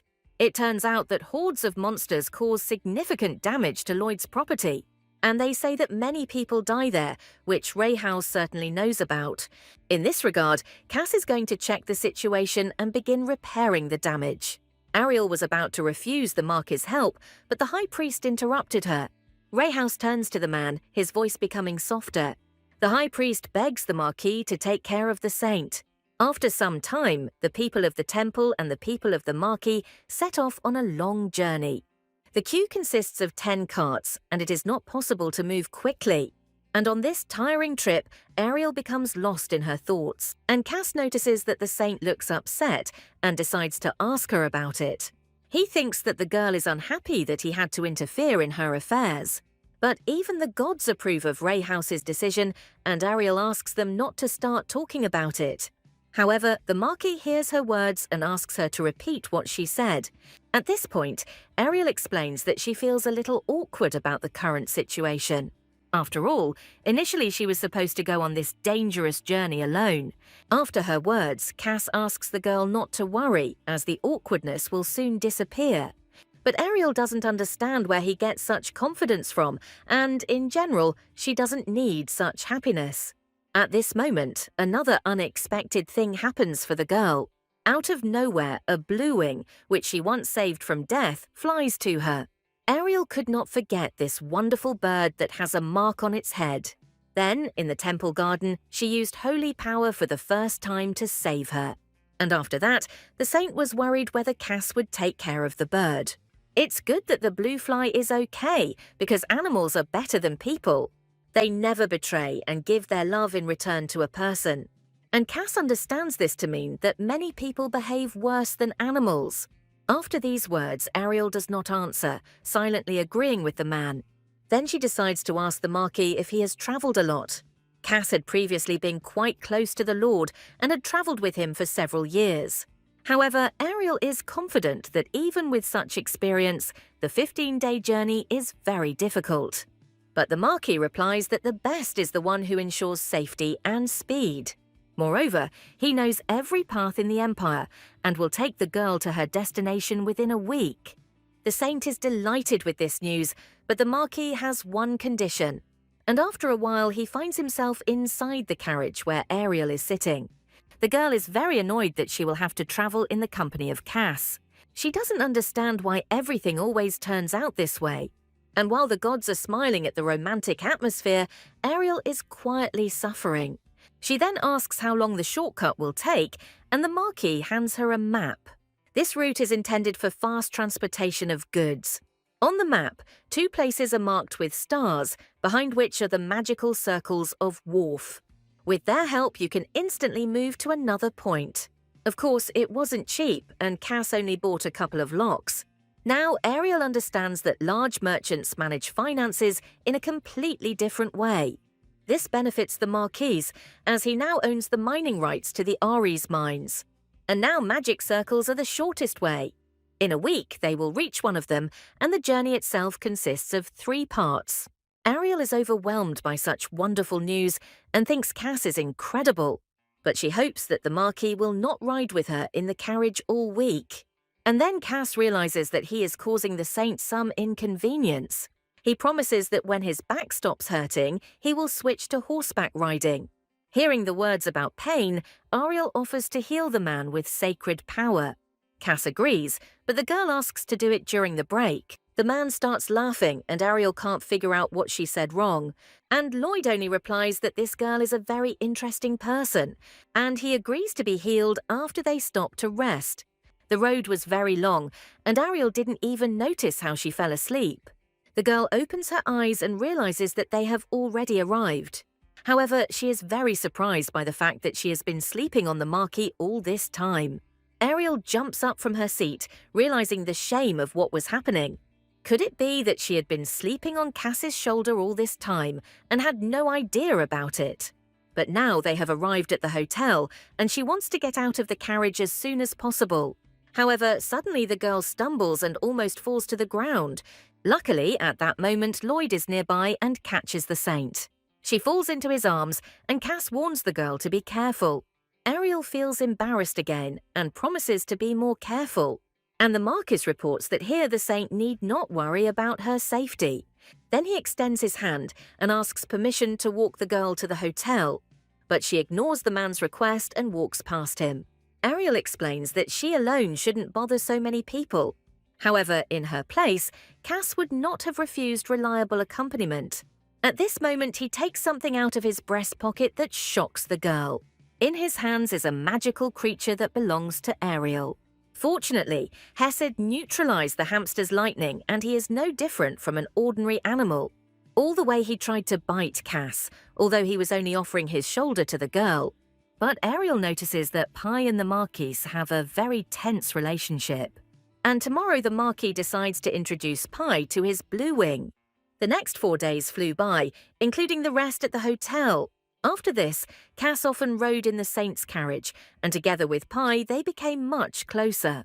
Although there were still moments when the hamster tried to bite him, and so little by little they reached Urfa, where something terrible was happening. The Marquis reports that, judging by the tracks, these unfortunate people were attacked. It is dangerous to get out of the carriage, so it is better for the saint to stay in place. Suddenly, one of those lying on the ground starts making strange sounds. He is the only survivor, and Cass orders the potion to be brought. Ariel offers to heal the man herself, but the Marquis refuses her request. Instead, he orders that the wounded man be given a potion that will help him. After this, the man feels better and thanks his saviors. And Cass is interested in who actually attacked these unfortunate people. The survivor replies that these people looked like mercenaries. They were dressed in black robes and moved as if they were flying. Ariel tries to listen in on the conversation, but she is too far away. She is sad that someone close to her has been hurt again. First it was Anna and Dwayne, and now these innocent people. After this, Cass comes up to her and tells her that the survivor is now sleeping and that he is fine. And Ariel better save her strength instead of trying to cure him. Besides, Cass is now worried about Worf and the magic circle. The circle no longer guarantees safety, as mercenaries may be on the other side. In this regard, Ariel wonders who these bandits are hunting. She suggests that the assassination attempt may be connected to her, but Cass reports that his guild has many more enemies. Therefore, the saint should not blame himself and make such a face. And now the Marquis intends to check the wharf for security and then return. You can move using the circle up to 4 times a day. After checking it, there will be 2 more moves left for the saint and the priests. But Ariel doesn't let Cass go because there's no one to protect him. Its outcome is favorable only for the saint, and he will remain alone. Is the Marquis doing this because he is worried about the girl? However, Cass explains that he is responsible for the saint and needs a good relationship with the temple. It turns out that the chosen method is beneficial for him too. Ariel and the Marquis spent these 4 days together and seem to become closer. But he is the cold-blooded heir to the largest guild in the Empire. So Ariel agrees to do as Cass says, and no matter how much time they spend together, the Marquis will forever remain insensitive. After a while, Cass steps onto the magic circle to move. He orders to leave when everyone is ready. At this time, the priests build up defenses and activate the circle. After this, everything is illuminated by a bright light, and the people in the circle begin to disappear. At that very second, they disappear completely, and in their place there remains an empty trace. The saint and her people are surprised that everything happened so quickly. After this, the girl, along with the others, remains to wait for the Marquis. But she is nervous because there has been no news for a long time. At that moment, she hears Cass's voice telling her not to worry. The man appears again inside the circle, and he is completely safe and sound. After this, the Marquis reports that it is safe on the other side. The magic circle is activated again, and people are sent to the other side in batches. After some time, it is Ariel and the remaining priest's turn. The saint is in anticipation and cannot hide it. But calling teleportation magic is too much for the modern world. After this, the magic circle is activated again, and the saint stands inside it. Suddenly, the girl feels that something is not going as usual. It feels like the circle's magic has no effect on her. Ariel tries to tell someone about this, but everyone is already gone. As a result, she finds herself completely alone and does not understand what is happening. Luckily, Cass is nearby and is also perplexed by what is happening. Noticing the state of the saint, he immediately went beyond the circle and remained on this side. Perhaps the magic didn't work because of the girl's sacred power. And at that moment, Ariel finally understands what happened. She didn't remove the ceiling pendant that blocks magic. Cass also notices the strange object on her neck and becomes interested in it. After this, Ariel has to tell the Marquis everything, having found a place to spend the night. He is puzzled as to how the girl wanted to use a circle with such a pendant. Ariel just didn't think that a magic circle also counted as an external attack. But Cass doesn't blame the girl and asks her to be angry only at him. After all, he is responsible for her safety and he made this choice himself. Now he can't afford to leave the girl here. At the same time, she shouldn't even think that the Marquis could be angry. Ariel thanks Cass and the gods are amazed at his calm. But after a while it begins to get dark, and the Marquis uses a wand for light. It was a magical item that Cass carried with him just in case. At this moment, Ariel feels that with this atmosphere, it is time for a truth game. You just need to talk about what a person usually hides. Casa is very intrigued by the fact that now she will have to reveal her secrets. So the first thing he asks is if someone likes a saint. Ariel is even surprised that the Marquis started playing like that right away. After this, she asks if he has heard any rumors. Everyone knows about the girl's unrequited feelings for the prince, and that's why Cass asked about it. However, he sees perfectly well that the girl is not in love with anyone. Ariel agrees with him and explains that she doesn't know who to believe. Then she inquires about the personal life of the Marquis, who certainly has a lot of experience. Cass confirms that he has indeed met many. But this was only a necessity for him, and Ariel asks him to explain it. It turns out that this was a relationship for profit that quickly ended. But recently, Cass has run into problems that he can't handle. Now he has only one girl constantly in his head, and this worries him. And the strangest thing is that he doesn't even understand why he needs her. Ariel finds this really strange, even though she has never been in love herself. But the only explanation for what's happening is that Cass likes that girl. The Marquis thinks for a moment and says nothing. Why does the man explain that this is absolutely impossible for him? However, he is grateful to Ariel for listening to him. After this, he asks the girl to sleep, as the sun will rise soon. At this time, Cass goes into seclusion to think about everything she has heard. He finds it impossible to feel sympathy for anyone. However, now thoughts of love do not leave his head. Sometime later, events unfold in the Temple of Estus. Ariel visited the sanctuary of the God of Justice, and this is an honor for the priests. They didn't expect a noble lady to come to such a wilderness. Although, due to the saint's mistake, she arrived at the temple a day late. After this, the priest explains that the situation is not very good. Even the priests from the surrounding Aries cannot help them cope. It got to the point where the rift only began to widen. The saint suggests going there right now and asks the Marquis' opinion. And he explains that the right to mine in the Aries mines is very important to the Lloyds. Therefore, he will go there together with the saint as soon as possible. After this, Ariel receives the blessing of the gods for this mission. Meanwhile, in Aries, destruction and chaos reign everywhere. The situation turned out to be even more dire than could have been imagined. An influx of demonic energy appeared throughout the settlement. It made it impossible to breathe, and sunlight didn't penetrate here at all. The situation is further complicated by the fact that communication with the gods is interrupted. After some time, our heroes find themselves at a place near that very mine. This is where the crack appeared, and Ariel cannot bear this demonic energy. It's obvious that things are so bad that even the barrier doesn't help. Suddenly, a huge magical bat flies out right at the girl. Luckily, Cass is nearby and cuts the monster in half. At this point, Ariel is asked to transfer her powers to the temple's servants. And with this, the enemies will remain in eternal destruction. After this, a barrier with a crack appears before the saint, which is held by priests.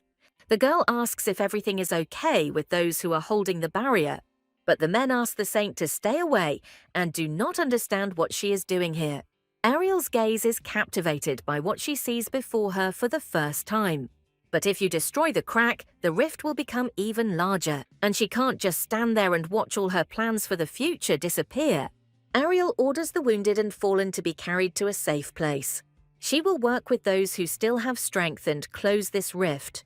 The saint uses all her power and she seems incredibly powerful. At this time, the priests notice that the crack is gradually being restored. They are amazed at how much energy the saint has. The rumors were indeed true, and Ariel's power was comparable to that of the first Saint Bergerita. And indeed, no one has ever seen such powerful energy. The crack is gradually narrowing, but this is not enough. Although, thanks to the gods, the saint can work for 10, it is still of little use. Cass is nearby the whole time and notices the girl's concern. At this point, she asks for more people to be assigned to the barrier. The priest won't last long, and the defense must be constantly maintained. The saint has no intention of stopping and feels that she needs a little more time. However, Cass demands that this be stopped, as her body cannot withstand it.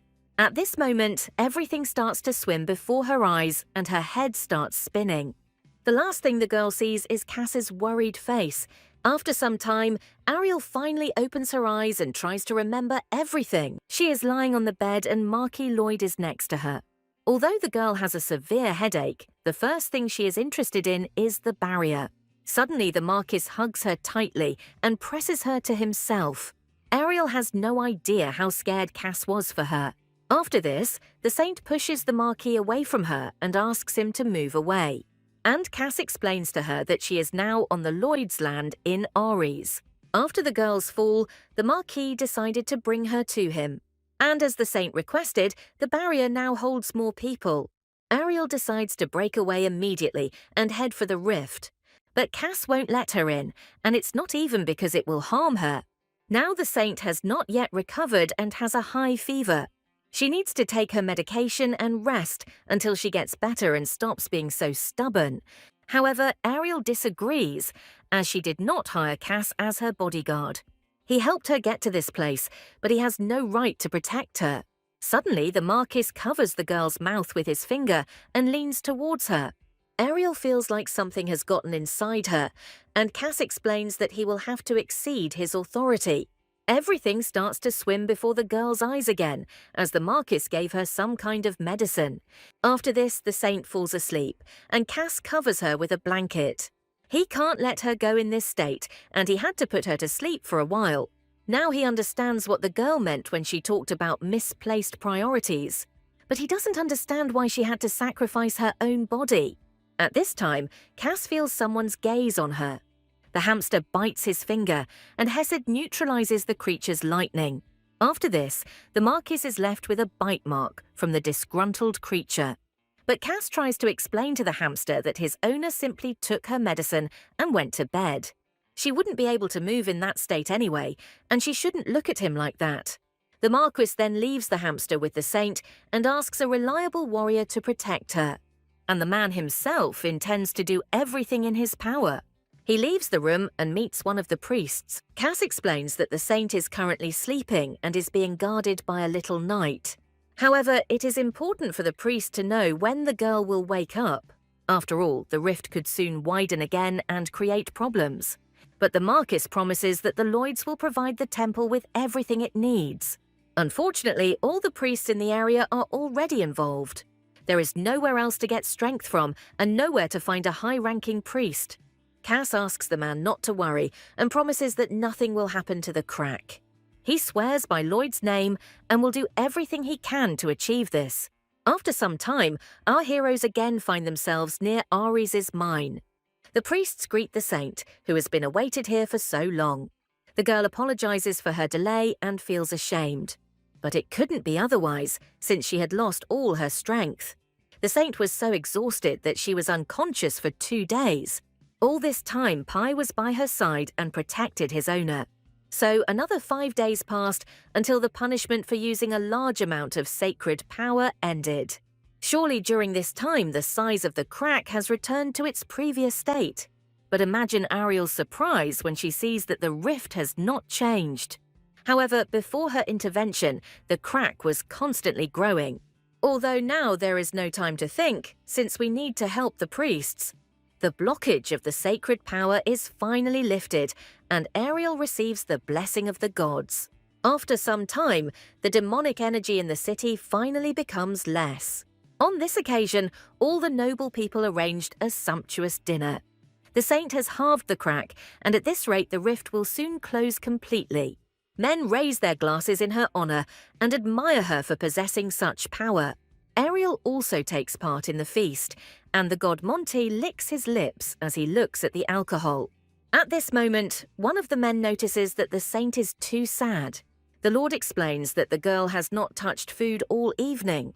If it weren't for her, people would have gotten into big trouble, and everyone is very grateful to her. And all the Lord can do is throw a feast as a token of gratitude. He would like the Saint to have some fun and rest. But she is more interested in why the situation did not change after fainting.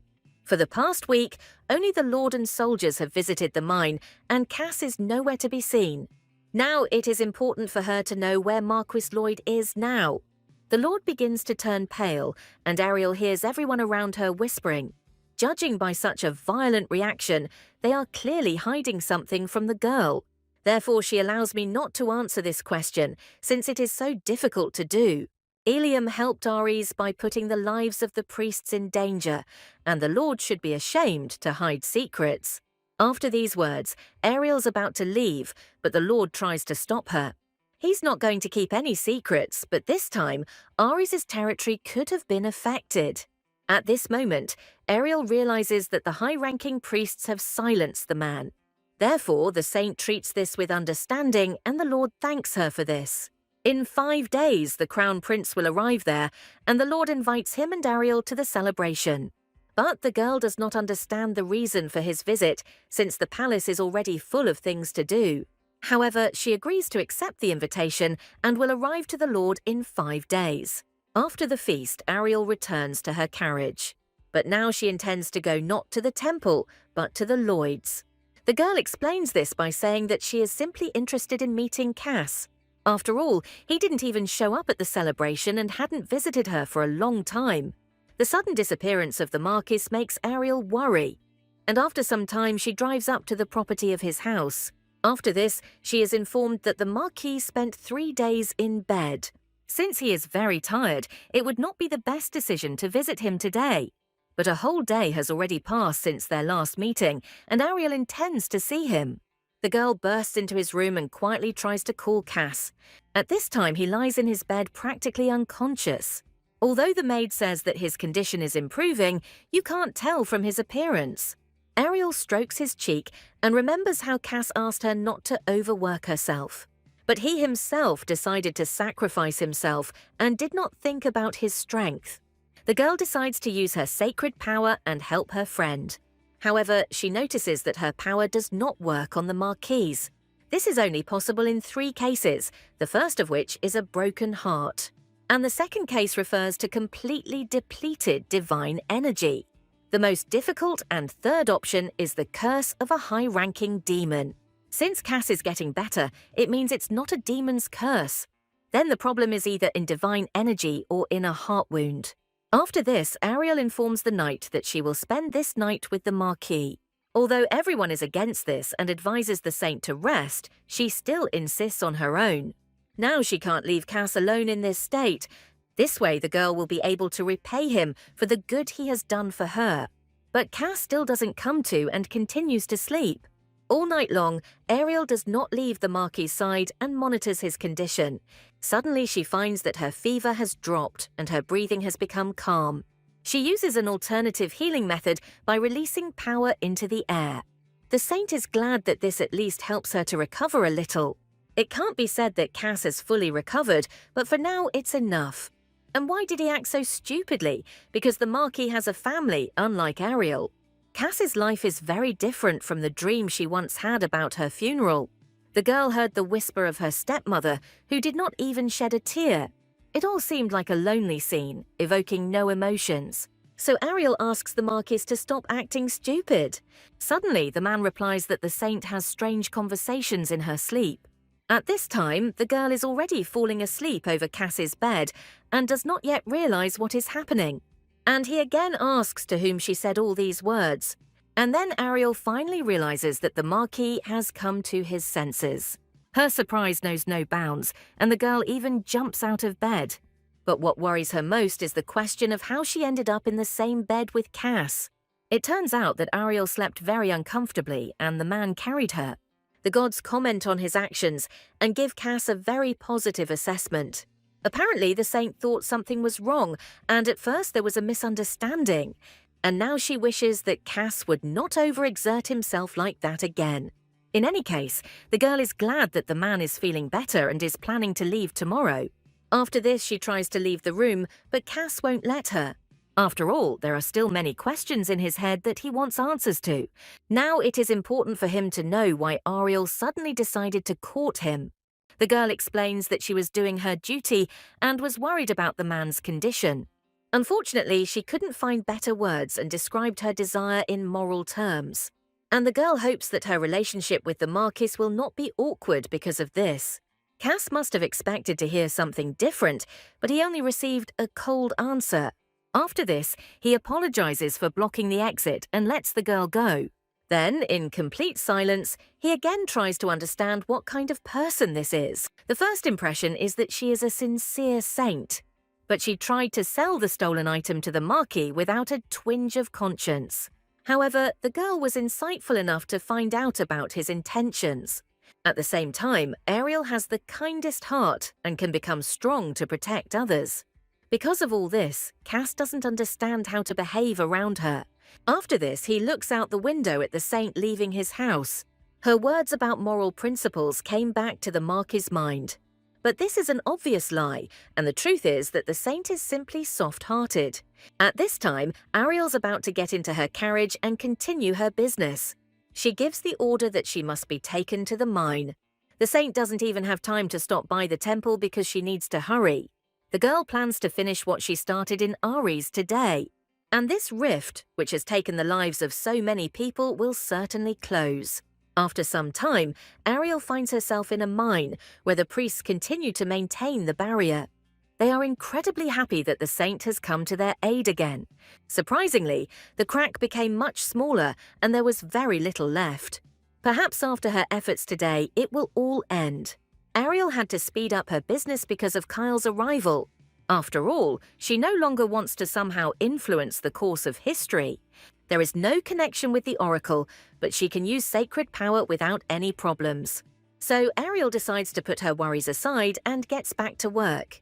Now her main goal is to finish this as quickly as possible and return home. The crack slowly begins to heal, and the priests pray tirelessly. And when there is very little time left before the rift closes, something strange happens. Ariel feels a terrible feeling of fear wash over her from head to toe. The ground begins to shake under her feet, and she doesn't understand why. Within seconds, the earthquake intensifies, and this worries everyone present. The rift begins to widen, and the saint is asked to leave this place. At this moment, the girl is covered by a strong flow of demonic energy. Ariel tries to close herself off from him and doesn't understand what happened. The barrier was fine, and then suddenly something went wrong. Suddenly she sees something that is impossible to imagine. A huge demonic creature is trying to escape from the crack. And the saint understands that no matter how history changes, this is already too much. The girl gives the order to lead everyone out of the mine. However, the priests lose consciousness. Apparently, this has not yet affected the saint thanks to the sacred power. If this is the case, will she be able to leave without losing consciousness after a while? At this moment, the spider-like monster was already leaning over the girl. The entity has a horrible human face and an equally vile smile. Thus, the saint came face to face with one of the terrible monsters. She realizes that she is truly in danger and uses magical power. The monster immediately begins to writhe in pain and jumps back. But Ariel has no idea what she's really up against. In rage, the demonic creature kicks the ground and throws the saint aside. The girl falls and realizes that if she fell a little more, she would have gotten into trouble. At that moment, the stalactites in the cave began to shake from her fall. One of them falls and hits the ground right next to Ariel. If this continues, the girl will die in this cave. And the monster continues to exist, as if nothing can be done with it. Before this, demonic beings were of lower ranks. And looking at this monster, one gets the impression that the demon world is going to war with the human world. And in the face of death, Ariel must figure out what to do. Now she needs to do everything possible to get out alive. Suddenly, the girl notices that the monster has stopped moving towards her. It was as if he froze, and it was unclear what had happened to him. At this moment, someone's footsteps and a male voice can be heard in the cave. He tells the saint that they haven't seen each other for a long time and time has stopped. The girl turns towards the man and recognizes him with horror. It turns out to be Diego Besta, the person Ariel least wants to see right now. He comes out right from the side of the fault and asks how the saint is doing.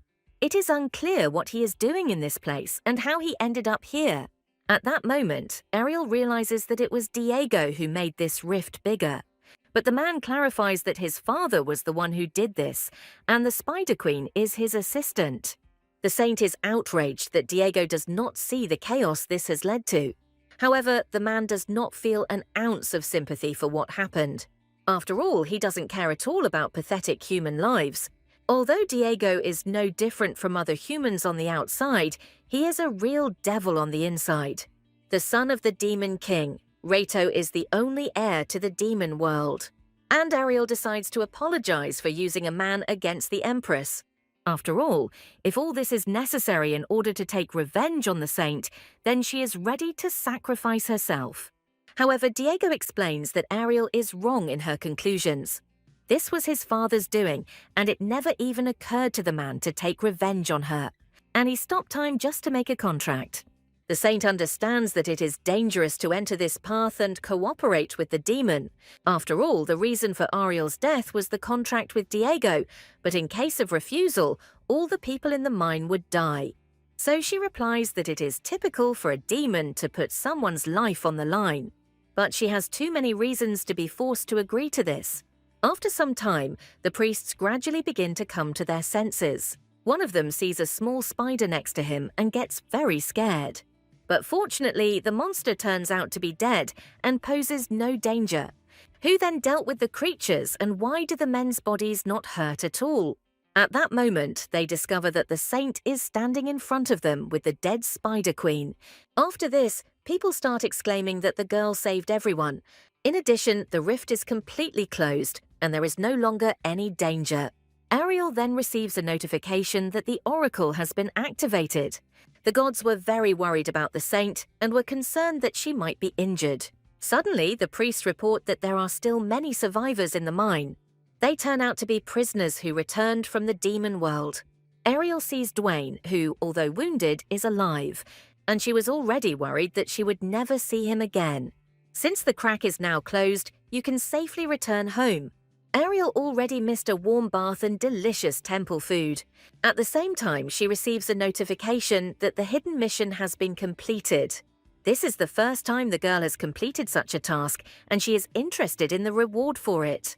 But suddenly a prince appears on a horse who was in a great hurry. However, due to the bright light, Ariel does not immediately understand who it is. The man reports that he was in a great hurry, but the saint once again performed brilliantly. Although he is the crown prince, the girl is greedy and does not allow him to prove himself. And while she wonders why he's here, Kyle can only think about the fight. The man heard that the monsters had reached the barrier, but saw a closed rift. Ariel explains that everything turned out to be easier than she thought. So there's no need to worry, but Kyle thinks for a moment. After this, he takes the girl's hand and lifts it up without her permission. At this point, Ariel is trying to figure out what Kyle is up to, and the prince begins to shout loudly that the saint has prevented a war with the demon world. Thanks to the girl, they are able to return home without a single casualty. Everyone begins to glorify the saint and the 9 gods she serves. However, the surprises aren't over for Ariel yet, as Kyle lifts her onto his horse. Looking into her eyes, he tells her that the girl exceeds all his expectations. He's even interested in what she can surprise him with next time. However, Ariel doesn't want to ride home on the same horse with Kyle, but he doesn't see anything wrong with it, since this is not the first time for them. Moreover, the prince is eagerly awaiting a detailed story about the mine in Ares. The saint hears Kyle's joyful voice and sees his warm smile. But will his reaction change if he finds out the whole truth? After all, the hero who closed the crack was not her at all, but another person. Diego offered her to become a real saint, and this was a condition of the contract. However, the girl does not understand the catch in such a proposal. It's so simple and doesn't pose any danger to her. And Diego explains that all this time she was a fake and dreamed of a free life. Moreover, Ariel wanted to give her place to Camilla as a true saint. At this moment, the girl is shocked that Diego knows everything. Apparently, the Demon King's son also read the original story. Or to be more precise, he knows the content of the prophecy. Our heroine only read the happy version of the novel, and the second part was a complete disaster. Perhaps this is a chance to finally learn about the full prophecy. and Ariel decides to find out from Diego what it really says. However, the man does not want to tell this, and it is enough for him that the girl remains a true saint. But he is willing to reveal why he proposed the deal. First of all, this rift was supposed to attract the saint to Ares. Only Ariel could handle such a big problem, and as a result, she would fall into her father's trap, where death awaited her. All this was done so that the saint would not interfere with the implementation of the plan. Dark Rito wants the prophecy to come true and did everything to make it happen. But Diego, on the contrary, is going to prevent the prophecy from coming true. Ariel becomes sad that a dark demon has hunted her. On the other hand, Diego is trying to prevent Camilla from becoming a real saint. That's why she's interested in how long their contract is for. Once a man has offered a contract, he should not avoid answering. Diego realizes that Ariel is very reasonable and decides to tell her his plan. First of all, he is preparing to rebel against his father. And if we talk about the term, the contract will be valid until he achieves his goal. Ariel understands that her role in his plan is very important, and she needs to maintain her saintly position until that moment. Now behind her are the giant paws of a spider and the lives of many people. It seemed to her that if she got out of this story, everything would end. But everything didn't go according to plan again, and Ariel decides to agree to the contract. The dark demon wants to kill her for the sake of the prophecy, and she cannot sit idly by. After this, Diego says that he will take care of the girl in the future. Together they shake hands and thus conclude an agreement. The man also adds that he cannot use power in the temple, and if Ariel breaks the contract, she will pay with her soul. However, she is outraged that he did not mention this from the very beginning. And Diego didn't forget, but simply kept silent about this detail from the very beginning. But in that case, she also has something to say to her partner. Before she closes the rift, Diego must return all the captives to her. Ariel also adds that with this she will strengthen her position as a saint. That same evening, a feast is held in the Lord's mansion in honor of the victory. The table is strewn with a variety of delicious dishes that are impossible to tear yourself away from. And Ariel was placed on the throne with the pickaxe, in full view of all the people. She feels uncomfortable there, and it's unclear where the food will end up, in her mouth or her nose. And the culprit of this is the Lord, who also heard gossip about the relationship between Ariel and the prince. Meanwhile, the girl receives an increase in the duration of her blessings as a reward from the gods. But for some reason the atmosphere became more tense compared to what it was before. Although it is a special holiday, no one even goes dancing and everyone just looks around. At this moment, the girl realizes that this pattern of behavior is familiar to her. These people are like workers waiting for their boss to leave. Ariel even feels guilty towards them and suddenly hears Kyle's words. The man says that he is very tired and wants to go to bed as soon as possible. He advises Ariel to have fun and then come back too. The Lord is surprised that the prince is already leaving, but Kyle asks him to leave him. And the saint is amazed that even the crown prince knows what tact is.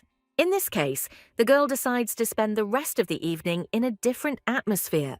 Everyone worked so hard to prepare for this meeting that enjoying it was a must. This is a victory banquet, so it's necessary to have fun. Only at the end of the evening does Ariel leave the house after a wonderful feast. At that moment, she hears someone's voice behind her and turns around. In front of her stands Kyle on horseback, who has already been waiting for the girl's return. But Ariel explains that the prince himself recommended that she have a good time. Kyle acknowledged this, but he still found it difficult to be patient. However, now he has one matter to attend to with the saint, so she needs to go with him. Ariel agrees, and they mount one horse together, setting off on their journey. Once again, it turned out that the girl found herself in a very cramped position with the prince. The gods remember the time when the girl's hands ended up in the wrong place. But now she won't make that mistake and asks Kyle where they are going. The prince decides that the girl is scared, but Ariel believes that she has her most reliable ally by her side. Kyle even smiled after these words, and he really liked the girl's answer. After some time on the road, our heroes dismount from their horses and go on foot. The prince explains that this will make it easier for them to admire the stars in the sky. Ariel is amazed at how the night sky is immersed in the lake's reflection. First, Kyle showed her the rose field near the temple, and now this. The prince is very glad that the girl is happy and now wants to move on to the main thing. He needs to know what really happened in the Ares mine. After examining the bodies, he realized that it had definitely been a brutal attack. Their strange scars indicated that the entities had been cut into pieces. A clumsy lie will not work on the prince, so it is better for the saint to tell the truth. To this, Ariel replies that she has the ability to destroy monsters. However, she is not sure whether she should tell Kyle about Diego, and what will happen if the prince finds out about the girl's contact with the demon. At this moment, the man touches Ariel's face with his hand and asks her to be careful with secrets. After all, if something happens to her, he will have to get to the bottom of the truth. He is ready to learn all her secrets so that the saint does not suffer. Ariel thought Kyle called her to fight, but he genuinely cares about her. But the girl doesn't even suspect what danger is now lurking for her. A monster appears out of nowhere and attacks Ariel. At that very moment, the girl receives the blessing of the gods and destroys the creature. The saint was overcome by a wave of shock from what had happened, as she did not expect such a reaction from herself. Kyle is also amazed by what he just saw with his own eyes. Ariel was startled, and an unintentional burst of divine power tore the spider apart. It is obvious that thanks to the reward she became much stronger. And Kyle now understands what the girl used to destroy the monsters.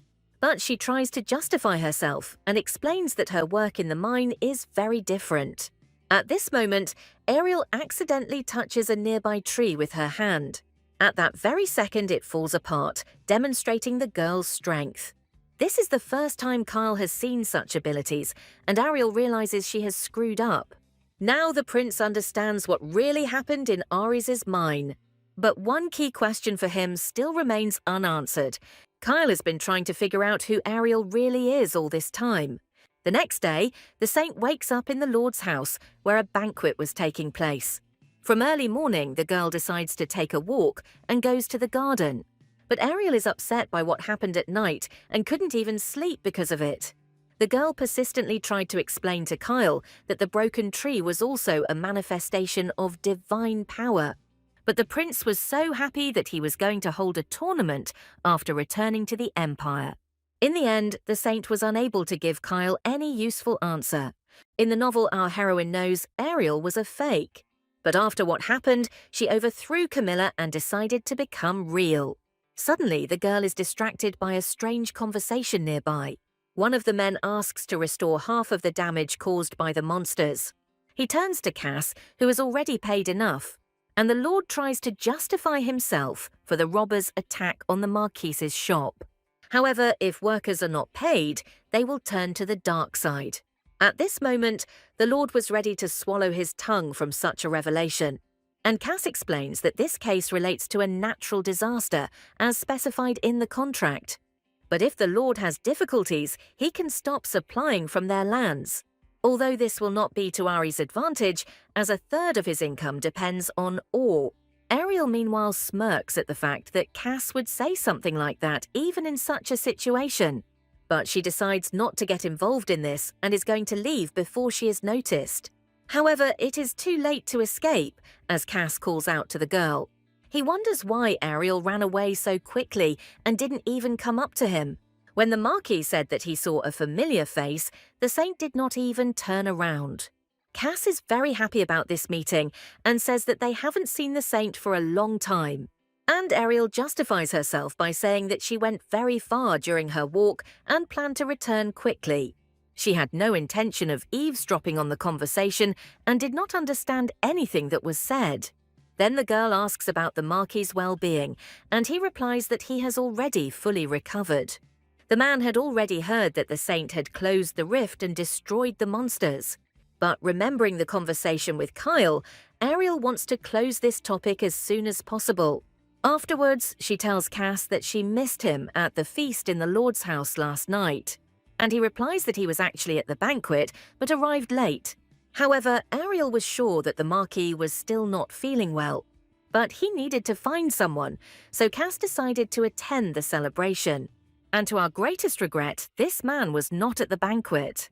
Ariel didn't do anything wrong, but the look on Cass's face makes her feel guilty. After this, she announces that she will be returning to the temple tomorrow. But Kyle will be busy destroying the remaining monsters, and Cass will be busy with her own affairs. Ariel asks the man to be careful, and he gently touches the fingers of her hand. The Marquis also asks the saint to take care of herself, especially when he is not around. The girl's heart begins to flutter terribly, and she cannot hide her emotions. So Ariel decides to just run away so as not to show her feelings. Meanwhile, Cass, as usual, simply watches the departing saint. The next day, Ariel goes to the temple accompanied by knights. She feels free and is glad that Cass and Kyle still have business here. Returning with them would have been too burdensome. Moreover, she wants to enjoy the road, since she enjoyed traveling. And since for the first time in all this time the girl is left alone, it's time to have a good rest. But suddenly her quiet solitude is interrupted by the Lord, who catches up with the carriage on his horse. The man is unhappy that the saint left silently and did not say goodbye to him. The Lord was in a hurry to give the girl the reward. After all, he can't just let Ari's benefactress go. Although Ariel did not come for the reward, she still cannot refuse a man. Moreover, inside the bag there is a sacred stone, Ristium. It is considered a stone of the gods, which can bring anyone back to life. Moreover, the one resurrected with the help of Ristium receives the protection of the great gods. This treasure was passed down from generation to generation, and now the Lord decided to give it to the saint. After all, if it weren't for her, the monsters would have destroyed the lands of Ares and all the people. The Lord also asks not to forget him, no matter who she chooses in the future. He's clearly hinting at something, but Ariel promises the man to remember his kindness. After this, the Lord returns back and wishes the saint a good journey. At this moment, one of the knights notices that the girl is in a great mood. Dwayne also asks if Ariel liked the Lord's gift. Maybe she'll decide to sell it at auction after she gets back. The joke clearly didn't work, and perhaps it would have been better to leave Dwayne to rot in the demon world. After this, he begins to worry that the saint might not pass the gates of Wharf again. But Ariel tells him not to worry, as it makes him look 10 years older. This is really a problem for him, since before everyone praised the knight for his youthful appearance. Ariel realizes she's never cared about his age before. Since he says he looks young, that means he is about 35. However, Dwayne replies that he will be 21 this year. Ariel is glad she didn't say her thoughts out loud, and suggests the knight make face masks together upon his return. A few days later, the entire empire of Ilium greets the saint. The girl comes out to the people, who glorify her for the feat she has accomplished. Now she has become a real celebrity for all people. At this moment, the saint is met by Rayhouse, who is glad to see Ariel alive and well. And the girl notices that the high priest also managed to recover during this time. After this, she gives the man a choker, which she promised to return. Rayhouse takes the thing in his hands and says that he was very worried about the girl. He then puts the choker back on his neck, even though Ariel didn't ask him to do so. After this, he again repeats that he is glad to see the saint again in the temple. And Ariel still doesn't understand why he wears this choker. Rayhouse also says that he wants to introduce the girl to someone. Ariel's eyes begin to darken at what she sees, as she certainly didn't expect this meeting.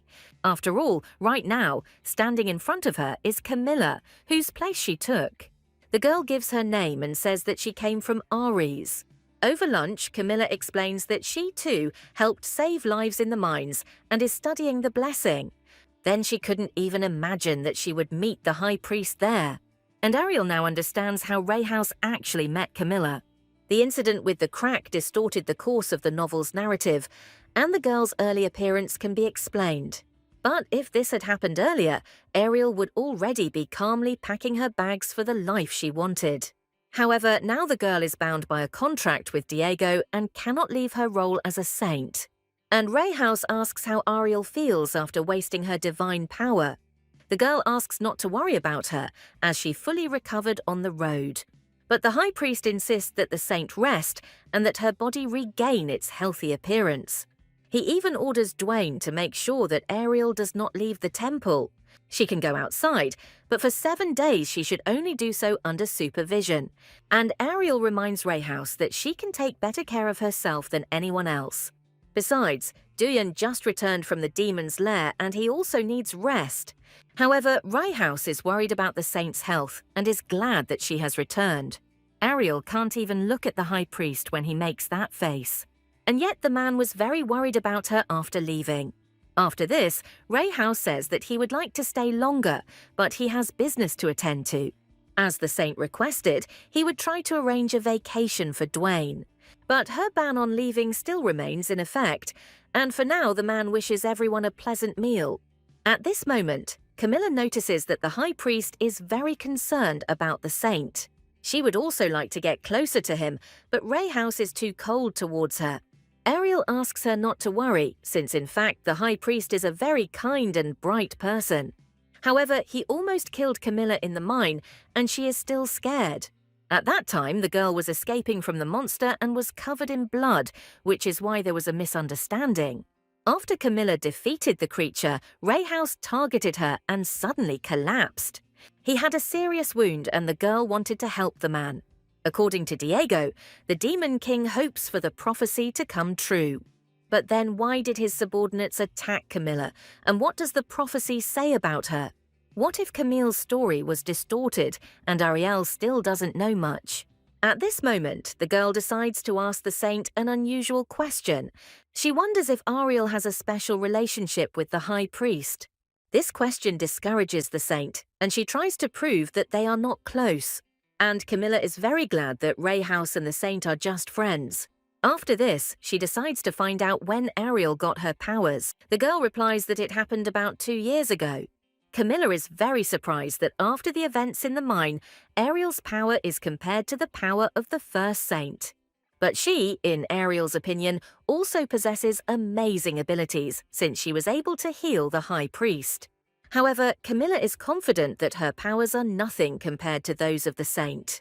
Ariel realizes that the girl's sacred power has not yet manifested. But if Camilla's abilities manifest themselves earlier than in the novel, it will be difficult for her to keep her place. She has already reached the point of no return and is destined to die because of her contract with Diego, as in the original novel. After all these thoughts, Ariel decides to go out for a while, and Dwayne wants to accompany her. But Ariel replies that it seems the knight has forgotten his brains in the demon world. Camilla supports the girl and says that even a saint needs a little freedom. She is very happy to meet Ariel and wants to see her again. Meanwhile, night falls in the Empire and everyone is getting ready for bed. Ariel goes to her room, but her mind is in a turmoil.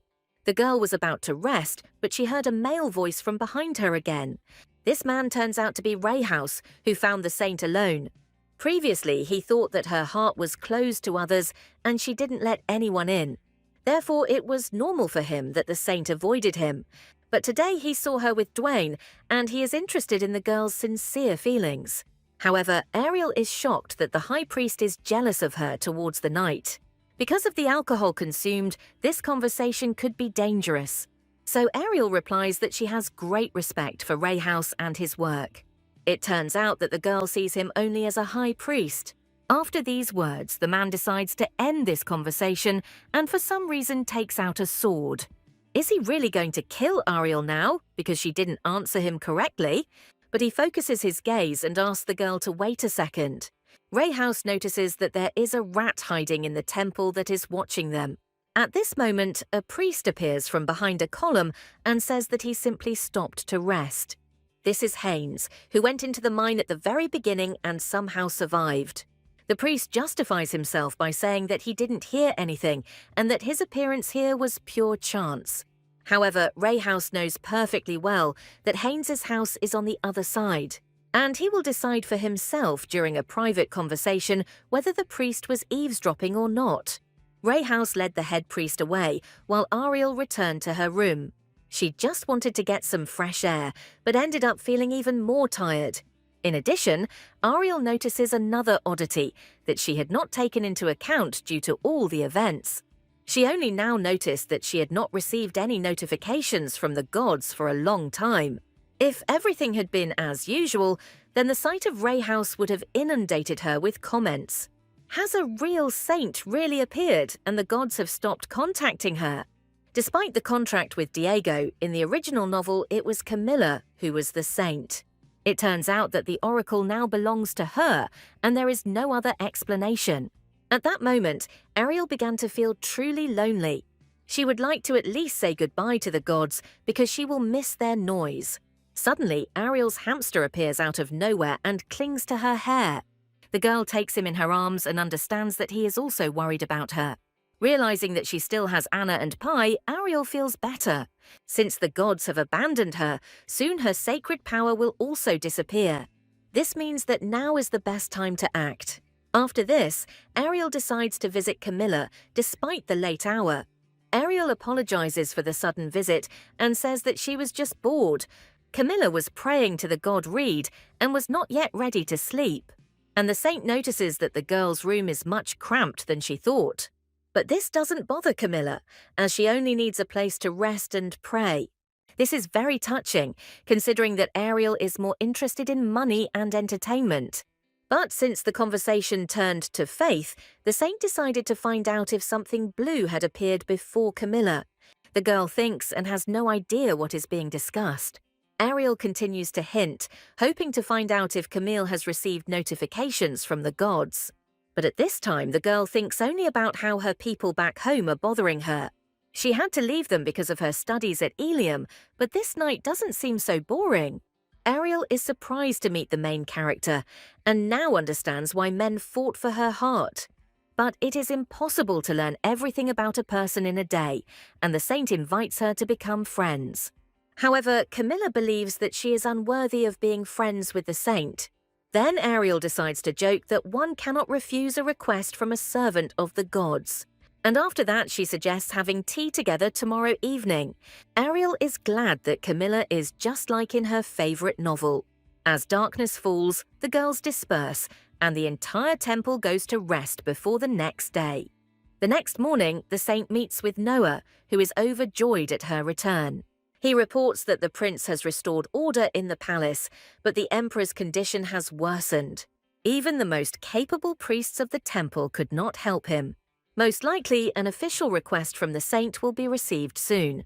Kyle also accused the empress's family of treason and killed them.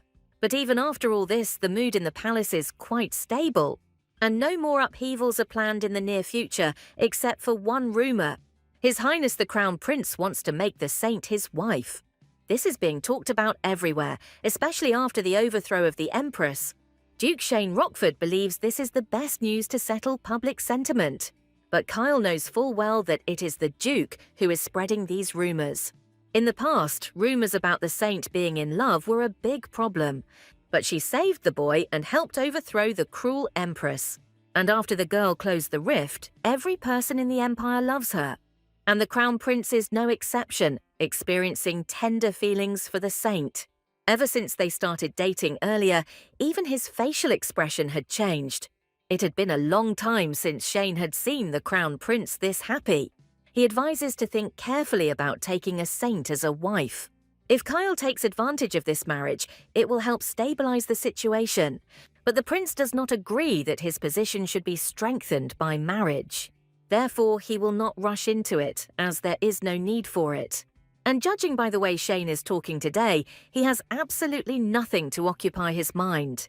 In this regard, Kyle promises to keep him busy after returning to the palace. Meanwhile, the temple continues to discuss the saint's return. The priests are very happy that Ariel was found alive and well. Although several days have passed, interest in the girl still hasn't subsided. Ariel goes to the sacred statue for the first time, as the gods have always been near her before. She thinks she should have tried harder, but at that moment she is distracted by someone's scream.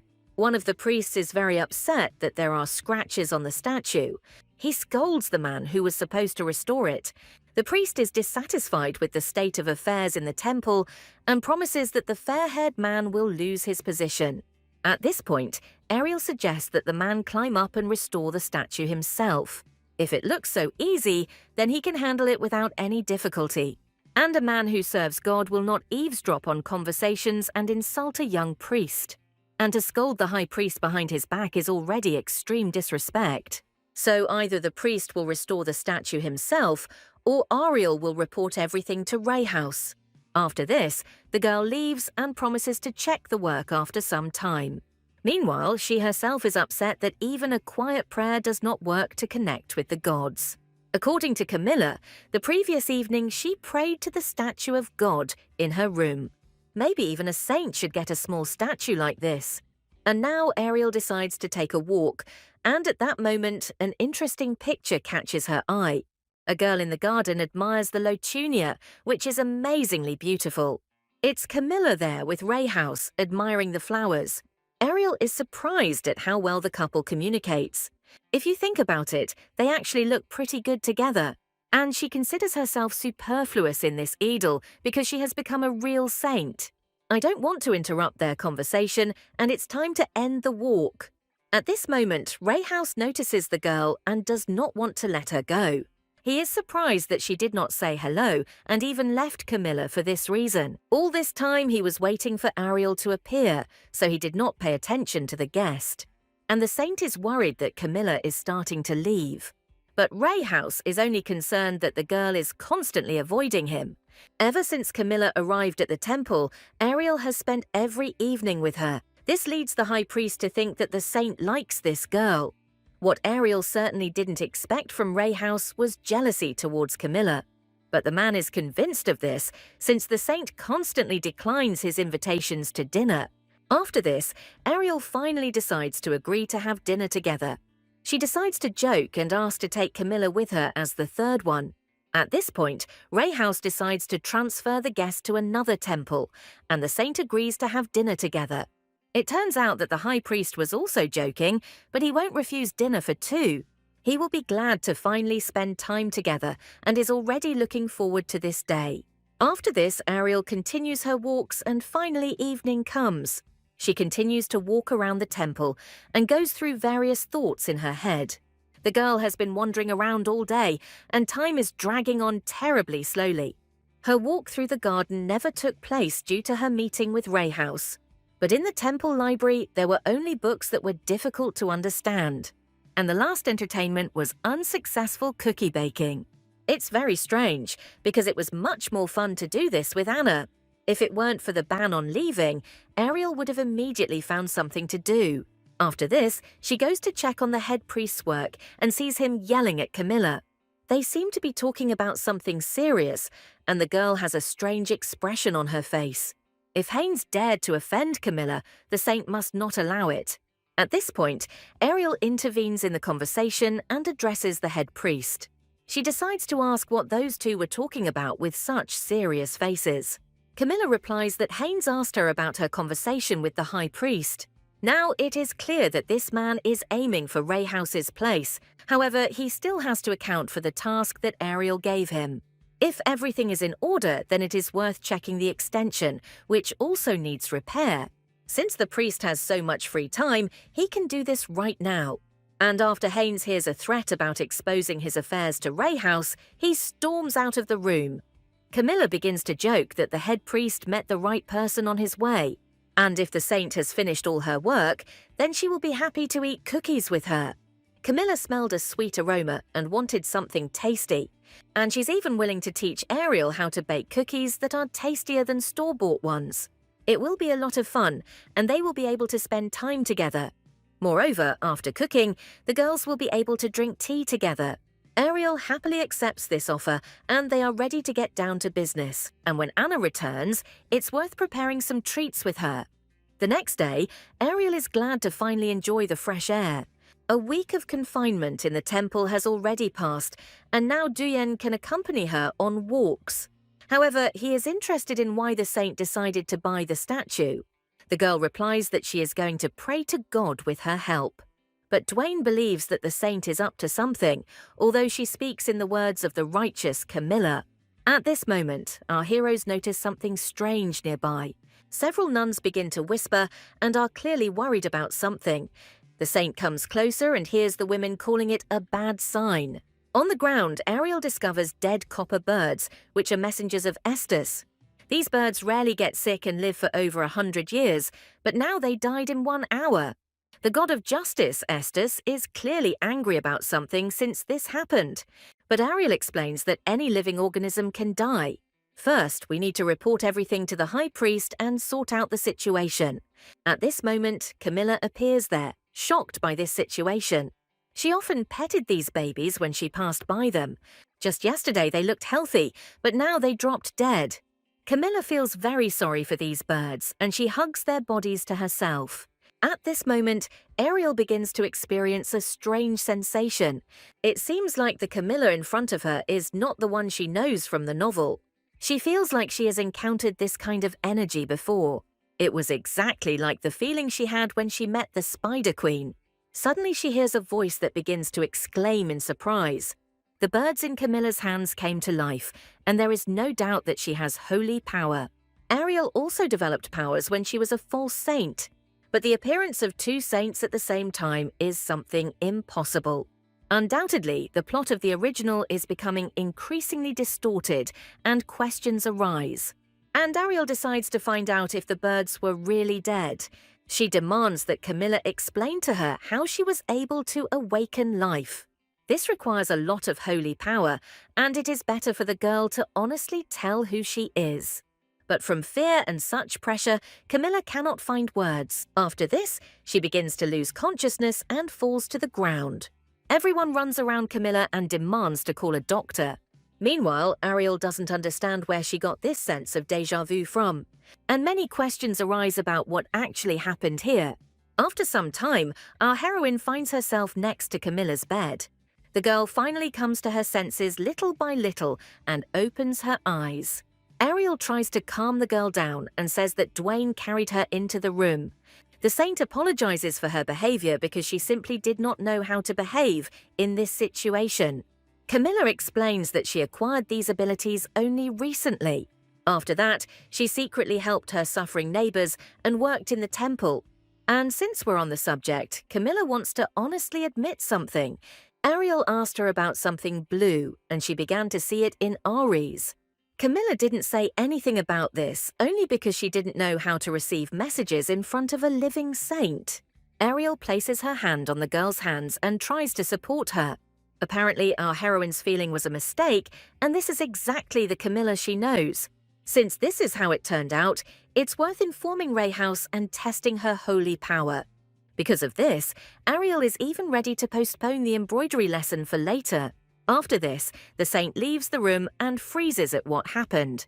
She needs to somehow calm down and put everything in its place. Although it was unexpected, what Camilla showed was undoubtedly holy power. Until now, there has been no ability to revive the dead, and its presence is becoming increasingly significant. However, Ariel has already lost the oracle, and her power will soon disappear. If this happens, the contract with Diego will clearly affect her fate. Suddenly she hears a female voice, which says that she has been looking for the saint for a long time. Ariel is very surprised to see this man now. In front of her appears Anna, who missed her mistress very much. Every night she prayed to the gods that nothing bad would happen to Ariel. Overjoyed to meet a loved one, the saint throws herself on her servant's neck. The girl says that she simply misses Anna very much. However, the maid did not expect such a warm welcome from her mistress. She responds with holy reciprocity and says that she, too, was deeply saddened. But it's too late and Ariel should rest, and tomorrow they will have a good chat. Moreover, tomorrow the saint has a meeting with the high priest, and she needs to get a good night's sleep. After Anna leaves, the girl feels terribly lonely. Just like in her past life, now she feels like there is no place for her here. But she herself longed to live here, although she did not realize it. After this, she turns to the statues of the gods and asks how they are doing. And by the way, they look completely different from how people depict them. They left her very scared after they disappeared without saying anything. The gods left her without hesitation, and now she wants to convey a message to them. She wants them to be happy, but she misses them very much. However, is there any point in crucifying oneself before Stoneheads? After all, they are just statues that can't even answer her. So it's time to stop feeling sorry for yourself and just go to bed. But suddenly, Ariel hears the sound of a notification coming in, which is very familiar to her. She sees that the gods are trying to send her notifications, but the connection with the oracle is interrupted. The only thing she manages to discern is that someone is influencing her consciousness. It turns out that the oracle has not disappeared, but simply cannot establish a connection with the saint due to demonic energy. But Diego warned that he could not use his power on the temple grounds. The next day, Ariel enjoys dinner with Rayhouse. He did everything especially for her, just to spend time together. However, the saint did not agree with him about such serious preparation.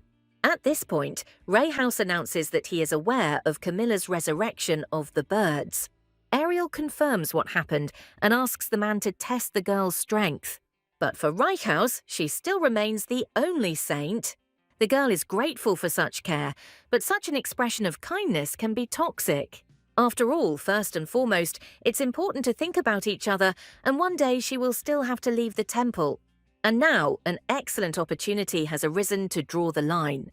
But for Rayhouse, it has already been decided that Ariel will forever remain a saint to him.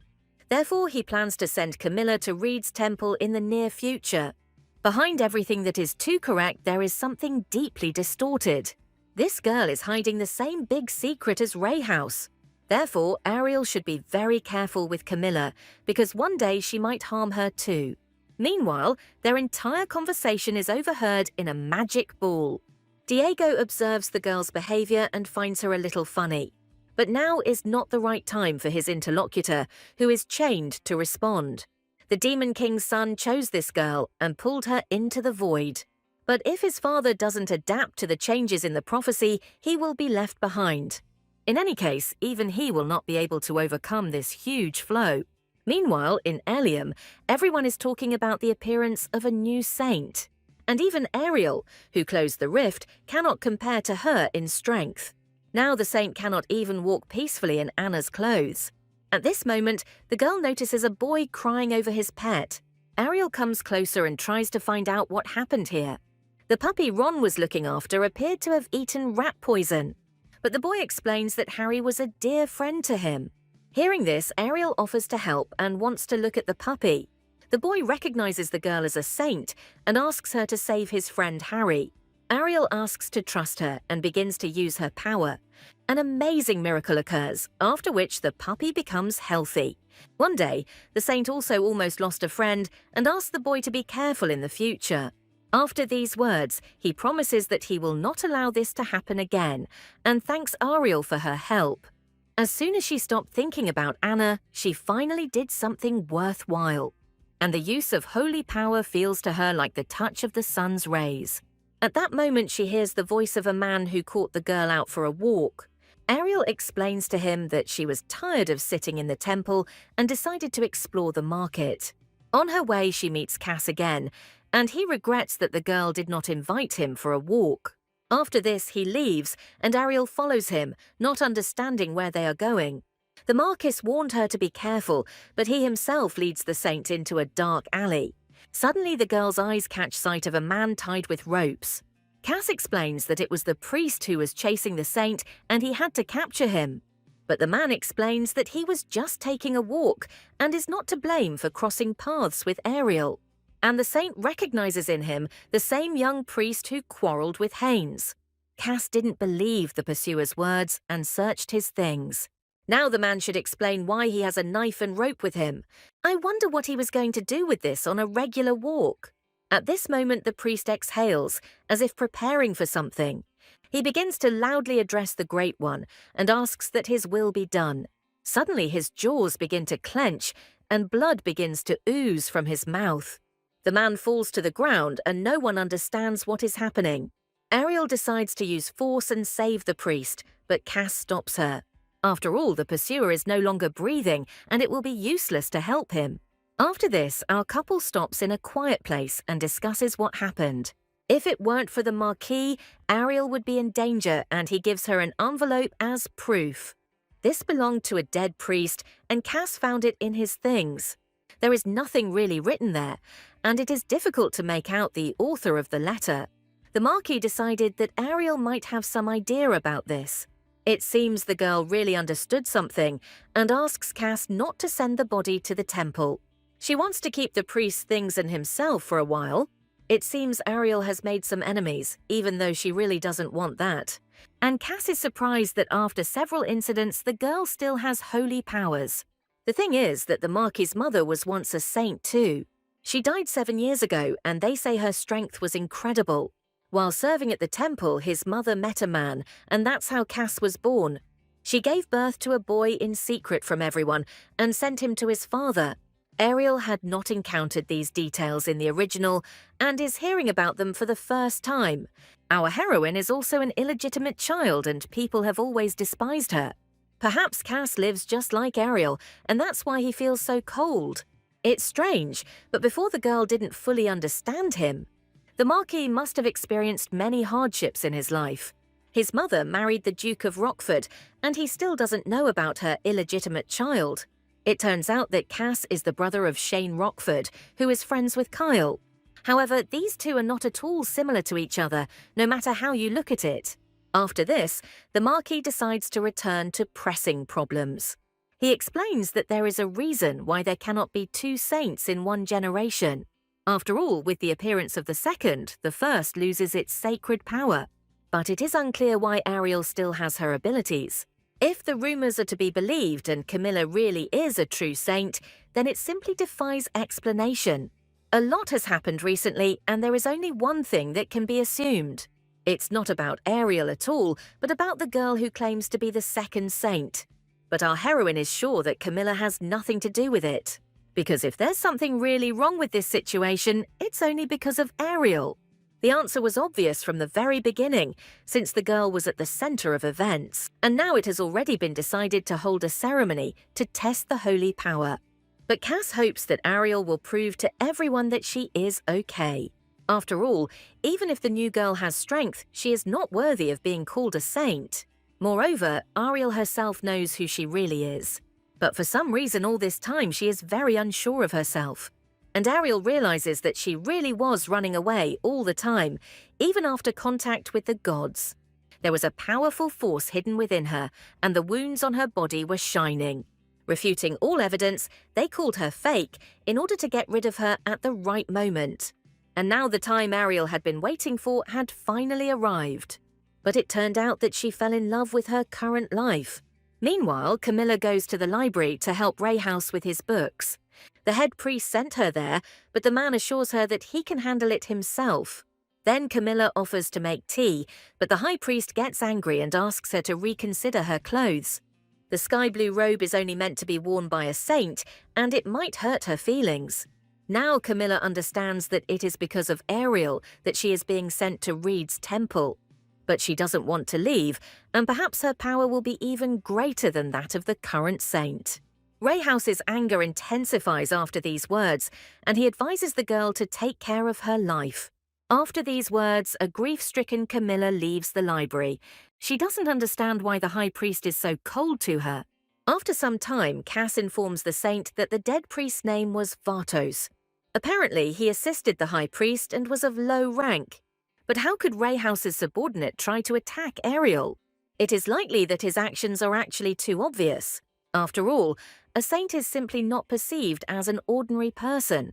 Now all that remains is to track down the patron and catch him. Ariel doesn't want to drag Rayhouse into this and asks the Marquis for help. Cass agrees to do his best in exchange for a promise. He asks to be allowed to protect Ariel so that not a single hair falls from her head. After some time, the saint communicates with Cass using a magic ball. She thanks him for his help, as his support is invaluable. But the Marquis didn't even know that the saint had a magic ball because the temple doesn't welcome such things. This was only possible thanks to Baron Bester, who suggested how to contact Cass.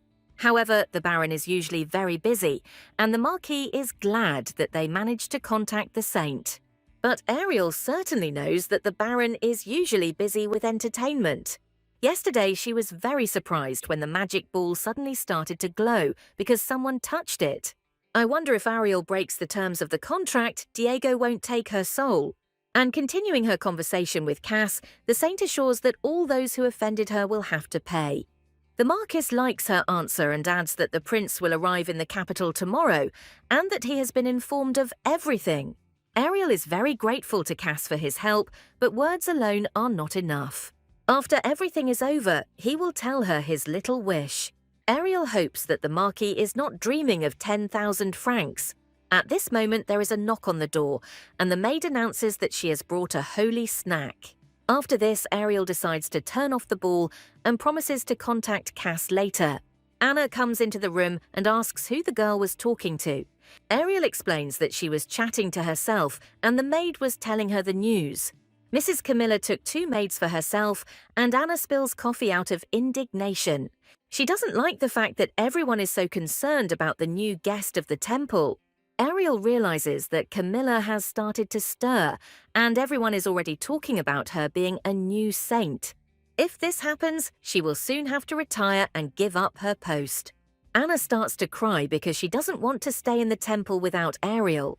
But the saint explains that she has done great work to serve the gods.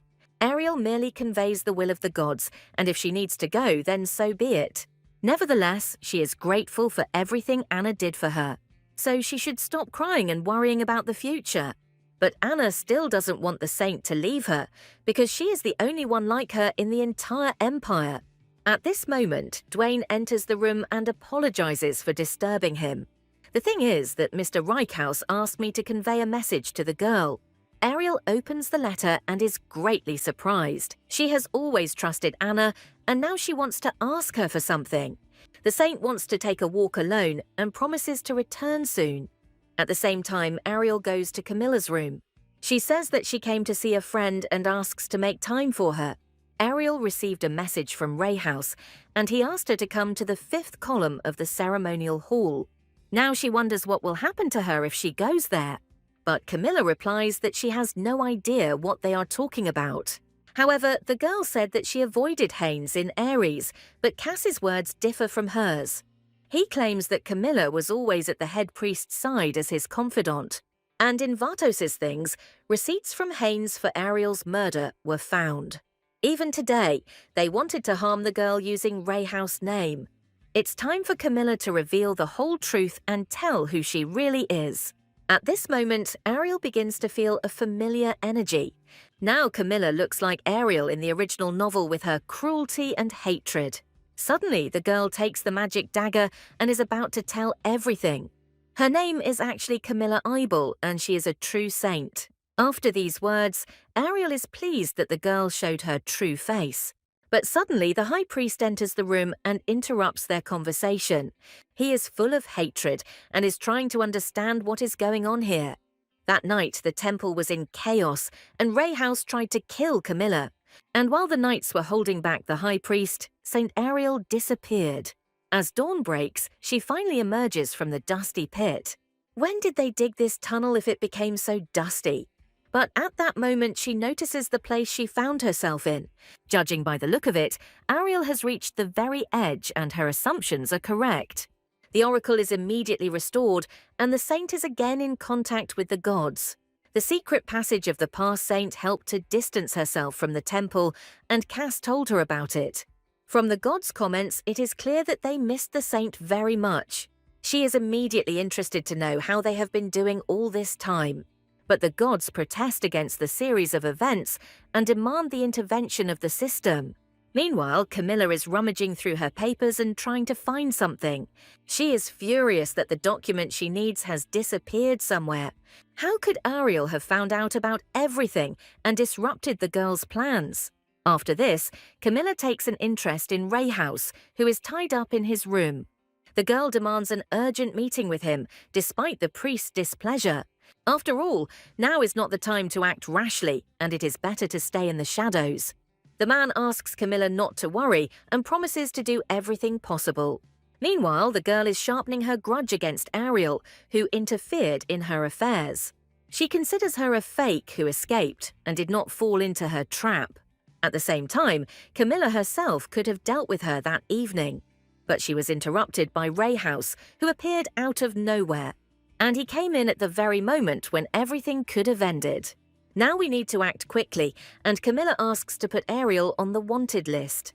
And she asks not to worry about the fact that the saint is still highly praised. After all, it is not the priest who decides how to justify all this, but her. It could be said that in the Ari's minds, the saint enlisted the support of demons and persuaded Ray House. However, Camilla explains that she is not yet ready for such events. The thing is, the 4-year acceleration has side effects, and to compensate for them, she needs the thing that Ariel took. At this time, Ariel opens her eyes in some unknown place. She realizes that she is inside the system and someone is talking to her. Ren and Pen, who are guardians, appear before Ariel's eyes. She is glad that she is here because she has accumulated a lot of questions. Last time the guards didn't give her a proper explanation, so everything got confused. Now they have to tell everything and try not to miss anything.